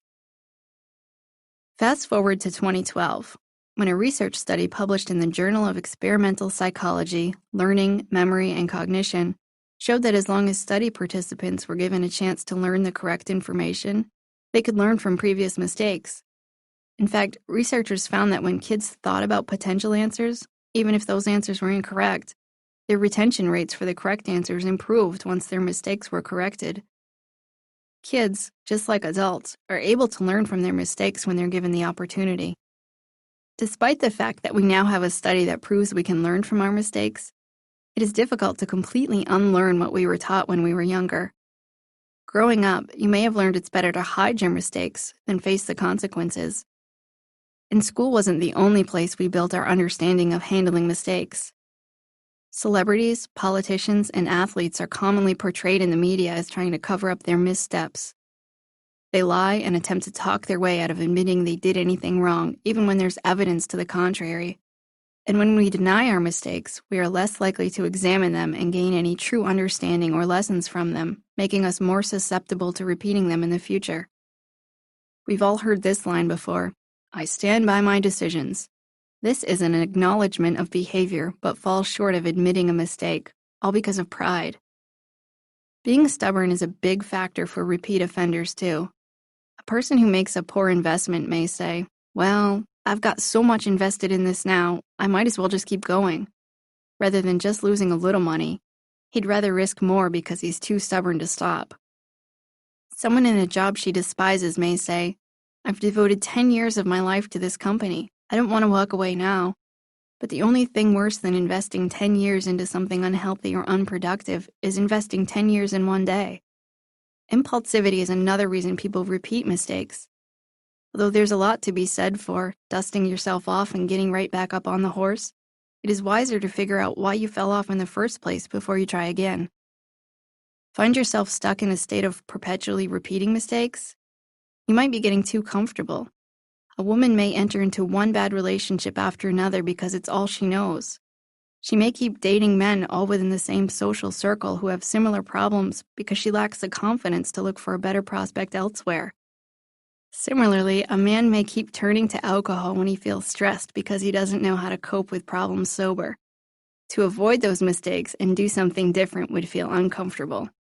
And then there are those individuals who feel so uncomfortable with success that they sabotage their own efforts. When things are going well, they may feel anxious while waiting for the other shoe to drop. To relieve that anxiety, they resort to their old self-destructive behavior and repeat the same mistakes. The problem with repeating our mistakes. Christy recognized that yelling at her kids every day wasn't helpful. She wasn't teaching them how to solve problems effectively, and they were learning that yelling was acceptable behavior. The more she yelled at them, the more they yelled right back at her. Have you ever watched a dog chase its tail around and around in a circle? That's what you feel like when you repeat your mistakes. You'll tire out, yet you won't get anywhere. Julie came to see me for therapy because she was mad at herself. She had lost 40 pounds last year, but then slowly, over the last 6 months, she gained it all back. This wasn't the first time this had happened. She'd been gaining and losing the same 40 pounds for almost a decade. She was extremely frustrated that she devoted so much time and energy into losing weight only to keep gaining it right back. Every time she lost the weight, she relaxed a little. She allowed herself to have a second helping with dinner, or she'd celebrate with ice cream. She'd find an excuse to skip a few workouts, and before she knew it, she was gaining weight again. She'd quickly grown disgusted with herself, and she wondered, how can I not be in control of what I do to my own body? Julie's story certainly isn't unique. In fact, statistically, the vast majority of people who lose weight gain it back. Losing weight is hard work. So why would anyone go through the pain of losing it just to gain it all back? Often, it's because people begin repeating the same mistakes that caused them to become overweight in the first place. Repeating the same mistakes leads to many problems, such as the following. You won't reach your goals. Whether you're trying to lose weight for the 5th time or you're working on quitting smoking for the 10th time, if you keep repeating the same mistakes, you won't ever reach your goals. Instead, you'll stay stuck at the same point and won't be able to move forward. The problem won't get solved. It's a vicious cycle. When you repeat a mistake, the problem perpetuates, and you're more likely to just keep doing the same thing. You'll never be able to solve a problem until you do something differently. You'll think differently about yourself. You may begin to view yourself as incompetent or a complete failure because you can't get past a certain obstacle. You may not try as hard. If the first few attempts weren't successful, you may be more likely to give up. When you don't try as hard, you're less likely to succeed. You may frustrate others who watch you repeat the same mistakes. If you're guilty of always getting yourself caught up in similar problems, your friends and family may grow tired of hearing you complain. Worse yet, if they've had to bail you out because you've repeatedly gotten yourself into problematic situations, your repeated mistakes will damage your relationships. You may develop irrational beliefs to excuse your mistakes.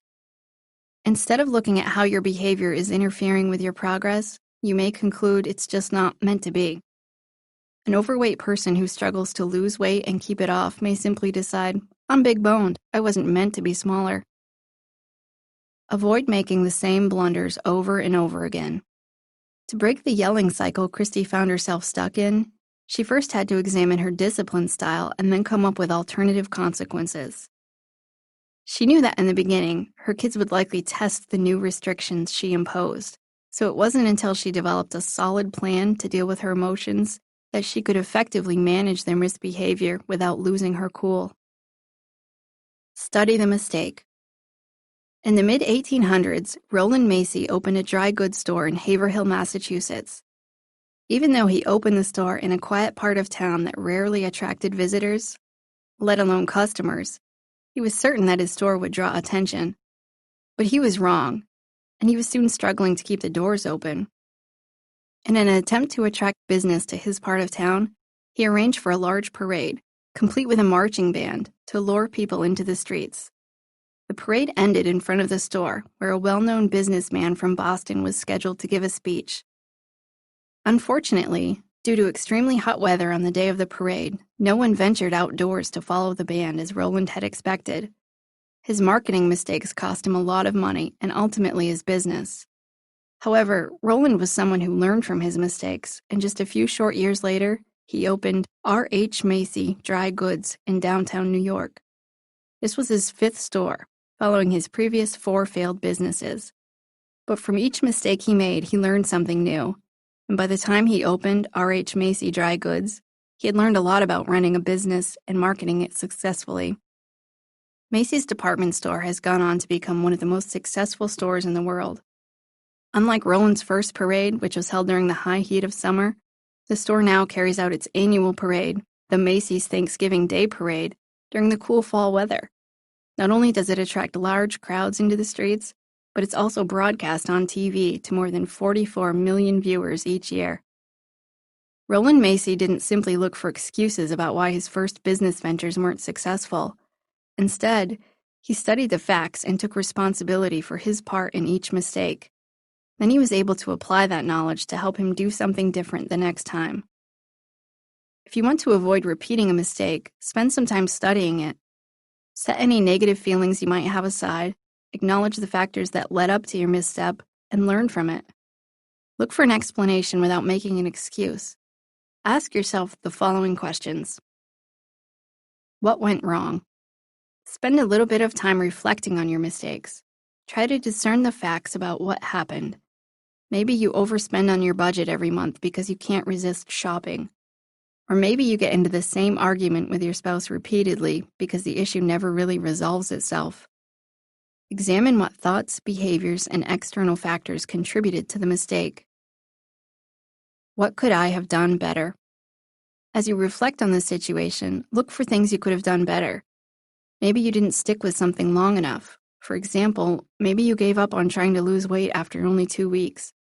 Or maybe your mistake is that you find too many excuses about why you shouldn't exercise, and as a result, you just don't stick with an effective weight loss routine. Give yourself an honest evaluation. What can I do differently next time? Saying you're not going to make a mistake again and actually doing it are two very separate things. Think about what you can do differently next time to avoid making the same mistake. Identify clear strategies you can use to avoid resorting to your old behavior. Create a plan. During my college internship, I spent some time working in an inpatient drug and alcohol rehabilitation center. Many of the patients attending the program had tried to address their substance abuse issues before. By the time they came to our facility, they were discouraged and fed up with the fact they couldn't stop drinking and using drugs. But after a few weeks of intensive treatment, their attitudes usually shifted. They became hopeful about the future and determined that this time, they weren't going to go back to their old ways. But before patients could graduate from the program, they needed a clear discharge plan. This plan was meant to help them keep the same positive outlook on recovery after they were discharged from the facility. To avoid returning to their previous habits, they needed to make some serious lifestyle changes. For most people, that meant they had to find a new social circle. They couldn't go back to hanging around their old friends who used drugs or drank heavily. Some of them had to make job changes too. Developing healthier habits may mean ending an unhealthy relationship or trading parties for support group meetings. Each person participated in developing a written plan that included resources and strategies to remain sober. The people who were most successful in their recovery followed their plans. Those who went back to their old lifestyles tended to relapse because they couldn't resist making the same mistakes. There were just too many unhealthy temptations when they returned to their previous environments. No matter what type of mistakes you're trying to avoid, the key to success lies in developing a good plan. Developing a written plan increases the likelihood that you'll follow through with it. Follow these steps to create a written plan that will help you avoid repeating your mistakes. Number 1, establish behavior that will replace previous behavior. Instead of drinking alcohol to cope with stress, a person could identify alternative strategies, such as going for a walk or calling a friend. Decide what healthy behavior will help you avoid repeating unhealthy behavior. Number 2, identify warning signs that you're headed down the wrong path again. It's important to be on the lookout for old behavior patterns that may return.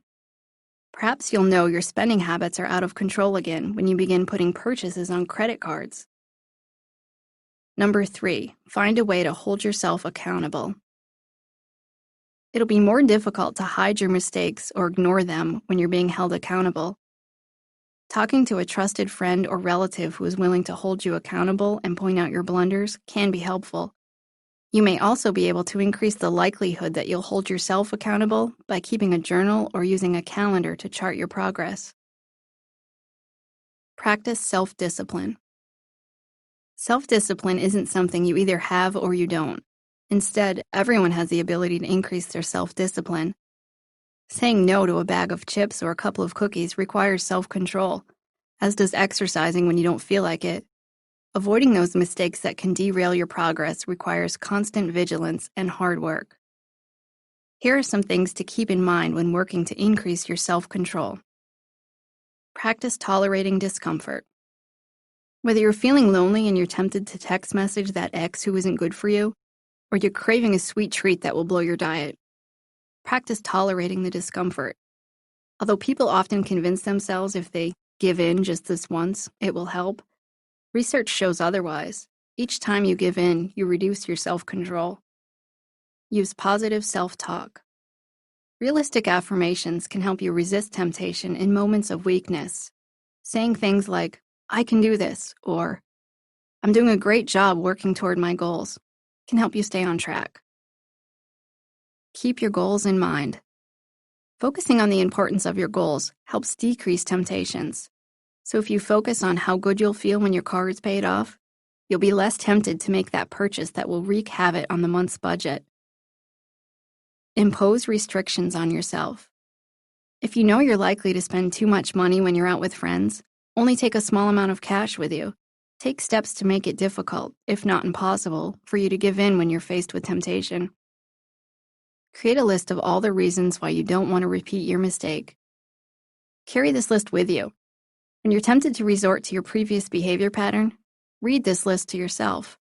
It can increase your motivation to resist repeating old patterns. For example, create a list of reasons why you should go for a walk after dinner. When you're tempted to watch TV instead of exercise, read the list, and it may increase your motivation to move forward. Learning from mistakes will make you stronger.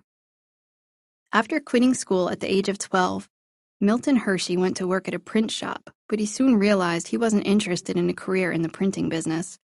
So he went to work at a candy and ice cream shop. At the age of 19, he decided to open his own candy company. He gained financial support from his family and got the business off the ground. However, the company wasn't successful, and within a few years, he was forced to declare bankruptcy. Following his failed business attempt, he went to Colorado, where he hoped to get rich in the booming silver mining industry. But he arrived too late, and he struggled to find work. He eventually found a job with another candy maker. It was there that he learned how fresh milk made excellent candy. Hershey moved to New York City to open his own candy business again. He hoped the skills and information he had learned would help his second candy venture become a success. But Hershey lacked funding, and there were too many other candy stores in the area. Again, his endeavor failed. At this point, many people in his family who had helped fund his entrepreneurial efforts shunned him for his mistakes. But Hershey didn't give up. He moved back to Pennsylvania and opened a caramel-making company. He made candy during the day and sold caramels on the street during the evenings with a push cart. He eventually received a large order and was able to secure a bank loan to fill it. As soon as the order was paid for, Hershey was able to pay off the loan and launch the Lancaster Caramel Company. Soon, he became a millionaire and one of the most successful business people in his area. He continued to expand his business. He began making chocolate, and by 1900, he sold the Lancaster Caramel Company and opened a chocolate factory. Hershey worked tirelessly on perfecting his chocolate formula. He quickly became the only person in the United States to mass-produce milk chocolate, and soon he began selling chocolate all over the world. When sugar became scarce during World War I, Hershey established his own sugar refinery in Cuba.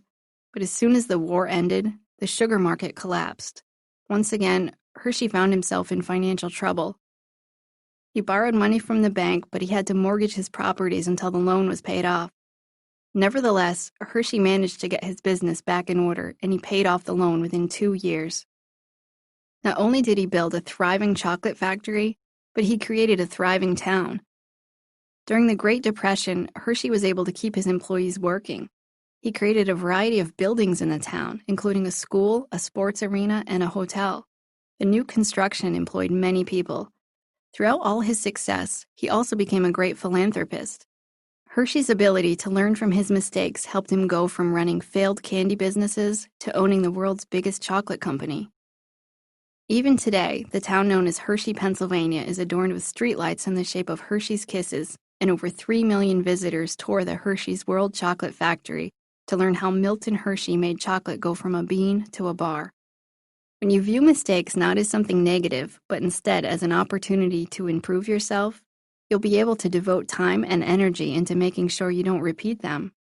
In fact, mentally strong people are often willing to share their mistakes with other people in an effort to help prevent them from making the same mistakes. In the case of Christy, she felt enormous relief once she was able to stop yelling at her children every day. She learned that it was normal for her kids to break the rules at times, but she had choices in how she responded. She felt like their home was a much happier place when they weren't yelling at one another. When Christy stopped repeating her discipline mistakes and she was able to impose effective consequences for her kids, she felt more in control of herself and of her life. Troubleshooting and common traps. There are usually many different ways to solve a particular problem. If your current method hasn't been successful, be open to trying something new. Learning from each mistake requires self-awareness and humility, but it can be one of the biggest keys to reaching your full potential. What's helpful? Acknowledging your personal responsibility for each mistake. Creating a written plan to prevent repeating the mistake. Identifying triggers and warning signs of old behavior patterns. Practicing self-discipline strategies. What's not helpful? Making excuses or refusing to examine your role in the outcome. Responding impulsively without thinking about alternatives.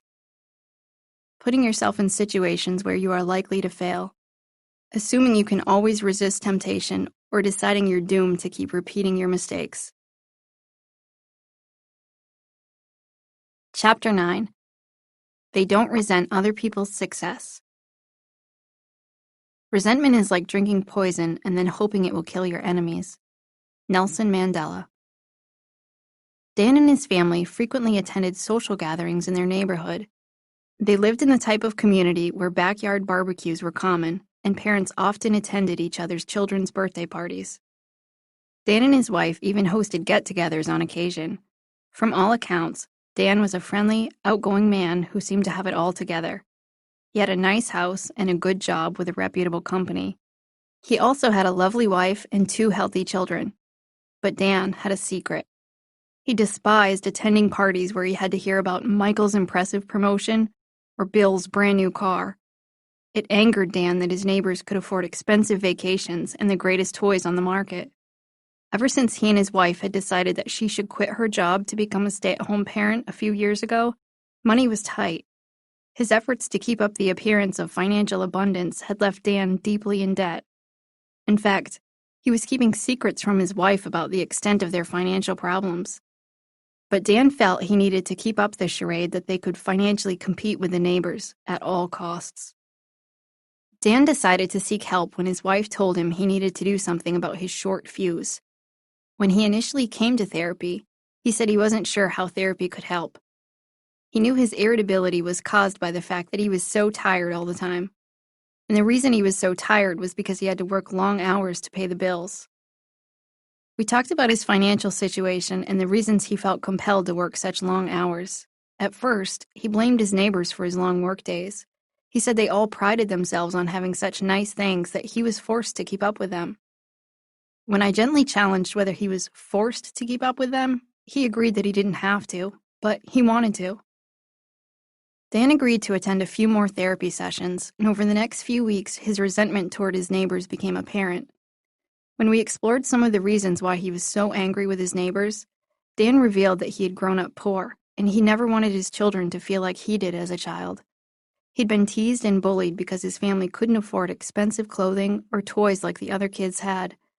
So he prided himself on keeping up with other people so he could offer his family a comparable lifestyle to those around him. Deep down, however, Dan valued time with his family more than his possessions. And the more we talked about the type of lifestyle he was living, the more disgusted he felt with himself. He knew he'd rather spend time with his family than work overtime to buy them more things. Slowly, Dan began to change the way he thought about his behavior, and he focused more on his own goals and his own values rather than keeping up with the neighbors. Dan's wife eventually joined him for a therapy session, and he revealed to her that he'd been borrowing money at times to pay the bills. She was understandably surprised to hear Dan's confession, but he shared with her his new plan to live according to his values and not above their means just to compete with the neighbors. She became supportive of him and agreed to hold him accountable throughout the process. It took a lot of work for Dan to change the way he thought about himself, his neighbors, and his overall status in life. But once he stopped competing with his neighbors and he began focusing on the things that were really important to him, he felt a lot less resentment towards others. He also became a lot less irritable. Green with envy. While jealousy can be described as, I want what you have, resentment over someone's success goes further. I want what you have and I don't want you to have it. Fleeting and occasional jealousy is normal, but resentment is unhealthy. Do any of these statements sound familiar? You often compare your wealth, status, and appearance to the people around you. You feel envious of people who can afford nicer possessions than you can. It's difficult for you to listen to other people share their success stories. You think you deserve more recognition for your accomplishments than you actually receive. You worry that other people perceive you as a loser. It sometimes feels like no matter how hard you try, everyone else seems to be more successful. You feel disgust rather than joy toward people who are able to achieve their dreams. It's hard to be around people who make more money than you do. You feel embarrassed by your lack of success. You sometimes imply to others that you're doing better than you actually are. You secretly experience joy when a successful person encounters misfortune. If you feel resentment over someone else's accomplishments, it's likely based on irrational thinking and can cause you to begin behaving in an illogical manner. Take steps to focus on your own path to success without resenting anyone else's prosperity. Why we resent other people's success. Although feelings of resentment are similar to those of anger, when someone feels angry, they are more likely to express themselves. Resentment, however, usually remains hidden, and people like Dan mask their true feelings with feigned kindness. Yet beneath the smile is a seething mixture of indignation and envy. Dan's resentment stemmed from a sense of injustice. Sometimes an injustice is real, and at other times, it's imagined. Dan felt it wasn't fair that his neighbors were making a lot of money. He was fixated on the fact that they had more money and nicer possessions than he could afford. He blamed his neighbors for making him feel poor, but had he lived in a less affluent neighborhood, he may have felt rich. Resentment of others' success is also a result of deep-rooted insecurities. It's hard to be happy about a friend's accomplishments when you feel bad about yourself. When you're insecure, someone else's success will seem to magnify your shortcomings. You might also become bitter when you wrongfully assume that good fortune comes more easily to others when you're the more deserving one. It's easy to resent what others have when you don't even know what you want yourself. Someone who never wanted a job that requires travel may look at a friend who goes on international business trips and think, she's so lucky, I want to do that. Meanwhile, he may also covet the lifestyle of another friend who operates a home-based business that prevents him from traveling and think, I wish I could do that. Even though these two lifestyles are conflicting, you can't have everything you want. When you overlook the fact that most people only reach their goals by investing time, money, and effort to get there, it's more likely that you'll resent their achievements. It's easy to look at a professional athlete and say, I wish I could do that. But do you really? Do you wish you got up and worked out 12 hours a day? Do you really wish your entire income rested solely upon your athletic abilities that will decline as you age? Do you really wish you could give up eating the foods you love so you can stay in shape? Do you really wish you could give up spending time with friends and family to keep practicing your game year-round? The problem with resenting other people's success. Dan's resentment toward his neighbors affected almost every area of his life. His career, his spending habits, and even his relationship with his wife. It consumed him to the point that it interfered with his mood and prevented him from enjoying social gatherings in the neighborhood. And he was setting himself up for a vicious cycle. The more effort he put into trying to compete with his neighbor's success, the more resentment he felt toward them. Your view of other people isn't accurate. You never actually know what goes on behind closed doors.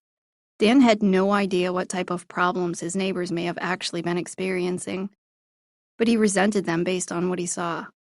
Feelings of resentment can crop up based on a stereotype alone. Perhaps you believe rich people are evil, or maybe you think business owners are greedy. Those types of stereotypes can lead you to resent someone without even knowing them. A 2013 study titled, Their Pain, Our Pleasure, Stereotype Content and Schadenfreude revealed that people not only resented a rich professional's success, but participants went so far as to take joy in that person's misfortune. Researchers showed participants photographs of 4 different people: an elderly person, a student, a drug addict, and a rich professional. They studied participants' brain activities while pairing the images with various events. They discovered that the participants showed the most glee when the rich professional experienced problems, like getting soaked by a taxi. In fact, people enjoyed that scenario even more than scenarios where any of the individuals received good fortune. And it was all based on the stereotype that somehow rich professionals are bad. Resentment can easily consume your entire life if you're not careful. Here are some of the problems that it can cause. You'll stop focusing on your own path to success. The more time you spend focusing on someone else's achievements, the less time you have to work on your own goals. Animosity over someone else's achievements only serves as a distraction that will slow down your progress. You'll never be content with what you have. If you're always trying to keep up with other people, you'll never feel a sense of peace with what you have. You'll spend your whole life continually trying to get ahead of everyone else. You'll never be satisfied because there will always be someone who has more money, who is more attractive, and who appears to have everything all together.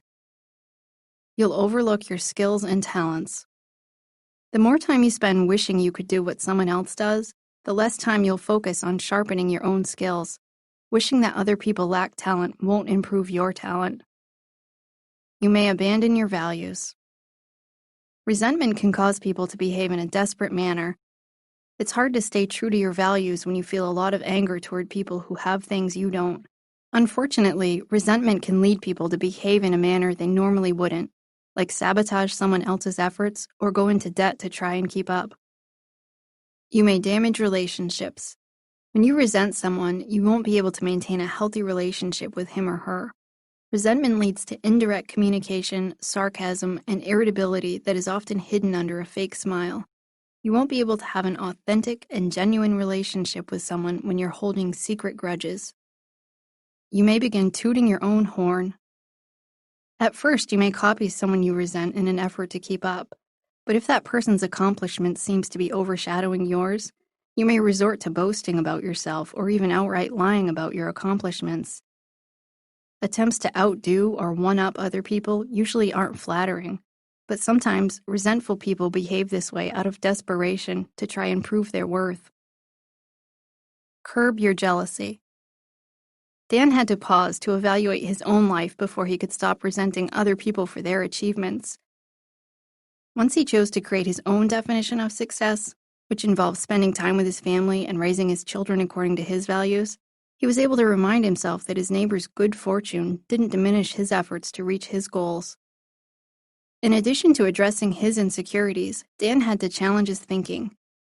He had convinced himself that if he didn't give his children the best clothing and the latest technological gadgets like all the other kids in the neighborhood had, they'd get bullied. Once he began to recognize that almost all kids get teased sometimes, and that there were no guarantees that material possessions would prevent that, he was able to stop perseverating on his need to buy them everything.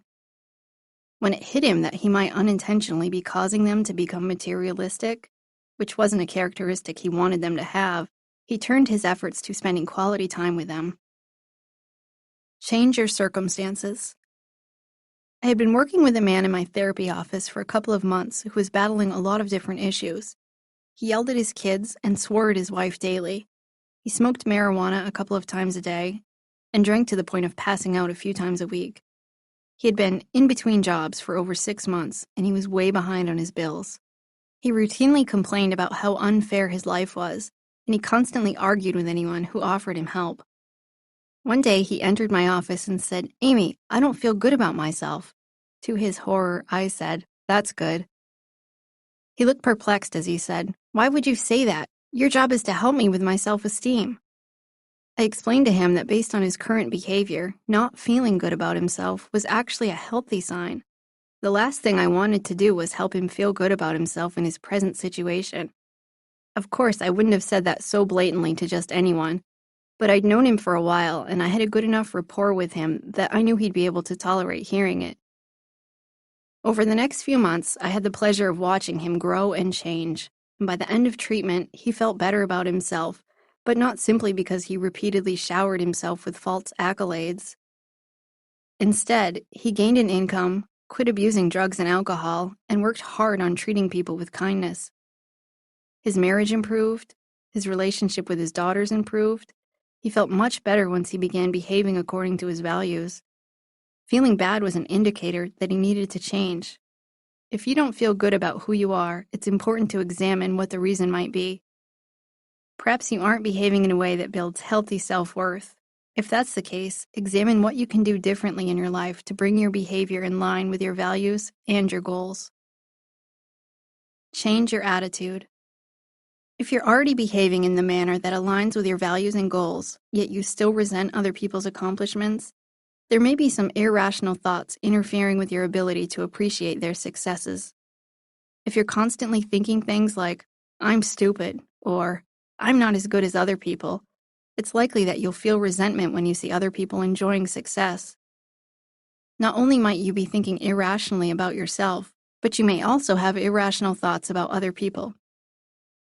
A 2013 study titled, "Envy on Facebook, a Hidden Threat to Users' Life Satisfaction," explains why some people experience negative emotions while browsing Facebook. Researchers discovered that people felt the most anger and resentment when their friends shared vacation photos. They also experienced resentment when their friends received a lot of happy birthday wishes on their birthdays. Frighteningly, the study concluded that those who experience a lot of negative emotions while browsing Facebook experience an overall decline in general life satisfaction. Is that really what this world has come to? That we become dissatisfied with our own lives if we think another grown adult received a lot of birthday wishes on Facebook? Or that we feel resentful because our friend went away on a vacation? If you find yourself resenting other people, use these strategies to change your thoughts. Avoid comparing yourself to other people. Comparing yourself to others is like comparing apples and oranges. You have your own set of unique talents, skills, and life experiences, so comparing yourself to other people isn't an accurate way to measure your self-worth. Instead, compare yourself to who you used to be and measure how you're growing as an individual. Develop an awareness of your stereotypes. Work on getting to know people instead of automatically judging them based on stereotypes. Don't allow yourself to assume that someone who has gained wealth, fame, or whatever else you may envy is somehow evil. Stop emphasizing your weaknesses. If you focus on all the things you don't have or can't do, you may set yourself up to resent the people who do possess those things. Focus on your strengths, skills, and abilities. Quit magnifying other people's strengths. Resentment often derives from exaggerating how great other people are doing and focusing on everything that they have. Remember that each person also has weaknesses, insecurities, and problems, even those who are successful. Don't insult other people's accomplishments. Diminishing someone else's accomplishments will only breed feelings of resentment. Avoid saying things like, "His promotion actually wasn't a big deal, and he only got it because he's friends with the boss." Stop trying to determine what's fair. Don't allow yourself to focus on things that aren't fair. Unfortunately, sometimes people cheat to get ahead, and some people may become successful simply based on chance. But the more time you devote to thinking about who is deserving of success and who isn't, the less time you'll have to devote to something productive. Focus on cooperation rather than competition. In my practice, I've met with many married couples who keep score and demand that things be fair. I've also seen bosses who resent their own employees' success, even when it benefits their company. As long as you view the people in your life as competitors, you'll always focus on trying to win. And you can't have healthy relationships with people when you're only thinking about how to beat them rather than build them up. Spend some time examining those in your life whom you view as your competition. Perhaps you want to be more attractive than your best friend, or you want to have more money than your brother. Take notice of how viewing these people as your competition really isn't healthy to your relationship. What if instead you began to view them as on your team? Including the people in your life who possess a variety of skills and talents can actually work to your advantage. If you've got a brother who is good with money, instead of trying to buy just as many expensive toys as he has, why not learn from his financial tips? If you've got a neighbor who is health conscious, why not ask her to share some recipes? Behaving in a humble manner can do wonders for how you feel about yourself, as well as other people. As we learned a chapter ago, some of Milton Hershey's success was based on the fact that he learned from his mistakes, but his ability to accept the success of others also helped him along the way. He didn't even become resentful when one of his employees, H.B. Reese, began another candy company in the same town. While still working in the chocolate factory, Reese used the knowledge he'd gained from Hershey to invent his own candy. After a few years, Reese created chocolate-covered peanut butter cups, and he used the Hershey Chocolate Factory as his supplier of milk chocolate. Although Hershey could have easily viewed Reese as a competitor who was stealing customers away from his chocolate business, he instead supported Reese's business ventures. The two remained on good terms while both were selling candy in the same community. In fact, after both their deaths, the Hershey Chocolate Corporation and the Reese Candy Company merged, and Reese's Peanut Butter Cups remains one of Hershey's most popular products today. Clearly, the story could have ended quite differently. In fact, it may have ruined both their businesses had they not cooperated. But instead, the two men remained friendly and cooperative throughout their careers. When you're able to be happy about other people's accomplishments, you'll attract, rather than repel, successful people. Surrounding yourself with others who are working hard to reach their goals can be good for you. You may gain motivation, inspiration, and information that can help you along your journey. Create your own definition of success. Although many people equate success with money, clearly not everyone desires to be wealthy. Maybe your definition of success in life is being able to give back to the community by donating your time and skills. Perhaps you'll feel best about yourself when you work fewer hours and you're able to offer your time to people in need. If that's your definition of success, there's no need to resent someone who chooses to earn a lot of money because that's consistent with his or her definition of success. When people say, "I have everything I ever wanted, but I'm still not happy," it's often because they don't really have everything they ever wanted. They're living according to someone else's definition of success instead of being true to themselves. Take the case of Dan. He was working to have all the same material possessions his neighbors had, yet that wasn't making him happy. Instead, he and his wife had chosen for her to be a stay-at-home parent because that was more important to them than the extra money she would have earned while working. But he lost sight of his values and began copying his neighbors. To create your own definition of success, sometimes it's best to look at the big picture of your life and not just the phase that you're in right now. Imagine being at the end of your life looking back over the years. What answers to these questions would likely give you the biggest sense of peace? What were my biggest accomplishments in life?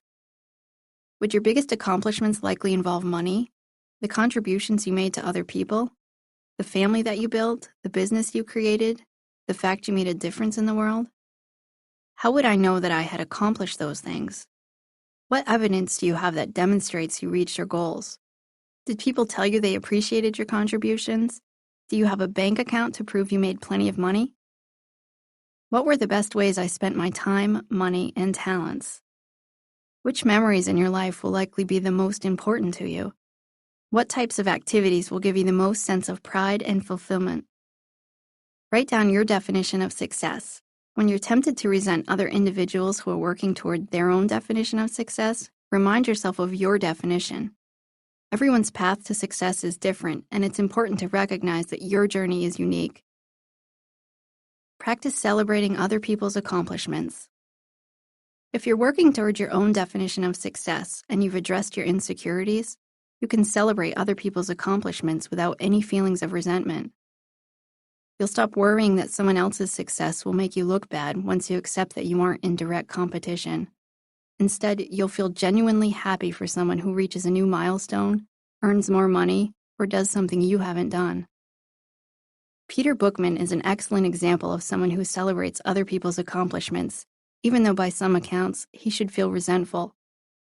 As a self-described serial entrepreneur, he's been involved in creating a variety of successful startup companies. He was the founder of the company that eventually became Fusion.io, a computer hardware and software systems company whose client list includes companies like Facebook and Apple. After 3.5 years helping to build the business, Peter was told the investors and board of directors had a different vision for the future than he had. So Peter left the company and watched many of the people he had hired go on to become very successful. In fact, Fusion IO went on to become a billion-dollar business, earning the founders $250 million after Peter left. Rather than resenting his former company's success, Peter feels happy for them. He acknowledges that a lot of people have told him he should be angry about how the company he started went on to be so successful without him. When I asked him why he doesn't harbor any animosity, he said, "I don't see how their success robs me of anything. I'm happy to have played my part and look forward to helping others achieve their dreams regardless of whether the outcome ends up in my best interest or not." Peter clearly isn't wasting a minute of his life resenting anyone's success. He's too busy celebrating alongside people when they reach their dreams. How embracing the accomplishments of others will make you stronger. By all accounts, Herb Brooks had been a successful hockey player throughout both high school and college, and in 1960 he became a member of the U.S. Olympic hockey team. 1 week before the Olympic Games began, however, Brooks became the last person cut from the team. He was left to watch his former teammates go on without him and win the first men's hockey gold medal in U.S. history. Instead of expressing anger at being cut from the winning team, Brooks approached the coach and said, "Well, you must have made the right decision. You won." Although many people may have been tempted to quit playing hockey altogether, Brooks wasn't ready to give up. He continued on to play in the 1964 and 1968 Olympic Games. His teams never reached the same level of success as the year in which he was cut from the team, but his hockey career didn't end there. Once he retired as a player, he went on to be a coach. After coaching at the collegiate level for several years, he was hired to coach the Olympic team. When choosing players for his team, he looked for players who could work well together. He didn't want any one player attempting to steal the spotlight. Brooks's team entered the 1980 Olympics as underdogs, while the Soviet Union national team had won the gold medal 6 out of the last 7 Olympic Games. But with Brooks's coaching, the United States beat the Soviets 4-3. Their stunning upset became known as the Miracle on Ice. From there, they went on to defeat Finland and took the gold medal. Herb left the ice as soon as his team won, and he disappeared from the cameras. He was known for taking off right after the game, rather than staying to celebrate the team's victories. He later told reporters he wanted to leave the ice to his players who deserved it. He didn't want to steal their spotlight. Not only did Herb Brooks not resent those who were successful, but he also supported them in their efforts. He didn't want to force anyone to share their success with him, but instead was humbly willing to give others all the glory. "Write your own book instead of reading someone else's book about success," he famously told his players. When you stop resenting people for their success, you'll be free to work toward your own goals. You'll have the desire to live according to your own values, and you won't feel offended or cheated by people living according to theirs. Dan felt a sense of peace and liberation as soon as he began focusing on reaching his own definition of success. Rather than compete with his neighbors, he began competing with himself. He wanted to challenge himself to be a little better each day. Just like in the case of Dan, living an authentic lifestyle is essential to anyone who wants true success in life. Troubleshooting and common traps. Sometimes it's easy to avoid feeling resentful of others when you're doing really well. But there will likely be times in life when you're going to struggle. That's when it can be most difficult to not resent other people. It takes hard work and persistence to keep your feelings in check when you're struggling to reach your goals while those around you are reaching theirs. What's helpful? Creating your own definition of success. Replacing negative thoughts that breed resentment with more rational thoughts. Celebrating other people's accomplishments. Focusing on your strengths. Cooperating rather than competing with everyone. What's not helpful? Chasing after everyone else's dreams. Imagining how much better everyone else's lives are. Constantly comparing yourself to everyone around you. Diminishing other people's achievements. Treating everyone like they're your direct competition. Chapter 10. They don't give up after the first failure. Failure is part of the process of success. People who avoid failure also avoid success. Robert T. Kiyosaki. Susan came to see me for counseling because she said she felt like her life wasn't as fulfilling as she thought it should be. She was happily married, and she and her husband had a beautiful 2-year-old little girl. Susan had a stable job as a receptionist at the local school, and she and her husband were doing just fine financially. Susan said she actually felt a little selfish for not feeling happier because she knew she had a good life. During the first couple of therapy sessions, Susan revealed that she had always wanted to be a teacher. After high school, she had actually gone on to study education in college. Even though the university she had attended was only a few hours away from home, she was miserably homesick. She was painfully shy, and she struggled to make new friends. She found the classes to be difficult and overwhelming. So halfway through her first semester, Susan dropped out of college. Shortly after returning home, she got the school receptionist job, and she'd worked there ever since. Although it wasn't her dream job, she thought it was as close to becoming a teacher as she'd ever get. But it was clear from talking to Susan that she still yearned to be a teacher. She just didn't have the confidence that she could do it. When I first broached the subject of going back to college, Susan insisted she was too old. But she changed her mind when I showed her a recent news headline about a woman who earned her high school diploma at the age of 94. We spent the next few weeks talking about what held her back from studying education. She said that she had simply decided that she wasn't college material. After all, she'd failed the first time, and she felt certain she wasn't smart enough to pass college classes now that she'd been out of school for so long. Over the next few weeks, we discussed her thoughts about failure and whether it was true that if she failed once, she'd fail again. We discovered an obvious pattern in Susan's life. Whenever she wasn't successful on her first attempt at anything, she gave up. When she didn't make her high school basketball team, she quit playing sports. When she gained back the 15 pounds she'd lost dieting, she quit trying to lose weight. The list went on as she discovered how her beliefs about failure influenced her choices. In the meantime, I encouraged her to look around at college options, even if she never planned to go back to school, because college has changed a lot in the last 15 years. She was pleased to discover that there were many alternatives to being a full-time college student, and within a matter of weeks, she signed up to take some online college classes. She was thrilled to think that classes wouldn't require much time away from her family, and she could attend on a part-time basis. Soon after she began taking classes, she announced that she felt like she'd found what she was missing. Simply working toward a new professional goal seemed to be just the challenge she needed to help her feel fulfilled. She ended therapy shortly after with a new sense of hope about her future and a new outlook on failure. If at first you don't succeed. While some people are motivated by failure to do better the next time, other people simply give up. Do any of these points resonate with you? You worry about being perceived as a failure by other people. You only like to participate in things when you're likely to excel. If your first attempt at something doesn't work out well, you're not likely to try again. You believe the most successful people were born with the natural talent to succeed. There are plenty of things that you don't think you could ever learn to do, no matter how hard you try. Much of your self-worth is linked to your ability to succeed. The thought of failing feels very unsettling. You tend to make excuses for your failure.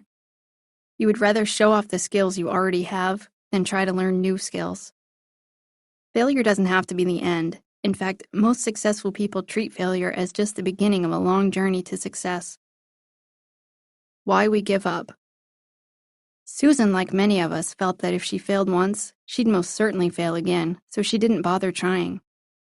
Although she knew she was missing something from her life, it never occurred to her that she could try taking college classes again because she assumed she just wasn't college material. Susan is certainly not alone. It's likely that almost everyone has given up on something after a failed first attempt. Fear is often at the heart of our unwillingness to try something again after we failed at it already, but not everyone shares the same fears about failure. One person may worry that he'll disappoint his parents, while another person may worry that she's too fragile to handle another setback. Rather than facing these fears, many people simply avoid risking another failure, which we associate with shame. Some of us try to hide our failures. Others devote a lot of energy into making excuses for them. A student may say, "I didn't have enough time to study for this test at all," even though she devoted many hours of her time preparing just to cover up the fact that she did poorly. Another student may hide his test score from his parents because he's ashamed that he didn't do well. In other instances, we allow failure to define who we are. To Susan, her failure to finish college meant she wasn't smart enough to get an education. Someone may believe one failure in business means he was never destined to be an entrepreneur, or an individual who fails to publish his first book may conclude he's a poor writer. Giving up can also be a learned behavior. Perhaps as a child, your mother swooped in to help you accomplish any task you weren't able to do on the first try. Or maybe when you told your teacher you couldn't figure out your math work, she gave you the answers so you never really had to figure it out for yourself. Always expecting someone else to come to our rescue can be a hard habit to break, even into adulthood, making it less likely that we'll be willing to try again if we fail. Finally, many people give up because they have a fixed mindset about their abilities. They don't think that they have any control over their level of talent, so they don't bother improving and trying again after failure. They think if you weren't born with a God-given talent to do something, there's no use in trying to learn. The problem with giving in to failure. Susan spent a lot of time thinking things like, I'm not smart enough to be a teacher, and I could never help students succeed because I'm a failure. Those types of thoughts kept her from achieving her goals, and it never occurred to her that she could still go back to college. If you give up like Susan did after your first failure, you will likely miss out on a lot of opportunities in your life. Failing can actually be a wonderful experience, but only if you move forward with the knowledge you gain from it. It's difficult to succeed without failing at least once. Take, for example, Theodore Geisel, also known as Dr. Seuss, whose first book was rejected by more than 20 publishers.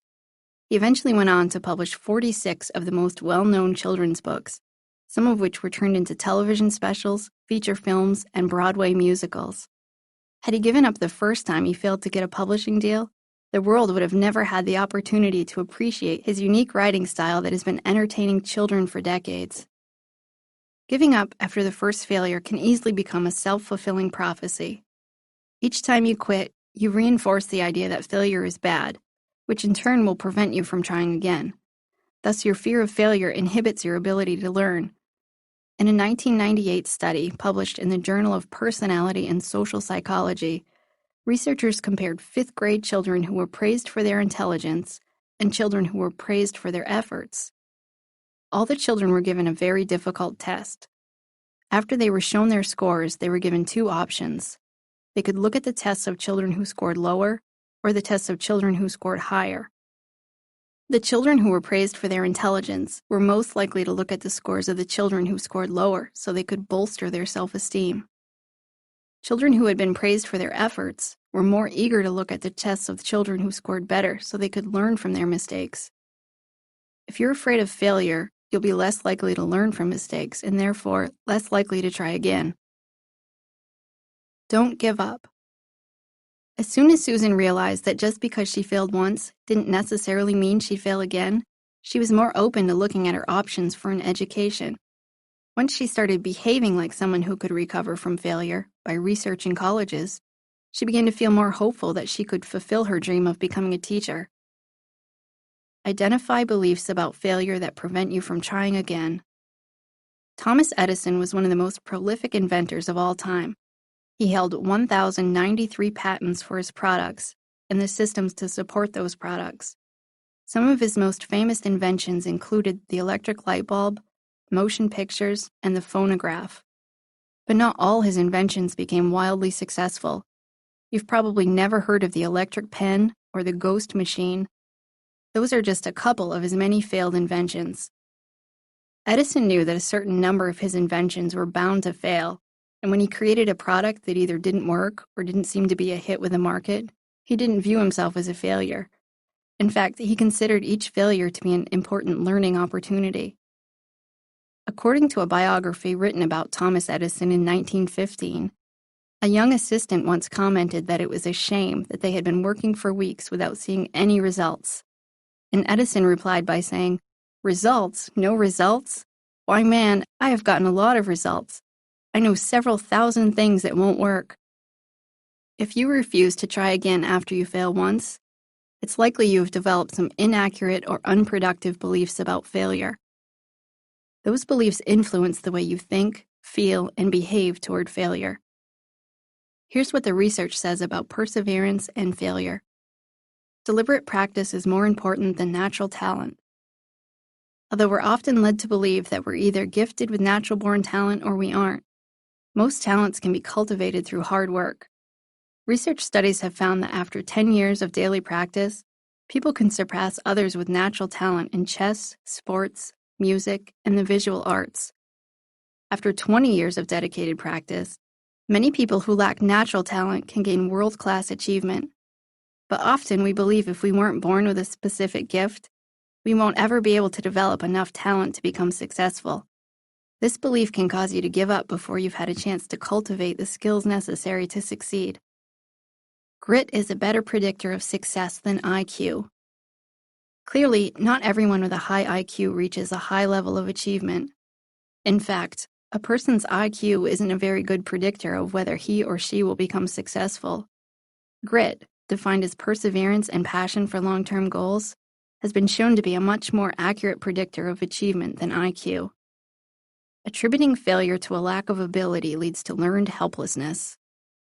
If you think that your failure is caused by a lack of ability, and you think you can't improve upon that ability, you're likely to develop a sense of learned helplessness. Instead of trying again after you fail, you'll either give up or wait for someone else to do it for you. If you think you can't improve, you likely won't try to get better. Don't allow inaccurate beliefs about your abilities to hold you back from becoming successful. Spend some time thinking about your beliefs surrounding failure. Look at your path to success as a marathon and not a sprint. Accept that failure is part of the process that helps you learn and grow. Change the way you think about failure.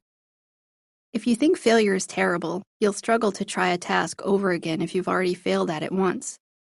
Here are some thoughts about failure that will likely discourage you from trying again. Failure is unacceptable. I'm either a complete success or a complete failure. Failure is always all my fault. I failed because I'm bad. People won't like me if I fail. If I couldn't do something right the first time, I won't be able to do it right the second time. I'm not good enough to succeed. Irrational thoughts about failure may cause you to quit after your first failed attempt. Work on replacing them with more realistic thoughts. Failure isn't likely as bad as you make it out to be in your mind. Focus on your efforts instead of the outcome. When you're trying to complete a difficult task, focus on what you could gain from the challenge. Can you learn something new? Can you improve your skills even if you aren't initially successful? By thinking about what you can learn from the experience, you'll be more likely to accept that failure is part of the process. Self-compassion, and not necessarily high self-esteem, may be the key to reaching your full potential. While being too hard on yourself can lead to the resignation that you're just not good enough, and being too easy on yourself may lead to excuses for your behavior, self-compassion strikes just the right balance. Self-compassion means viewing your failures kindly yet realistically. It means understanding that everyone has shortcomings, including you, and that failure doesn't decrease your worth as a person. When you take a compassionate approach to your own weaknesses, you'll be more likely to recognize there is room to grow and improve. In a 2012 study titled Self-Compassion Increased Self-Improvement Motivation, students were given a chance to improve failed test scores. One group of students took a self-compassionate view of their failure, while the other group focused on bolstering their self-esteem. The results found that the students who practiced self-compassion studied 25% longer and scored higher on the second test, compared with the students who focused on increasing their self-esteem. Avoid making your entire self-worth contingent upon high achievement, or you'll be less likely to risk doing things where you may fail. Replace the irrational thoughts with these realistic reminders. Failure is often part of the journey to success. I can handle failure. I can learn from my failures. Failure is a sign that I'm challenging myself and I can choose to try again. I have the power to overcome failure if I choose. Face your fear of failure. My father-in-law Rob was the type of guy who could always laugh at himself, and he felt no shame in repeating his stories about failure to everyone. But I don't think he considered any of them failures. In fact, I'm pretty certain that if it made for a good story, he considered his adventures a success. One story that stands out in my mind stems back from his days as a pilot in the 1960s. He used to fly people around on private aircraft as an air taxi service. Sometimes he picked up customers who were getting off a commercial flight and were then taking an air taxi to their final destination. One particular time, he was picking up a wealthy businessman. Since airport security was a lot more relaxed back then, he was able to greet the man right when he stepped off his commercial plane onto the tarmac. While most private pilots would have waited, holding a sign that read the customer's name, that wasn't Rob's style. Instead, when his passenger stepped off the plane, Rob shook his hand and said, "Great to meet you, Mr. Smith. I'll be your pilot today." Mr. Smith responded by saying how flattered he was that Rob recognized him right away. But what Mr. Smith didn't know was that Rob had actually shaken every man's hand as he stepped off the plane and uttered the exact same words, "Great to meet you, Mr. Smith." If the person looked confused or said he wasn't Mr. Smith, Rob simply moved on to greet the next person until he eventually found Mr. Smith. I think many people would be embarrassed if they greeted someone by the wrong name, and they may shy away from greeting strangers so robustly in the future, but not Rob. He'd happily shake a stranger's hand and call him by the wrong name. He knew that he'd eventually find Mr. Smith. He wasn't afraid of failing over and over again until he got it right. If you get used to failing, it becomes a lot less scary, especially once you learn that failure and rejection aren't the worst things that could happen to you. Move forward after failure. If your efforts aren't successful at first, spend some time evaluating what happened and how you want to proceed. If you failed at something that isn't all that important to you, you may decide it's not worth investing more time or energy into trying again. And sometimes that makes sense. For example, I'm a terrible artist. My drawings usually consist of stick figures, but when I fail at drawing, I don't find it worth my time and energy to succeed in that one area of my life. Instead, I'd rather devote my energy to areas I feel passionate about. If you need to overcome an obstacle in your life to help you reach your dream, however, it makes sense to try again. But doing the exact same thing over again won't help. Instead, create a plan that will increase your chance of success. Just like you need to learn from your mistakes to avoid repeating them, you need to learn from failure so you can do better the next time. Sometimes that means improving your skills. At other times, that may mean looking for opportunities where your skills may be appreciated. Elias Walt Disney certainly didn't become wildly successful without a few failures along the way. He originally opened a business called Laugh-O-Gram, where he contracted with the Kansas City Theater to screen his 7-minute fairy tales that combine live action with animation. Although his cartoons became popular, Walt was deeply in debt and was forced to declare bankruptcy just a few short years later. But that didn't stop Walt. He and his brother moved to Hollywood to begin the Disney Brothers studio. They got a deal with a distributor who was expected to distribute a cartoon character Walt created, Oswald the Lucky Rabbit. But within a few years, the distributor stole the rights to Oswald and several of his other cartoon characters. The Disney Brothers quickly produced 3 of their own cartoons featuring one of the characters Walt had invented, Mickey Mouse, but they failed to find distribution for it. It wasn't until sound was incorporated into film that they were able to put it into production. Soon after, the Disney Brothers' success soared. Despite the fact that it was the middle of the Great Depression, Walt began producing films that generated huge amounts of revenue. From there, he and his brother built Disneyland, a $17 million theme park. It became a huge success, and they were able to use the profits to begin building Disney World. Sadly, Walt passed away before the theme park was finished. A man who went bankrupt after a failed business venture in the cartoon industry became a multi-millionaire within a few years during the Great Depression. The same cartoons that received repeated rejections from people who didn't think they would ever be a success earned him more Academy Awards than any other person in history. Even though Walt passed away almost 50 years ago, the Disney Company remains a thriving, billion-dollar corporation, and Walt's cartoon character, Mickey Mouse, remains the primary symbol of Disney. Clearly, Walt was a man who used his failures to motivate him to become successful. Bouncing back after failure will make you stronger. Wally Amos worked as a talent agent who was known for sending his homemade chocolate chip cookies to celebrities in an effort to entice them to sign on with him. At the urging of his friends, he eventually quit working as an agent and devoted his life to baking cookies. With financial support from some of his celebrity friends, he opened his first gourmet cookie shop and called it Famous Amos. The store became wildly popular and the business expanded quickly. Amos opened several more stores across the country over the next decade. His success earned him national attention, including an award of entrepreneurial excellence from President Ronald Reagan. But as a high school dropout without any formal training, Amos lacked business knowledge, and his million-dollar empire began to struggle. He attempted to hire people who could help, but unfortunately, they also lacked the ability to turn the company around. Eventually, Amos was forced to sell his company. And not only had he experienced financial trouble with his business, but he also experienced a major financial crisis in his personal life. He lost his home to foreclosure. A few years later, he attempted to launch a new cookie company, Wally Amos Presents Chip and Cookie.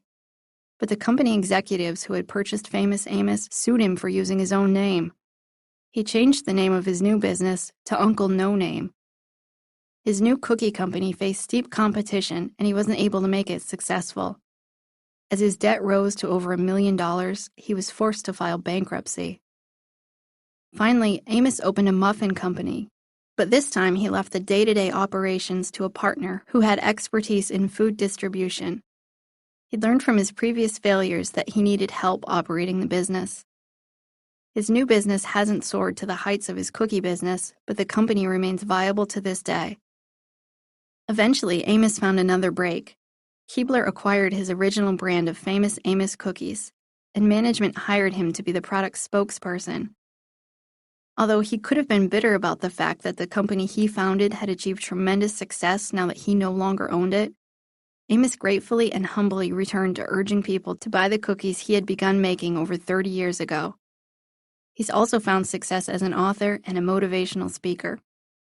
Failure can build character by challenging you in new ways. It can help you identify areas in your life that need work, as well as hidden strengths you've never before recognized. In Susan's case, once she enrolled in college, she gained confidence in her ability to handle future setbacks. She no longer viewed failure as final, but instead thought of it as a way to improve herself. Learning how to persevere despite failure increases your mental strength over time as you recognize how failure can improve your performance. Understanding that you will be okay, even if you fail repeatedly, offers much peace and contentment in life. You'll no longer worry about being the best or feeling like you have to achieve the most to be appreciated. Instead, you can rest assured that with each failure, you're becoming better. Troubleshooting and common traps. Sometimes people are comfortable with failure in some areas of their lives, but not others. A person may be used to failing to close deals as a salesperson, but may be very upset if she fails to become elected to city council. Identify the areas in your life where you may be more apt to give up after failure and focus on how you can learn from all the failures you experience. If you're not used to trying again after you fail, facing your fears head-on can be difficult at first. You're likely to feel a range of emotions, and your thoughts may discourage you from trying again. With practice, however, you'll be able to discover how failure can be an important step in becoming successful. What's helpful? Viewing failure as a learning opportunity. Resolving to try again if your first attempt was not successful. Facing your fear of failure. Developing a new plan to increase your chance of success. Identifying and replacing irrational thoughts about failure. Focusing on improving your skills rather than showing them off. What's not helpful? Allowing failure to stop you from reaching your goals. Considering future attempts to be a lost cause if your first attempt wasn't successful. Quitting because you don't want to tolerate discomfort. Defining a task as impossible because it didn't work the first time. Allowing yourself to think that failure is worse than it is. Refusing to participate in tasks where you are not likely to excel. Chapter 11. They Don't Fear Alone Time. All man's miseries derive from not being able to sit quietly in a room alone. Blaise Pascal. Vanessa had asked her doctor for medication to help her sleep, but he'd recommended she try counseling first. Although she wasn't certain how counseling could help, Vanessa agreed to come and see me. She explained how she just couldn't seem to shut her mind off at night. Despite feeling exhausted, she'd often lie awake with her mind racing for several hours after she'd tried to go to sleep. Sometimes she'd second-guess certain things she'd said throughout the day, while at other times she worried about all the things she had to do tomorrow. And sometimes she had so many thoughts running through her head all at once that she didn't even know what exactly she was thinking about. During the day, Vanessa said she didn't experience any worrisome thoughts. She worked as a real estate agent, and her days were busy and often very long. When she wasn't officially working, she could be found dining out with friends or networking with other young professionals. The line between work and play was often blurred as she frequently received business referrals through social media or through various groups that she belonged to. She loved her active lifestyle and she enjoyed being constantly on the go. Although her job brought a lot of stress, she found her work to be quite fulfilling and she was very successful in sales. When I asked her how often she spent any time alone, or how often she ever gave herself an opportunity to just sit and think, she said, "Oh, never. I don't ever want to waste 1 second of my day not being productive." When I suggested to her that the reason she may be struggling to turn her mind off at night was because she didn't give her brain any time to process things during the day, she initially laughed. She said, "It's not that. I have plenty of time to think during the day. Sometimes I'm thinking about a whole bunch of things at once." I explained to her that her brain may need some downtime, a chance to unwind, and I suggested she schedule some alone time in her day. Although she wasn't convinced solitude could help her sleep better, she agreed to try it as an experiment. We discussed the various ways she could spend some time being alone with her thoughts. She agreed to try journaling for at least 10 minutes a day before bed without any distractions, no TV, no cell phone, and no radio playing in the background. When she returned the following week, she said she found the silence to be a little uncomfortable, but she enjoyed journaling and thought it was helping her fall asleep a little faster. Over the next few weeks, she tried several other activities, including meditation and mindfulness exercises. To her surprise, she found a few minutes of meditation each morning to be one of the highlights of her day. And she said she felt like her mind was quieter.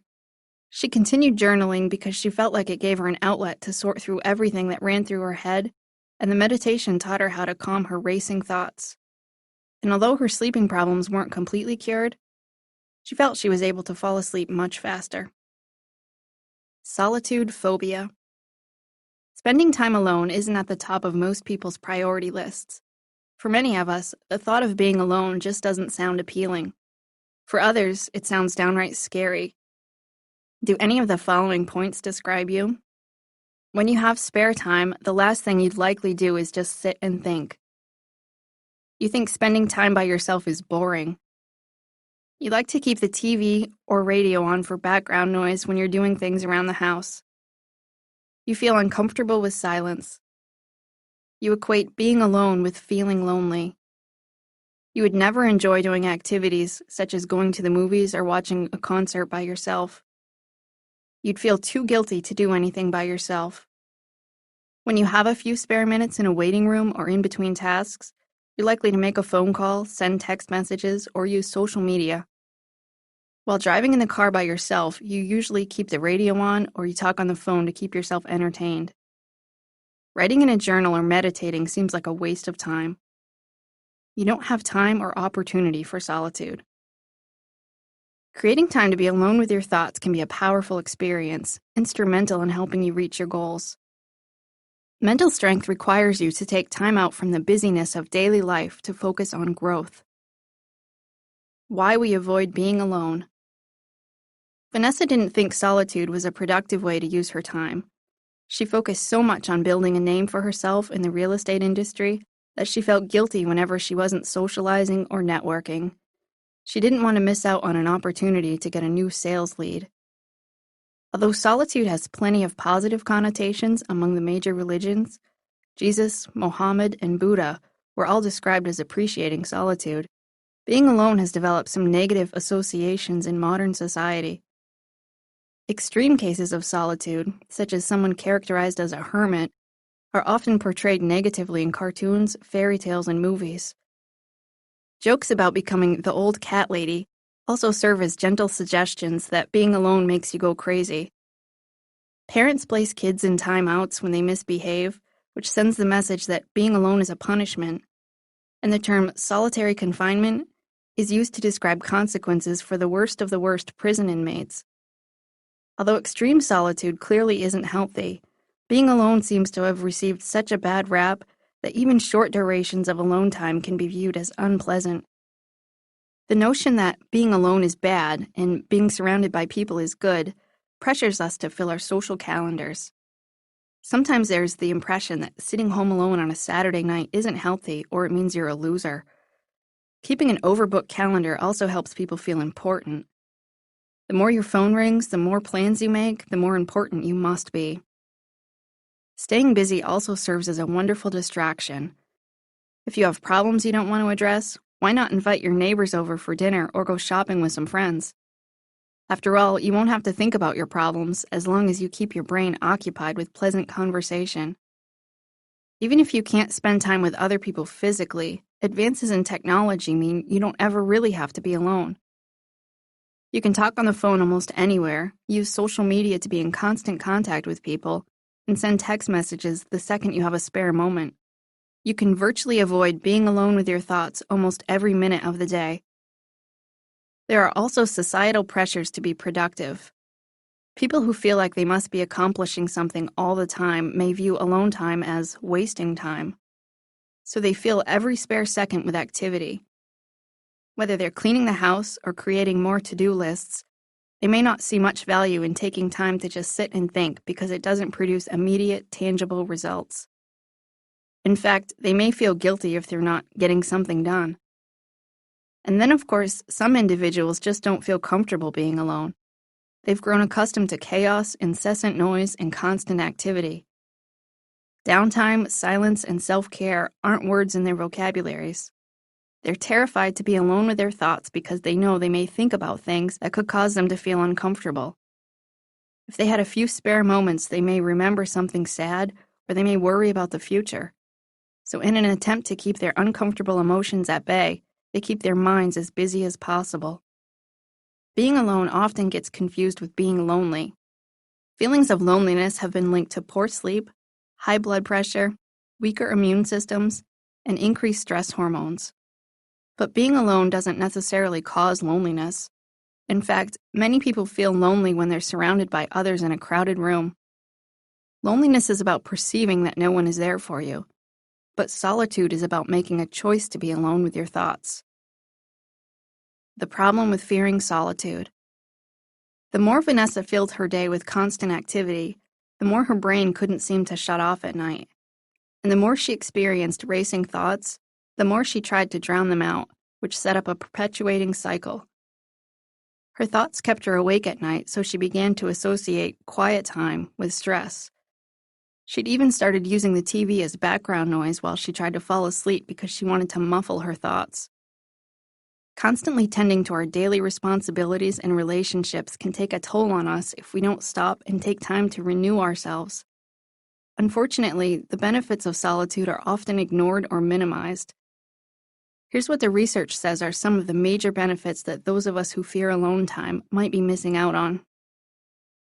Moderate alone time is good for kids. A 1997 study called The Emergence of Solitude as a Constructive Domain of Experience in Early Adolescence found that 5th to 9th graders who spent moderate amounts of time alone were less likely to exhibit behavioral problems.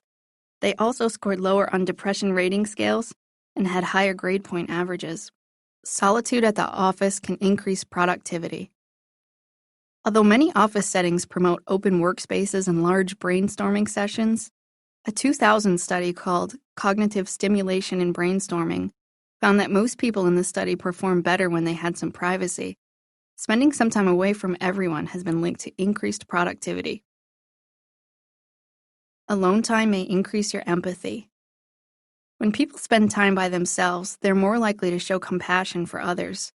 If you're spending a lot of time with your social circle, You're more likely to develop a we versus them mentality, which can cause you to behave less compassionately toward those outside your social circle.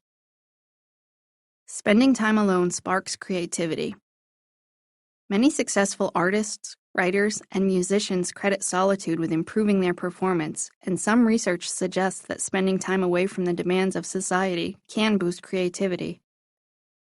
Solitary skills are good for mental health. Although there's often a lot of emphasis on the importance of social skills, evidence suggests solitary skills may be equally important for health and well-being. The ability to tolerate alone time has been linked to increased happiness, life satisfaction, and improved stress management. People who enjoy alone time also experience less depression. Solitude offers restoration. Alone time provides an opportunity to recharge your batteries. Research shows that spending time alone in nature offers rest and renewal. Although it can be a challenge to slow down and take time out for yourself, there can be serious consequences if you don't. My good friend Alicia experienced an extreme consequence just a few years ago. I didn't know her back then, so I was surprised to hear how stress took such a cumulative effect on her life when she neglected to take care of herself. She'd just given birth to her first child and was working 25 to 30 hours a week at a job that she didn't exactly love. She just returned to college full-time because she felt bad that she hadn't yet finished her degree. She also felt a lot of guilt over the fact that her hectic schedule required her to be away from her baby much of the time. The demands of motherhood, work, and college took an emotional and physical toll on Alicia. She experienced constant anxiety, and at times, she felt like she couldn't even breathe. She began breaking out into hives, and she lost her appetite. But she ignored the warning signs that her stress was reaching dangerously high levels, and she pressed onward. The day her stress finally caught up with her started out like any other day, or so she's been told. She has no recollection of it. In fact, the first thing she remembers is waking up in the hospital surrounded by her family. She was horrified to learn that she'd been found at a gas station completely disoriented. The gas station attendant had recognized her confusion and he called for an ambulance. The ambulance crew asked her questions, like what her name was and where she lived, but she wasn't able to answer them. The only thing she could tell them was that her baby was home alone. The police searched her car and discovered her wallet and cell phone. They contacted her family and were relieved to find out that her baby was actually safe at home, being cared for by Alicia's husband. According to Alicia's family, she had seemed fine earlier in the day. She talked to her husband, got ready for school, and said her tearful goodbyes to her baby. She even called her father during her commute, but somewhere along the drive to class, she became completely disoriented. After confirming she didn't have any drugs or alcohol in her system, the doctors ruled out any possibility of stroke or head injury. When all the tests came back negative, Alicia was diagnosed with transient global amnesia, a rare form of temporary amnesia that can be triggered by severe emotional distress. Fortunately for Alicia, the symptoms cleared within a few days, and she didn't suffer any long-term effects. This incident certainly opened Alicia's eyes to the importance of taking care of herself. She says that in the past, she used to wake up thinking about all the things she had to get done, and she spent her days rushing to get through her to-do list. Now she slows down and takes time to enjoy each day by doing things like walking her dog and working in her yard. She's much more aware of her stress level, and she takes better care of herself. Her story serves as a cautionary tale that shows the importance of slowing down and listening to our body's warning signs of stress. Get comfortable being alone. Vanessa's days were filled with activities that easily took priority over spending time alone. The only way she could faithfully incorporate solitude into her daily routine was to schedule it and treat her alone time like all her other important appointments. She also had to view her solitary activities as practice. Learning new skills like meditation and mindfulness and making journaling a daily habit requires dedication. Initially, Vanessa learned about meditation by reading and watching online tutorials. But when she realized that she actually enjoyed it, she expressed an interest in taking a meditation class. She felt like the more skills she learned, the better equipped she'd be to quiet her mind at night. Practice tolerating silence. Most of us are used to having a lot of noise surrounding us during the day. Sometimes people actively seek out the hustle and bustle to prevent themselves from being alone with their thoughts. Do you or someone you know fall asleep with a TV or radio on for background noise? Trying to drown out your thoughts by bombarding yourself with constant noise isn't healthy. Building just a few quiet moments into your day can help recharge your batteries. Take at least 10 minutes every day to sit quietly by yourself and do nothing but think. If you're used to constant noise and activity, silence may feel uncomfortable at first. However, with practice, it gets easier. Use alone time to do the following. Reflect on your goals. Take a few moments every day to think about your personal or professional goals. Evaluate how you're doing and think about any changes you may want to make. Pay attention to your feelings. Check in with yourself about how you're feeling both physically and emotionally. Think about your stress level. Evaluate whether you're taking good enough care of yourself and think about any ways you could improve your life. Set goals for the future. Don't stop daydreaming about what you may want the future to look like. The first step to creating the type of life you want is deciding how you want the future to look. Write in a journal. Journaling can be a powerful tool in helping you to better understand and learn from your emotions.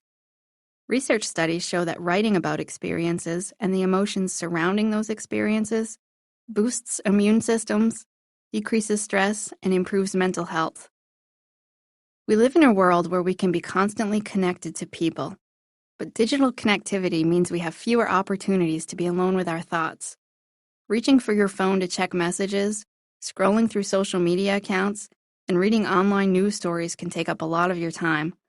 Just spending a few minutes here and a few minutes there can add up to several hours a day.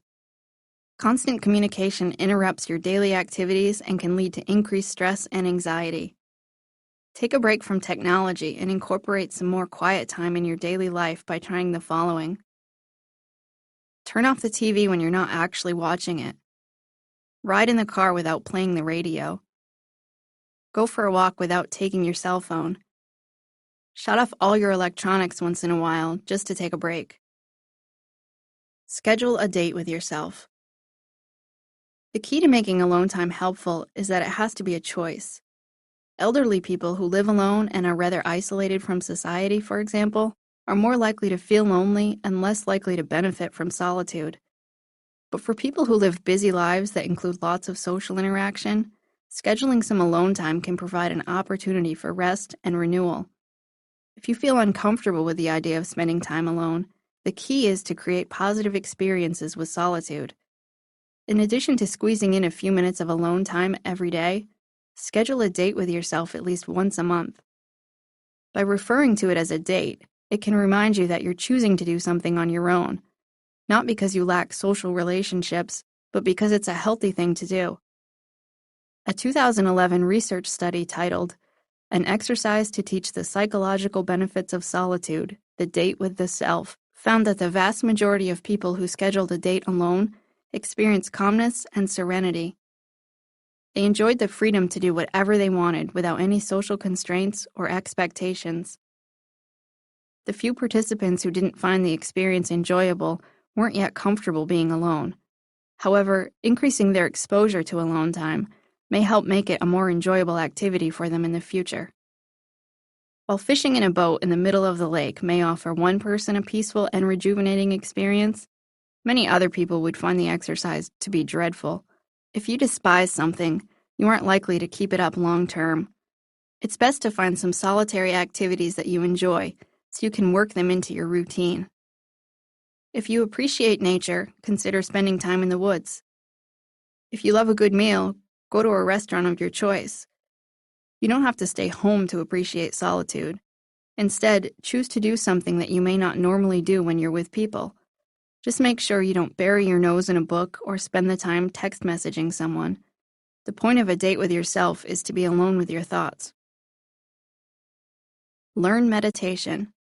Although once upon a time, meditation was considered something that only monks or hippies did, it's starting to gain more mainstream acceptance.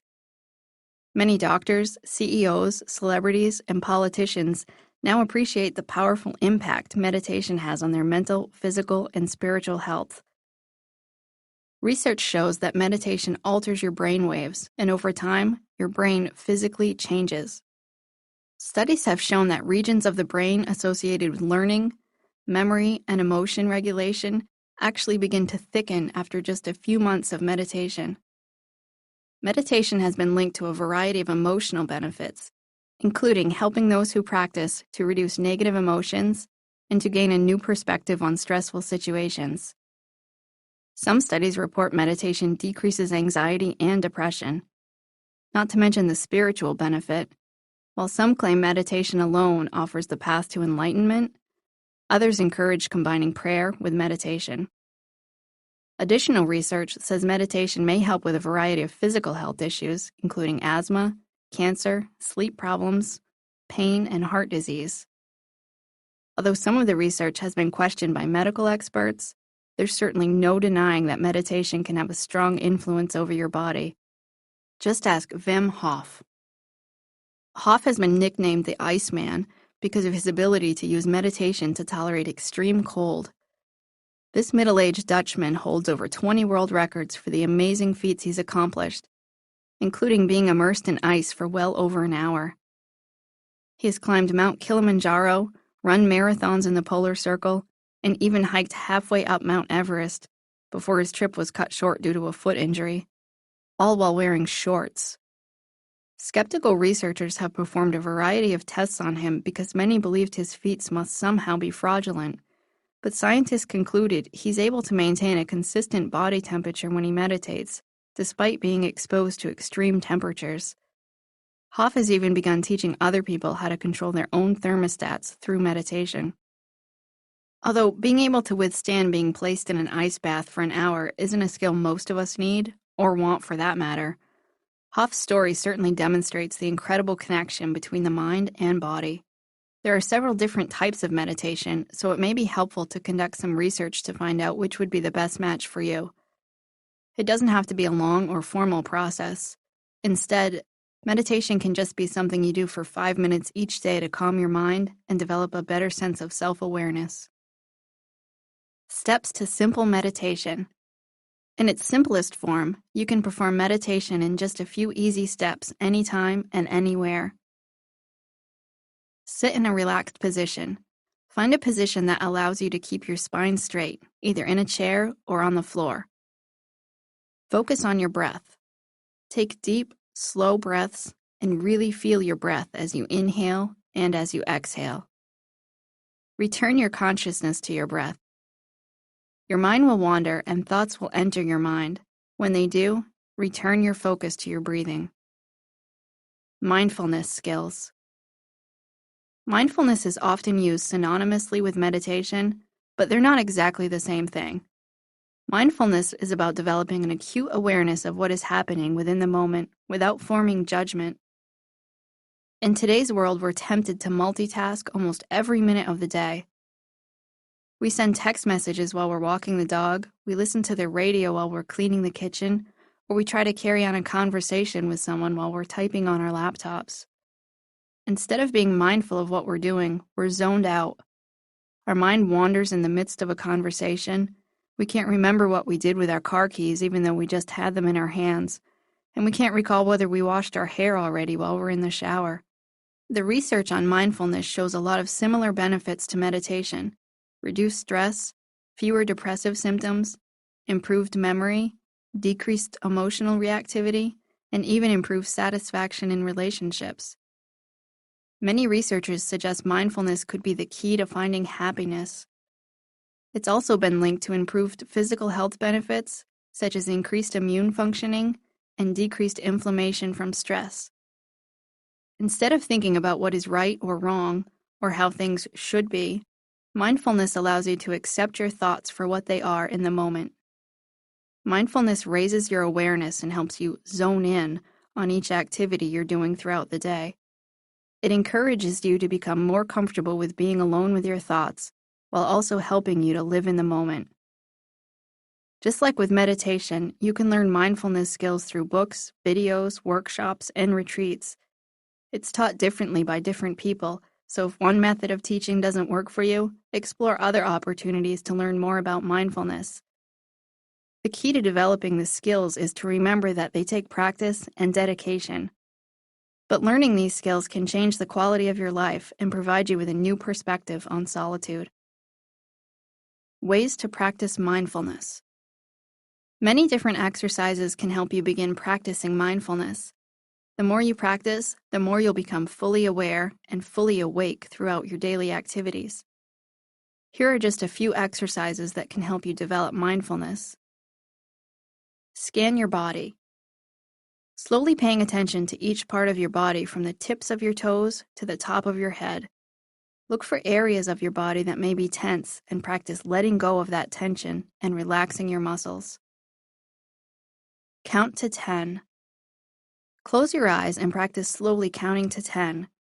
Notice as your mind will likely begin to wander along the way. Refocus your attention back to slowly counting. Consciously observe. Find an everyday object you have lying around the house, like a pen or a cup. Hold the object in your hand and focus all your attention onto it. Observe how it looks and how it feels in your hands without passing any assessments or judgments. Instead, try to focus on the here and now. Eat a mindful bite of food. Take a small piece of food, such as a raisin or a nut, and explore it with as many senses as possible. Look at it and notice the texture and color. Next, observe how it feels in your hand. Then, pay attention to how it smells. Now, put it in your mouth and taste it. Chew slowly and pay attention to the flavor and how it feels in your mouth for at least 20 seconds. How embracing alone time will make you stronger. Once Vanessa learned the tools necessary to help her reduce her racing thoughts, she no longer thought she needed medication to help her sleep. Instead, she could use meditation and mindfulness to quiet her mind before she went to sleep. She also noticed how her skills made a difference in her professional life. Throughout the day, her focus was better.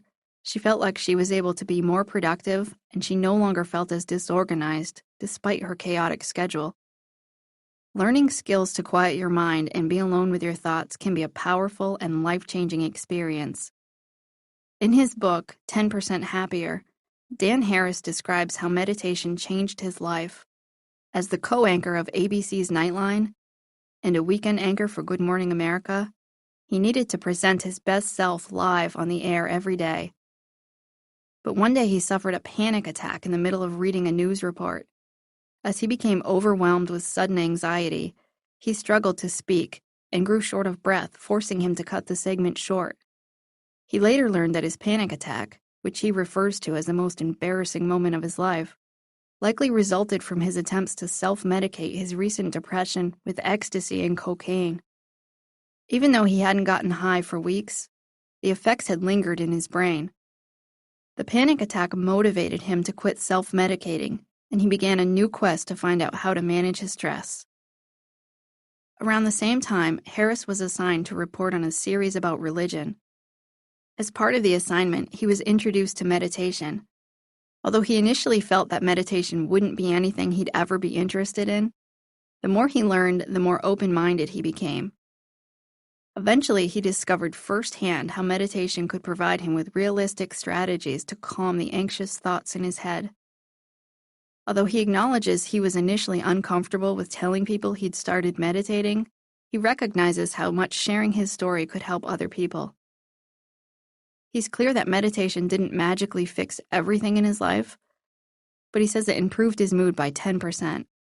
In his book, he says, "Until we look directly at our minds, we don't really know what our lives are about." Spending time alone, whether you choose to meditate or you use some quiet time to simply reflect on your goals, is the best way to really get to know yourself. Just like it's important to spend quality time with loved ones that you want to get to know, it's imperative that you spend time getting to know yourself. Developing an improved sense of self-awareness can help you continue to recognize what's holding you back from reaching your full potential. Troubleshooting and common traps. If you ever find yourself dreaming of being stranded on a desert island, it means you're well overdue for some solitude. Don't be afraid of scheduling alone time.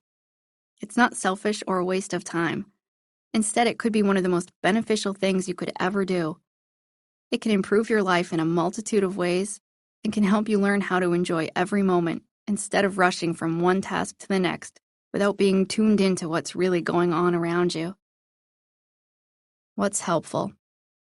Learning how to appreciate silence. Taking a few minutes every day to be alone with your thoughts. Scheduling a date with yourself at least one time a month.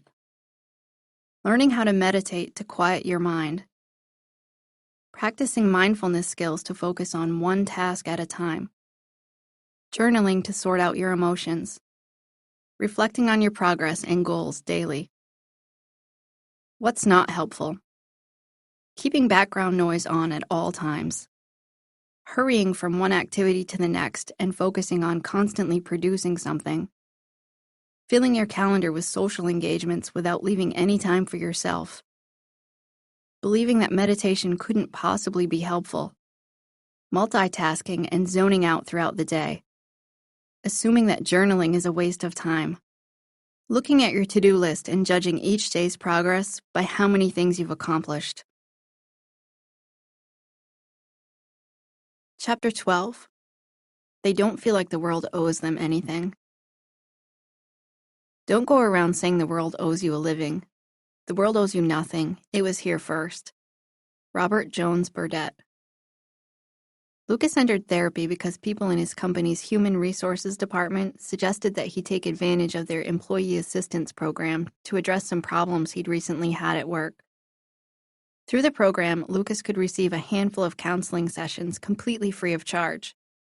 Lucas had recently been hired at his first big job since getting his MBA. He was excited about the position and he really believed in the company he worked for. But he didn't feel like his coworkers were as thrilled to have him on board. He explained how he often made suggestions about how his supervisor could increase the company's profitability, and he tried to help his coworkers become more efficient and productive. He offered ideas at the weekly team meetings, but he didn't think anyone was listening to him. He'd even scheduled a meeting with his boss asking to be promoted to a leadership position.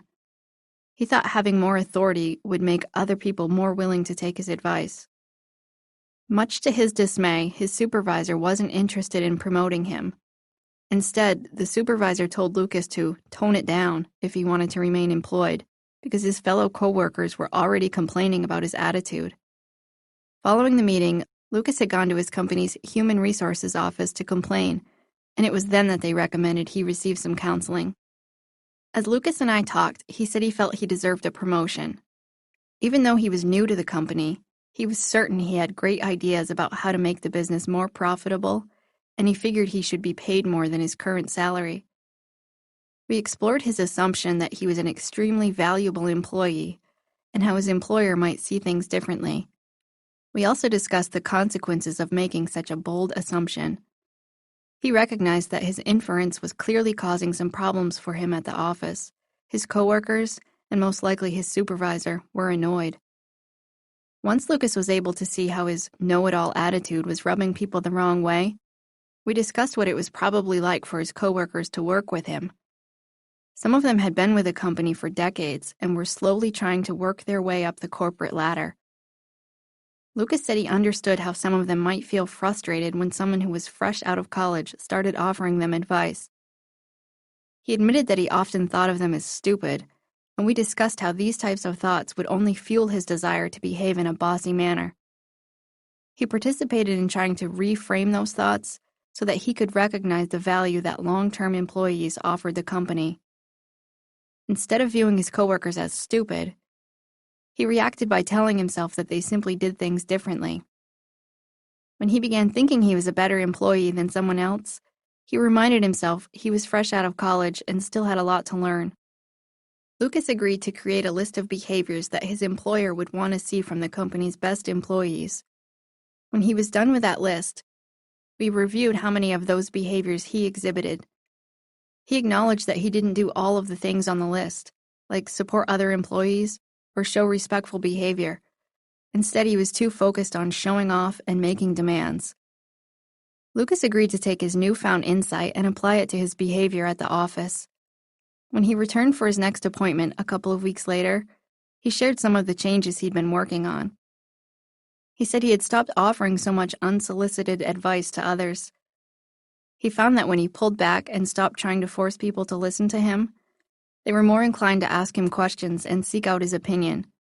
He thought this was definitely a step in the right direction, and he felt confident he could continue to work on being a valuable employee rather than the invaluable resource he had previously assumed he was. Center of the universe. We're all inclined to want our fair share in life. However, the belief that you're owed something simply because of who you are or what you've been through isn't healthy. Do you respond positively to any of the following points? You think you perform better than average at most tasks, like driving or interacting with other people. You're more likely to talk your way out of problems rather than accept the consequences. You believe you were born to be successful. You think your self-worth is tied to your material wealth. You believe you deserve to be happy. You think you've dealt with your share of problems in life and it's your turn to have good things happen to you. You enjoy talking about yourself more than hearing about other people. You think you're smart enough to succeed without having to work hard. You sometimes buy things you can't afford, but justify it by telling yourself that you're worth it. You consider yourself an expert in many things. Believing that you shouldn't have to work as hard or shouldn't have to go through the same process as everyone else because you're the exception to the rule isn't healthy. But you can learn how to stop complaining about not getting what you deserve and start focusing on how to become mentally strong enough that you'll no longer feel entitled. Why we feel the world owes us something. Lucas had grown up as an only child, and throughout his life, his parents had assured him he was a natural-born leader who was meant to be successful. So when he graduated from college, he felt confident he was destined for greatness. He presumed that any employer would immediately recognize his talent and feel fortunate to have him on their team. Whether it's someone who has dealt with unfortunate circumstances and thinks he deserves something to make up for it, or it's someone who thinks she's better than everyone else and deserves to be rewarded for it, people like Lucas are everywhere. And while we're good at noticing this trait in other people, the fact is, all of us feel entitled at one time or another, and we often lack the insight to recognize it in ourselves. We live in a world where rights and privileges frequently get confused. Often people think they have the right to be happy or a right to be treated respectfully, even if it means they have to infringe on others' rights to get what they want. Instead of trying to earn privileges, they behave as if society is somehow indebted to them. Advertising tempts us to buy products by promoting self-indulgence and materialism. The idea that you deserve it, whether you can afford it or not, leads many among us to go deeply into debt. A feeling that the world owes you something isn't always about a sense of superiority. Sometimes it's about a sense of injustice. A person who had a difficult childhood, for example, may max out his credit cards as he buys himself all the things he never had as a kid. He may think the world owes him the opportunity to have nice things since he missed out on a lot as a youngster. This type of entitlement can be just as detrimental as when people think they're superior. Jean Twenge, a psychologist and author of Generation Me and the Narcissism Epidemic, has conducted many studies on narcissism and entitlement. Her studies have found that younger generations have an increased desire for material wealth and a decreased desire to work.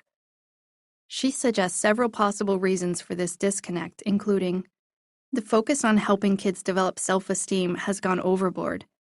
School programs aimed at improving self-esteem teach kids that they're all special. Allowing children to wear shirts that say things like, "It's all about me," or telling them repeatedly, "You're the best," fuels their inflated beliefs about self-importance.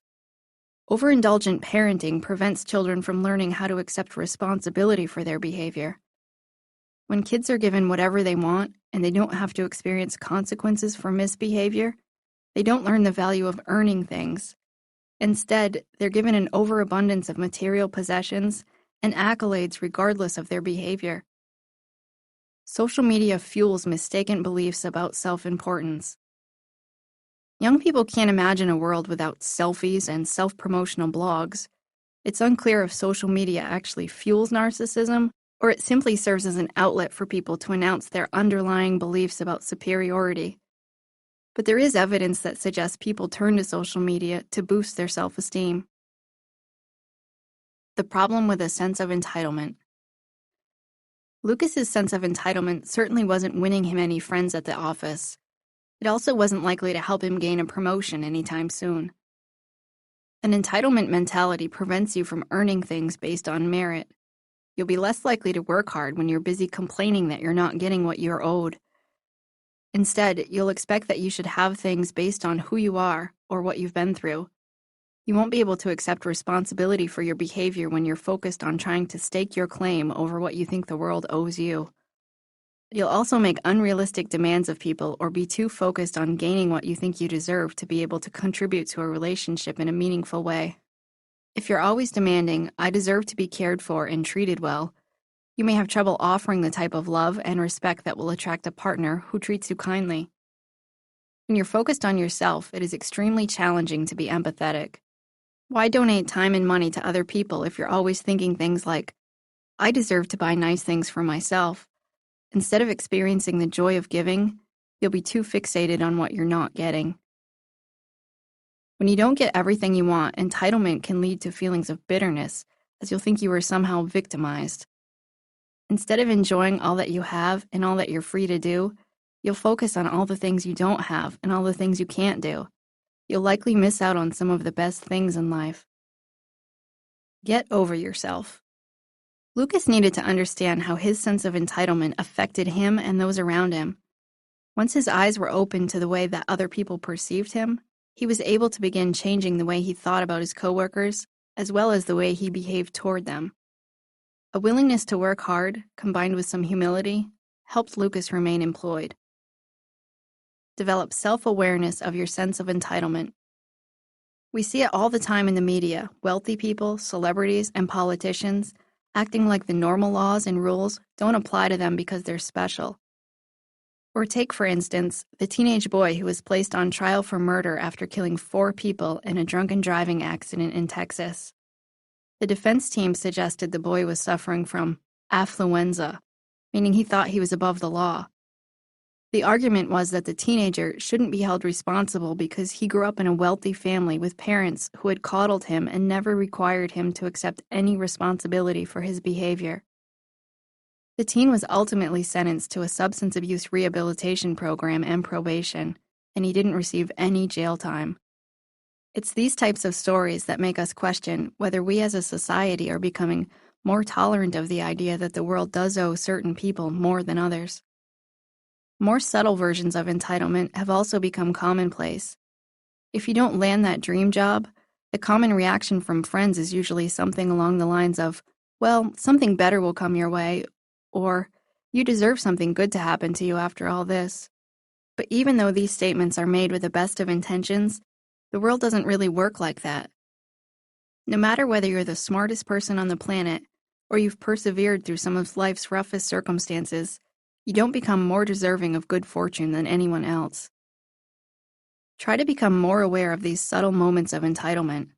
Look for thoughts that indicate you have some underlying beliefs about what the world owes you, such as, "I deserve better than this.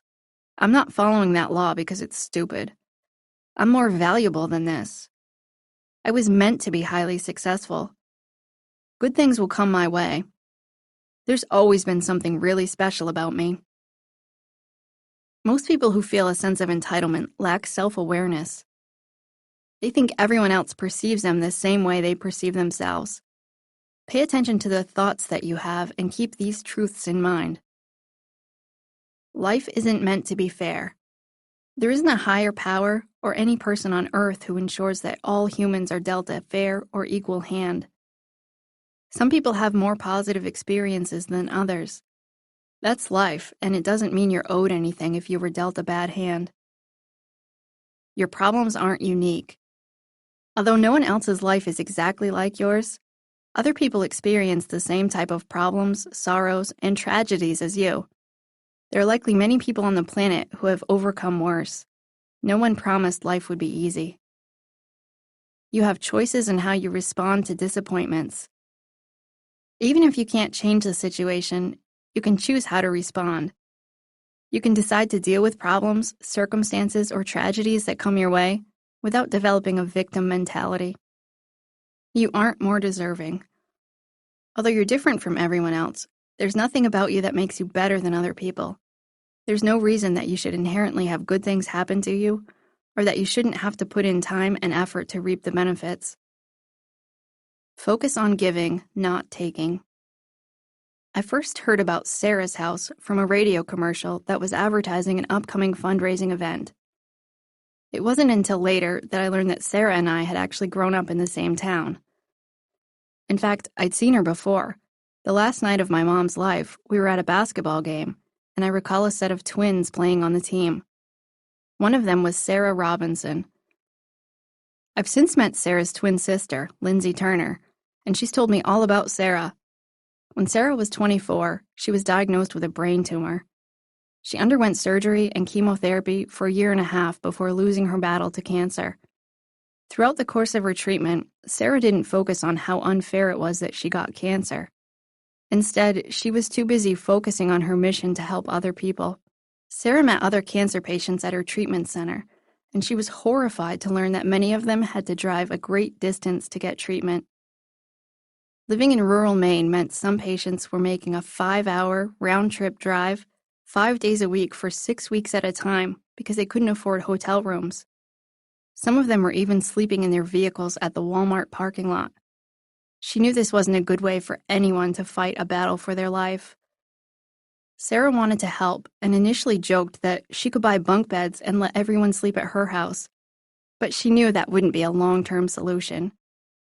So she came up with the idea to create a hospitality house close to the treatment center. Sarah had already been a member of her local Rotary Club for several years. The club's motto is service above self, which is clearly something Sarah believed in. She pitched the idea to the club, and its members agreed to help her create a hospitality house.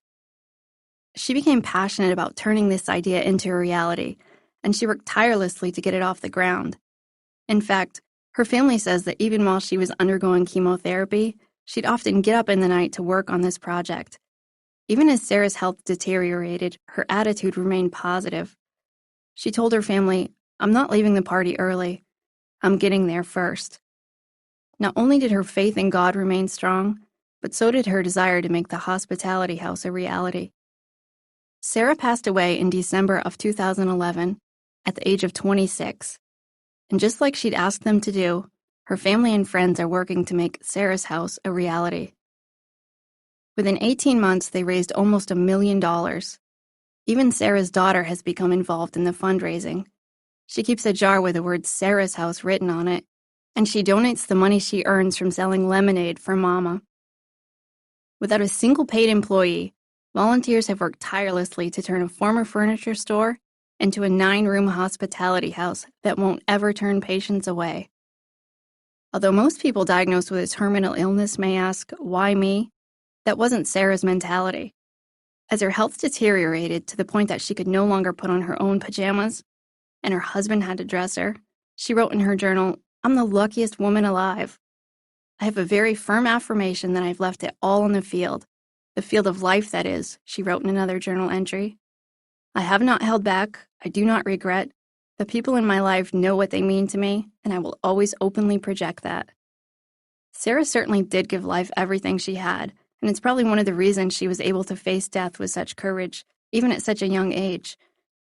Shortly before she died, she revealed that one of her wishes was to inspire others to join their local civic organizations, because that's what life is all about. She made it clear that when people are dying, no one ever wishes that they had spent another day at the office. Instead, they wish they had spent more time helping others. Sarah never wasted a minute feeling like the world owed her anything because she had cancer. Instead, she focused on what she could give to the world. She helped others without expecting to be owed anything in return. Behave like a team player. Whether you're trying to get along with your coworkers, create genuine friendships, or improve a romantic relationship, you won't be able to do so unless you're a team player. Stop focusing on what you think would make things fair, and instead try the following. Focus on your efforts, not your importance. Instead of paying attention to how overqualified you may think you are, focus on your efforts. There's always room for improvement. Accept criticism gracefully. If someone offers you feedback, don't be quick to say, well, that person is stupid. Their feedback is based on how they perceive you, which of course is likely to be different from how you perceive yourself. Be willing to evaluate criticism and consider whether you want to change your behavior. Acknowledge your flaws and weaknesses. Everyone has flaws and weaknesses, whether we like to admit them or not. Recognizing that you have insecurities, problems, and unattractive characteristics about yourself can ensure you don't develop an inflated self-perception. Just don't use those weaknesses as an excuse about why the world owes you more. Stop and think about how other people feel. Rather than focusing on what you think you deserve in life, take time to think about how other people may feel. Increasing empathy for others can decrease your inflated sense of self-importance. Don't keep score. Whether you were able to successfully give up a drug addiction or you helped an elderly person across the street, don't think the world owes you anything in return. Don't keep score of your good deeds or the reasons you felt wronged, because you'll only set yourself up for disappointment when you don't ever receive what you think you're owed. Practicing humility makes you stronger. In 1940, Wilma Rudolph was born prematurely. Weighing only 4 pounds, she was a sickly child. At the age of 4, she contracted polio. Her left leg and foot became twisted as a result, and she had to wear a leg brace until she was 9. She then had to wear an orthopedic shoe for an additional 2 years. With the help of physical therapy, Rudolph was finally able to walk normally by the age of 12, and for the first time in her life, she could join her school's sports teams. It was then that she discovered her love and talent for running, and she began training.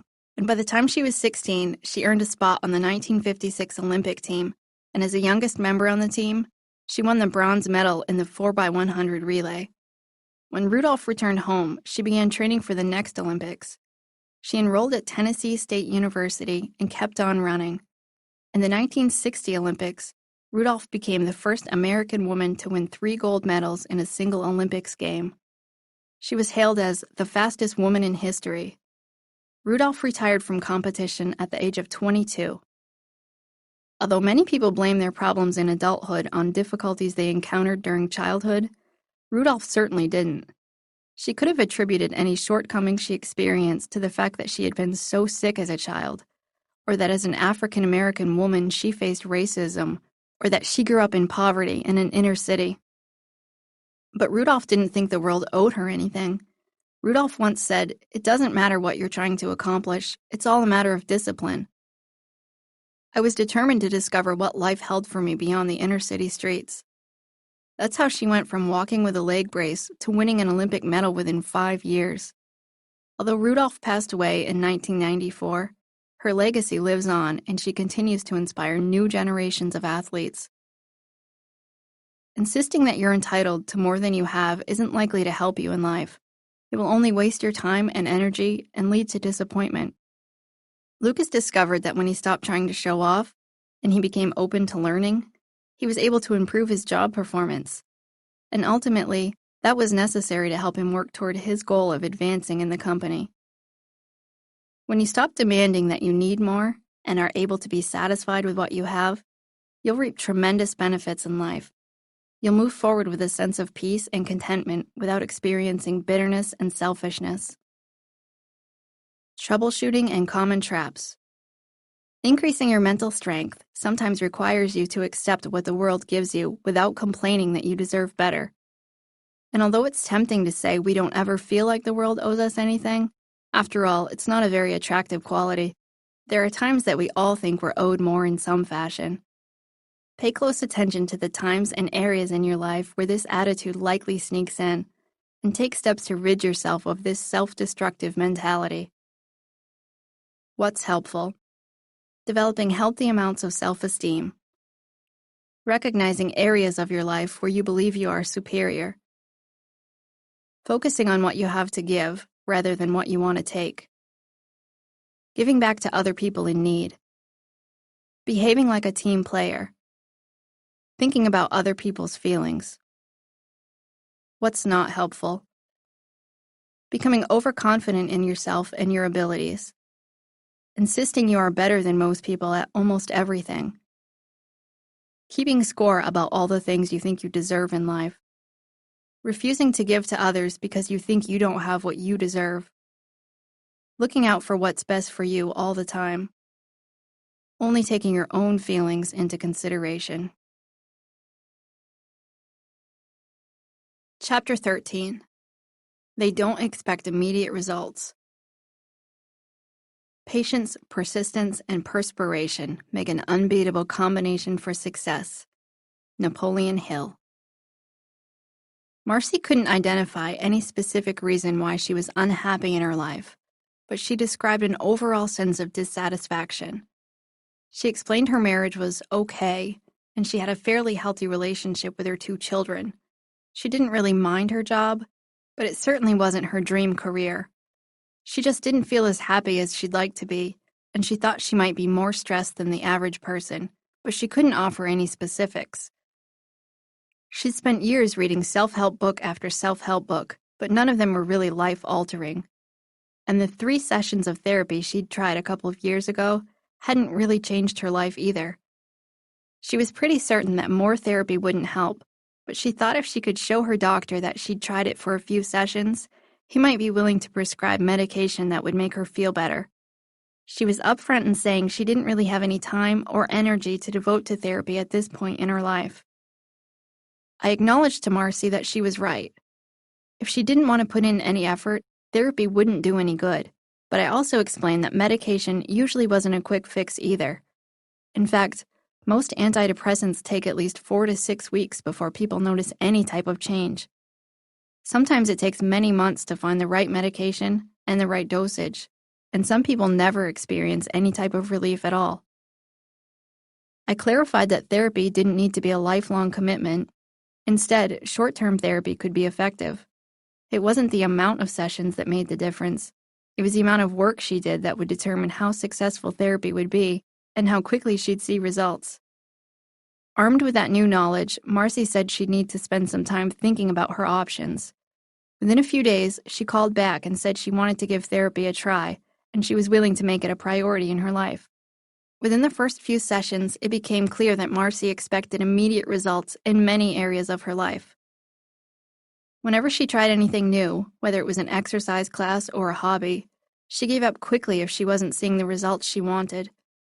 She sometimes tried to improve her marriage because she really wanted a wonderful relationship, and not just a so-so one. For a few weeks, she'd work on being the best wife she could be, but when she didn't experience marital bliss right away, she'd give up. Over the next few weeks, we discussed how her expectations of immediate gratification had affected her not just personally, but also professionally. She'd always wanted to get her master's degree so she could advance in her career, but she felt like it would take forever, so she didn't bother. Now that she put off her 2-year degree for another 10 years, she felt more frustrated about it than ever. Marcy kept attending therapy, and over the next few months, she discovered strategies to help her tolerate frustration and learn patience. She began looking at several goals she wanted to reach, including furthering her education and improving her marriage. As she identified small action steps she could take, we discussed how she could measure her progress. Marcy tackled her new goals with a new attitude. She knew it would take time to see major results, and she prepared herself for that.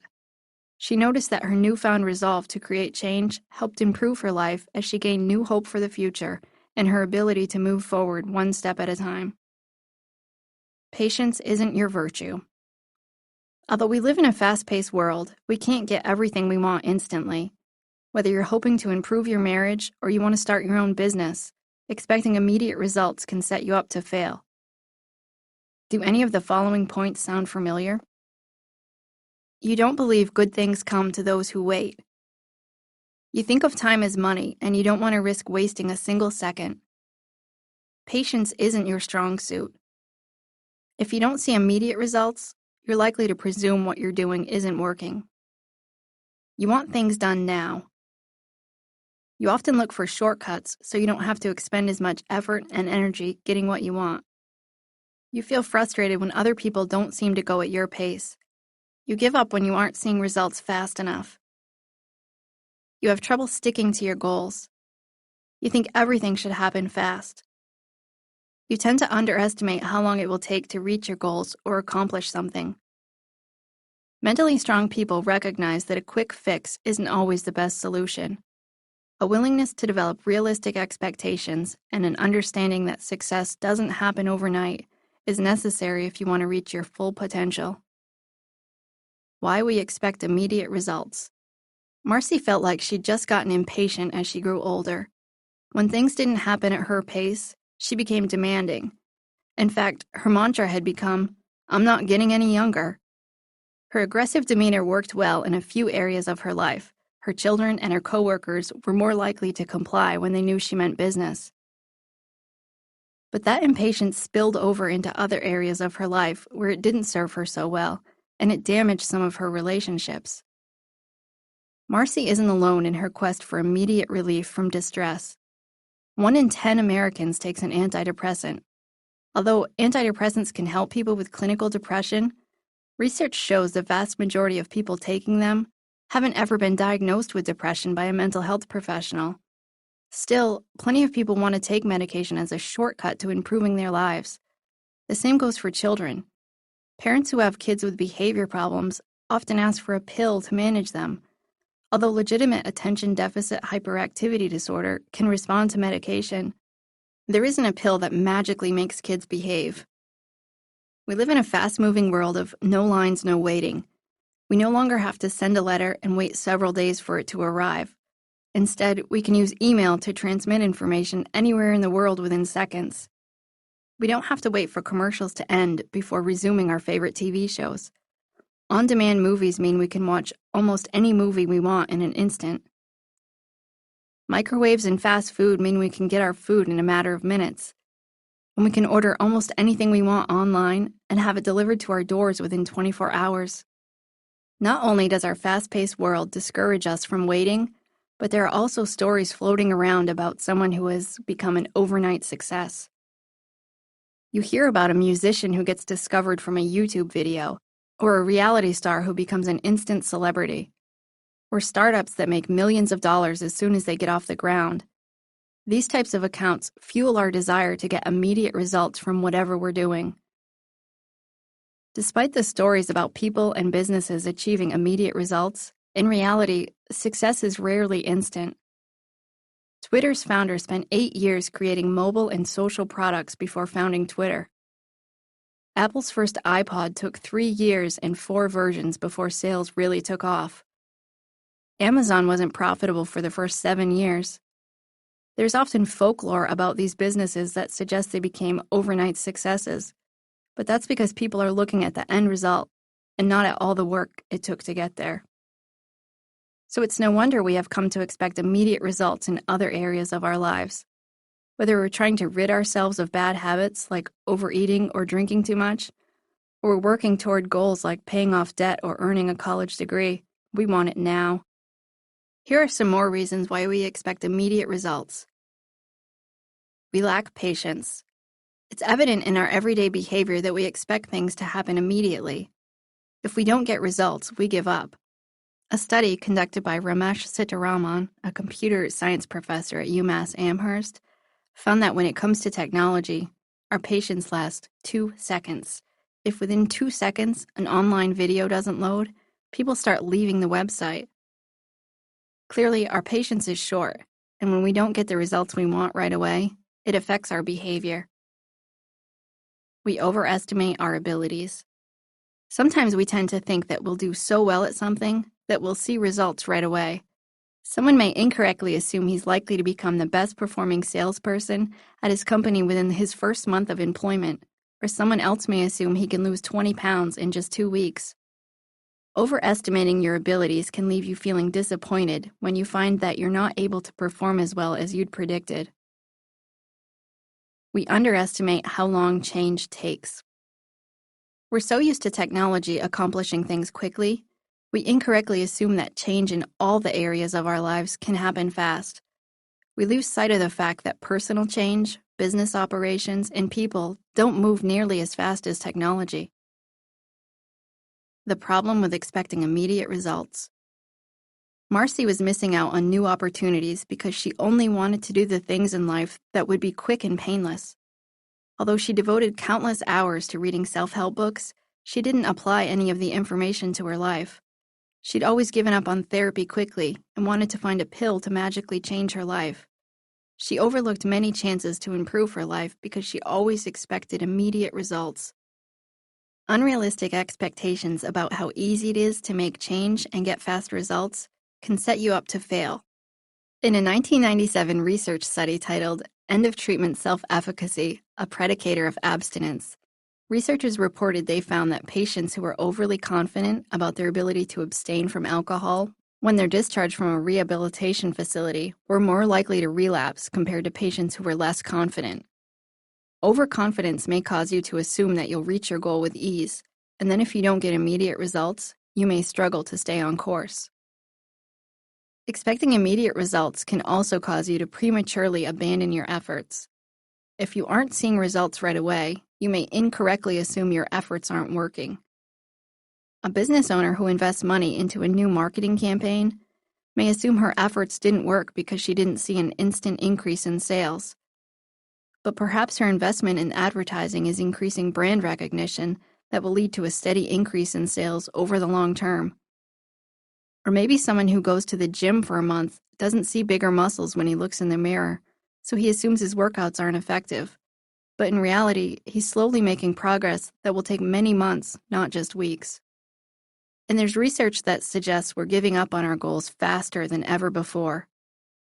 A 1972 study called Self-Initiated Attempts to Change Behavior, a study of New Year's resolutions, found that 25% of the study's participants abandoned their New Year's resolutions after 15 weeks.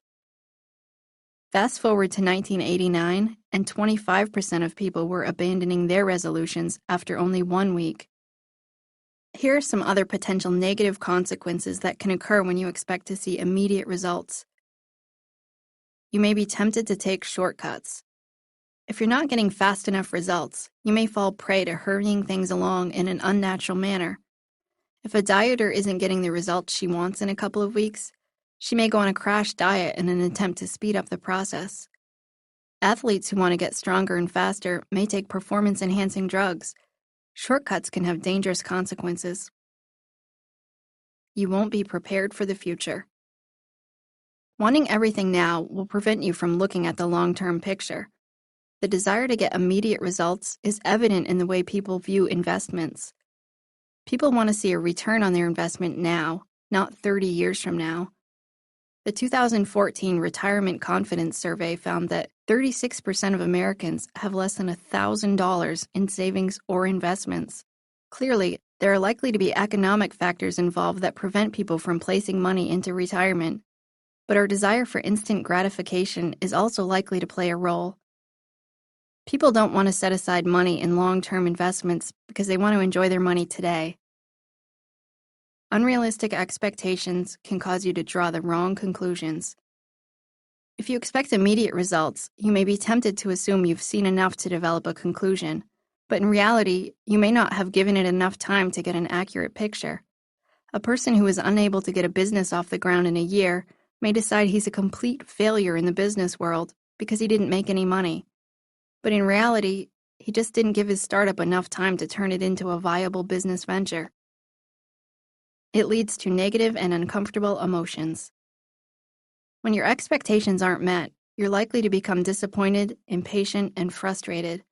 When you experience increased negative emotions, your progress may be slowed, and you may be tempted to give up altogether when you think you should be seeing a better outcome. You may engage in behavior that sabotages your goals. Unrealistic expectations may influence your behavior and make it more difficult to achieve the results you want. If you expect a cake to be baked quickly, you may open the oven door to check it repeatedly. Each time you open the oven, you allow heat to escape, which ultimately means the cake will take even longer to bake. When you expect things to happen fast, your behavior may interfere with your efforts before you even realize it. Commit to the long haul. Once Marcy accepted that she wouldn't see immediate results, she had to decide whether to commit to making changes in therapy. She was tired enough of other things not working that she agreed to try therapy, and she knew that a partial commitment wasn't going to help. By the end of treatment, she also recognized that self-improvement, like other changes in life, doesn't happen immediately, and she'd need to continue to devote time and energy to personal growth over the course of her life. Create realistic expectations. You won't pay off $100,000 in debt on a $50,000 income in 6 months. You can't lose 25 pounds in time for swimsuit season if you wait until May to begin exercising. And you probably won't climb the corporate ladder during your first year at the office. But if you have these types of expectations, you may never reach your goals. Create realistic expectations that will keep you energized over the long haul. Here are some strategies to create realistic expectations about any goal. Don't underestimate how difficult change is. Accept that doing something different, striving to reach a goal, or giving up a bad habit will be hard. Avoid placing a definite time limit on reaching your goal. It's helpful to create an estimated time limit on when you should see results, but avoid creating a definitive timeline. For example, some people claim you can establish a good habit or break a bad habit in a certain number of days. The magic numbers seem to be either 21 or 38 days, depending on which study you read. But if you step back and think about it, clearly that's not reality. It would only take me about 2 days to get used to eating ice cream for dessert every day, and about 6 months to get out of the habit of having a cup of coffee with my breakfast. So don't assign a timeline based on what you think should be. Instead, be flexible and understand that a lot of factors will influence when you see results. Don't overestimate how much better the results will make your life. Sometimes people think, if I lose 20 pounds, every aspect of my life will be much better. But when they begin losing weight, they don't see the miraculous results they had imagined. They experience disappointment because they overestimated and exaggerated the outcome. Recognize that progress isn't always obvious. Several other therapists and I used to facilitate a parenting group. The parents who attended mostly had preschool-aged children, and the most common behavior problem they wanted to address was temper tantrums. Of course, young children are notorious for their ability to throw themselves down on the ground, scream, and kick when they're not getting what they want. So as part of the program, parents were encouraged to ignore attention-seeking behaviors. Despite warnings that behaviors would sometimes get worse before they got better, parents frequently became convinced that ignoring just didn't work. When asked how they knew it wasn't working, they'd say things like, "He just started screaming louder," or, "She got up and ran over to me and threw herself back on the ground to continue her tantrum right in front of me." What these parents hadn't yet realized was that their attempts at ignoring were working. The kids were getting the message that their parents weren't going to give in to them anymore, and these savvy little 4-year-olds were upping their game. They figured if mom or dad wasn't giving in when they screamed a little, they'd better scream louder to get what they wanted. And each time parents gave in, it reinforced the kids' temper tantrums. But if parents could ignore attention-seeking behaviors consistently, their kids would learn that temper tantrums weren't an effective way to get what they wanted. Parents often needed reassurance that just because their child's behavior seemed to be getting worse, it didn't mean their parenting strategies weren't effective. Progress toward your goal might not always be in a straight line. Sometimes things have to get worse before they can get better. And other times, you might feel like you take 2 steps forward and 1 step back. If you can remember to look at your long-term goals, however, it will help you put setbacks into perspective. Before you set out to reach your goal, whether you want to start a new business or you want to learn meditation, consider how you'll measure progress by asking yourself the following questions. How will I know if what I'm doing is working? What is a realistic time frame to see initial results? What kind of results can I realistically expect to see within 1 week, 1 month, 6 months, and 1 year? How will I know that I'm staying on track toward my goal? Practice delaying gratification. Delayed gratification is something that some people seem to be better at than others. But the truth is, everyone can fall prey to the lure of instant gratification. Immediate gratification is at the heart of many problems, including some major physical and mental health issues, financial problems, and addictions. While one person might not be able to resist a cookie that isn't on his diet, someone else might not be able to put down the alcohol that causes so many problems in her life. Even people who are good at delaying gratification in some areas of their lives are likely to have weaknesses in others. Take, for example, the case of Daniel Rudy Rudiger, whose inspirational story was turned into a movie in the early 1990s. His was the ultimate story of an underdog who persevered through hard work and dedication. As a third child of 14 children, Rudy had dreamed of someday going to Notre Dame, but he struggled with dyslexia and had a difficult time academically. He applied to Notre Dame but was rejected 3 times, so he enrolled in nearby Holy Cross College. After 2 years of hard work, he was finally accepted to Notre Dame in 1974.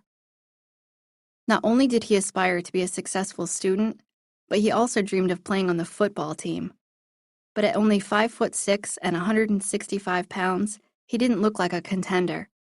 Notre Dame, however, allowed members of the student body to become walk-on candidates. So Rudy earned a spot on the practice team whose purpose was to help the varsity team prepare for upcoming games. Rudy practiced hard and poured his heart into each football practice. His dedication and hard work earned the respect of his coaches and teammates. During the last game of his senior year, he was allowed to play defense in the final few minutes of the game. Just like he always had done in practice, Rudy put everything he had into the game and he successfully tackled the quarterback. Rudy's teammates were so proud of him that they carried him off the field in celebration amidst cries of "Rudy, Rudy, Rudy." Clearly, Rudy seemed like a person who could successfully delay gratification. He spent years working hard to achieve his goals, and he certainly didn't expect immediate results. He only saw a few minutes of actual playing time during a single football game. But just because he could work hard and persevere in some areas of his life didn't mean Rudy was immune to the lure of instant gratification. In 2011, he was charged with securities fraud after the Securities and Exchange Commission revealed he participated in a pump-and-dump scheme. Rudy had created a company that manufactured a sports drink called Rudy. However, the SEC discovered Rudy and the other owners of the company had made false claims about the success of their business in an attempt to raise stock prices so they could sell their shares at inflated prices. Although he never admitted guilt, he did settle. Ultimately, he was forced to pay over $300,000 in fines. The man who was once hailed as a hero for his hard work and perseverance fell prey to a get-rich-quick scheme just a few decades later. Rudy's story shows how strong our desire to stay the course can be at certain times in our lives, and how quickly we may be willing to throw in the towel at other times or areas of our lives. Foregoing instant gratification requires constant vigilance. Here are some strategies to help you delay gratification and prevent you from expecting immediate results. Keep your eyes on the prize. Keep your end goal in mind to stay motivated on the days when you feel like giving up. Remind yourself of your goal in creative ways. Write down what you want to accomplish on a note and hang it on the wall, or make it your computer screensaver. Visualize yourself meeting your goal each day, and it will help you stay motivated. Celebrate milestones along your journey. You don't have to wait until you reach your goal before you celebrate your accomplishments. Instead, create short-term objectives and celebrate when you reach each milestone. Even something as small as going out to dinner with family can help you acknowledge your progress along the way. Create a plan to resist temptation. There are always opportunities to give in to immediate gratification. If you're trying to lose weight, there will be sweet treats to throw you off your diet. And if you're trying to stick to a budget, nice toys and luxuries will always be there to tempt you.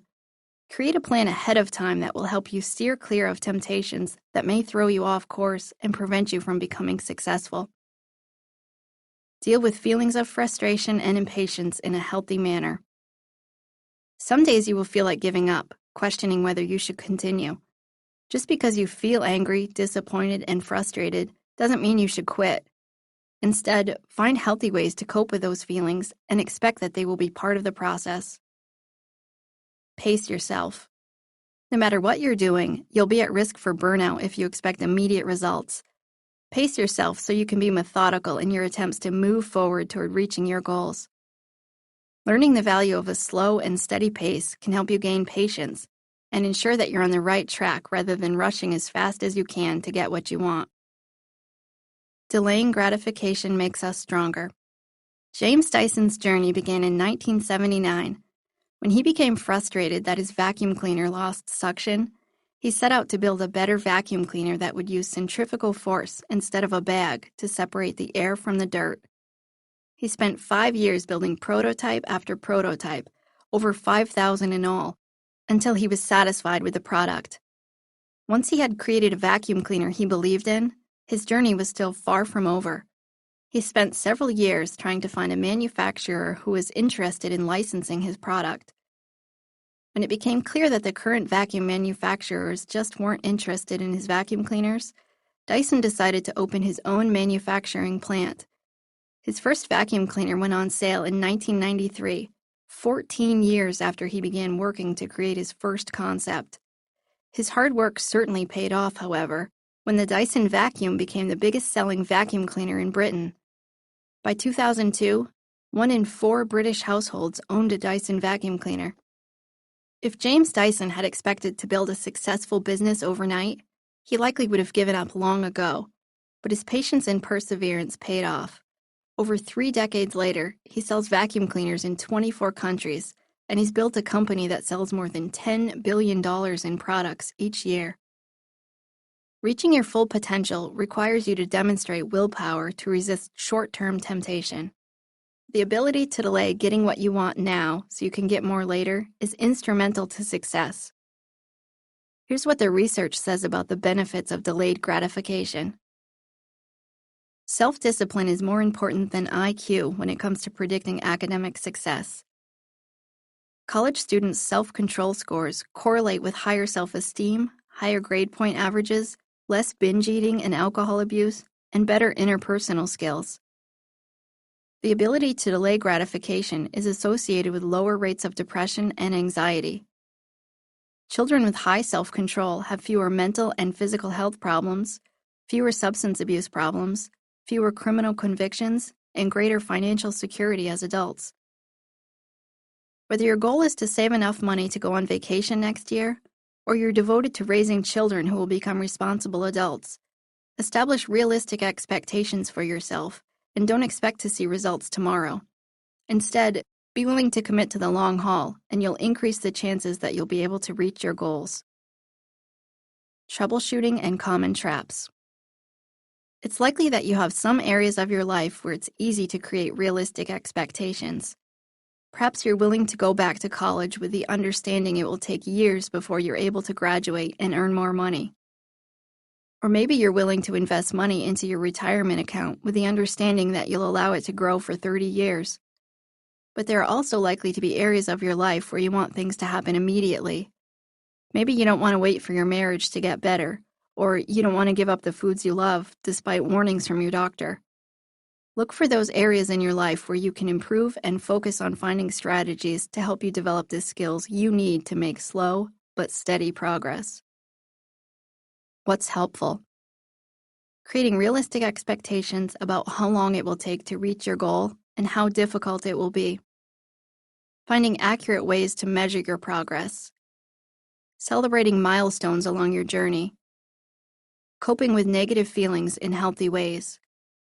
Developing a plan to help you resist temptation. Pacing yourself for the long haul. What's not helpful?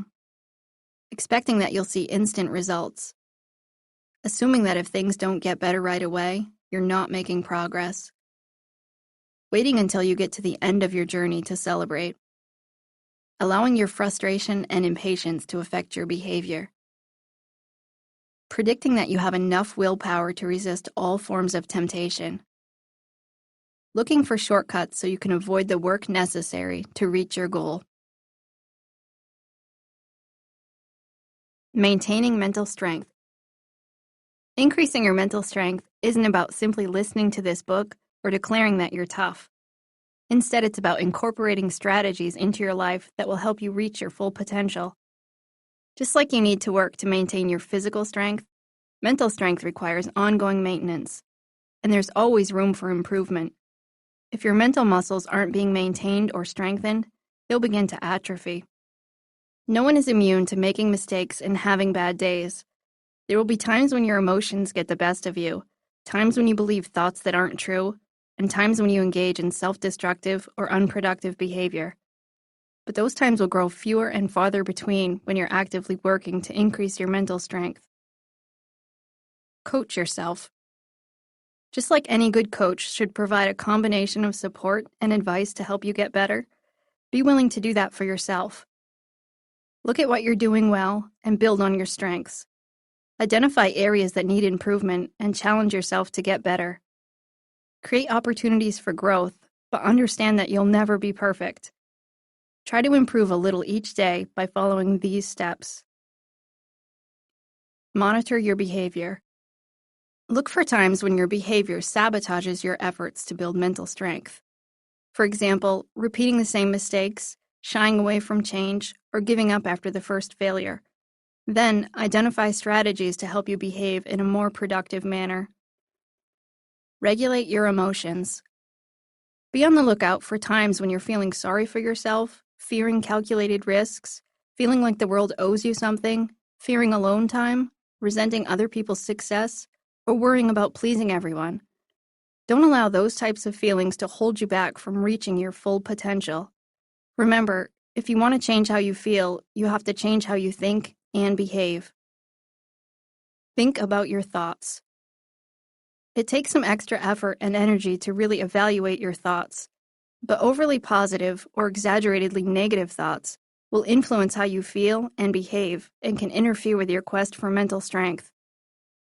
Examine whether your thoughts are realistic before determining a course of action so you can make the best decisions for yourself. Identify beliefs and thoughts that will hold you back, such as those that encourage you to give away your power, waste energy on things you can't control, dwell on the past, or expect immediate results. Replace them with more realistic and productive thoughts. Just like a good trainer at the gym encourages a healthy lifestyle outside of the gym, being a good coach means you'll need to create a lifestyle conducive to building mental strength. It's impossible to build mental strength if you're not taking care of yourself physically. Not eating right and not getting enough sleep make it difficult to manage your emotions, think clearly, and behave productively. So take steps to ensure that you're creating an environment that will set you up for success. Although acquiring mental strength is a personal journey, you don't have to go it completely alone. It's hard to become your best self without help from other people. Ask for help when you need it and surround yourself with supportive people. Sometimes other people can offer tips and strategies about what helps them, and you may be able to apply those to your life in a way that helps you along your journey. If you find that your friends and family aren't able to provide you with the type of support that you need, seek professional help. A trained counselor can assist you in your efforts to create change. As your mental strength increases, you'll become more aware that not everyone is as interested in increasing their mental strength. Clearly, you can't force anyone else to change his or her life. That's up to that individual. But rather than complain about people who aren't mentally strong, commit to being a healthy role model for others. Teach your children how to be mentally strong because clearly, they're not learning these skills in the outside world. But if you work on striving to be your best, people around you, including your children, will take notice. Fruits of your labor. Lawrence Lemieux is a Canadian sailor who competed in 2 Olympic Games. He'd been sailing since he was a child, and in the 1970s, he fell in love with solo racing. He worked hard to improve his skills, and he began racing competitively. In 1988, he traveled to the Seoul Olympics, where the chance of earning a medal looked promising. On the day of the race, the conditions were quite challenging. Strong winds combined with fast-moving ocean currents made for unusually large waves.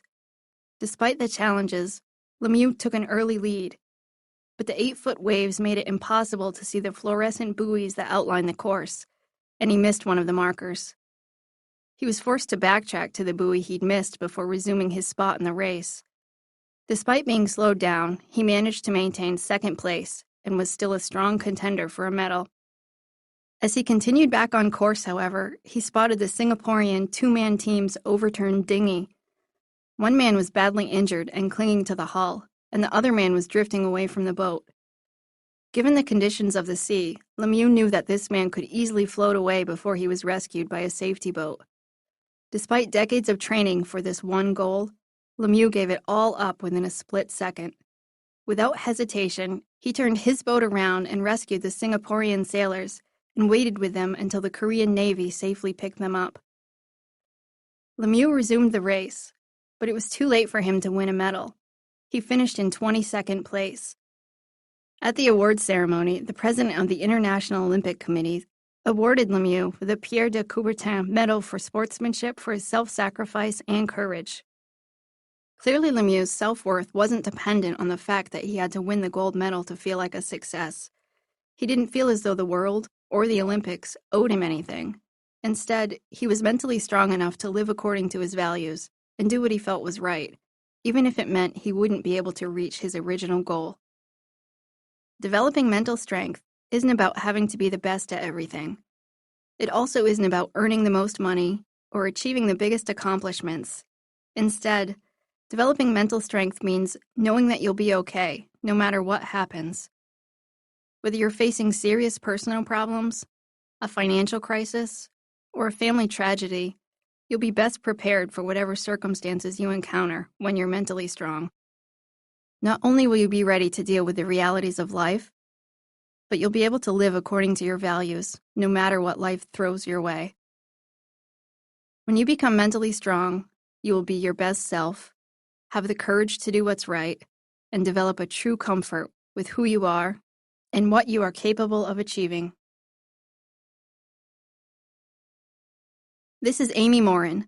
This production of 13 Things Mentally Strong People Don't Do, Take Back Your Power, Embrace Change, Face Your Fears, and Train Your Brain for Happiness and Success was directed by Robert Kessler and recorded at the studio in Portland, Maine, engineered by Carlin Daigle. It was produced by Kessler Media Productions. Executive producer, Caitlin Gehring. Text copyright 2015 by Amy Morin. Production copyright 2015 by HarperCollins Publishers. All rights reserved. Thank you for listening.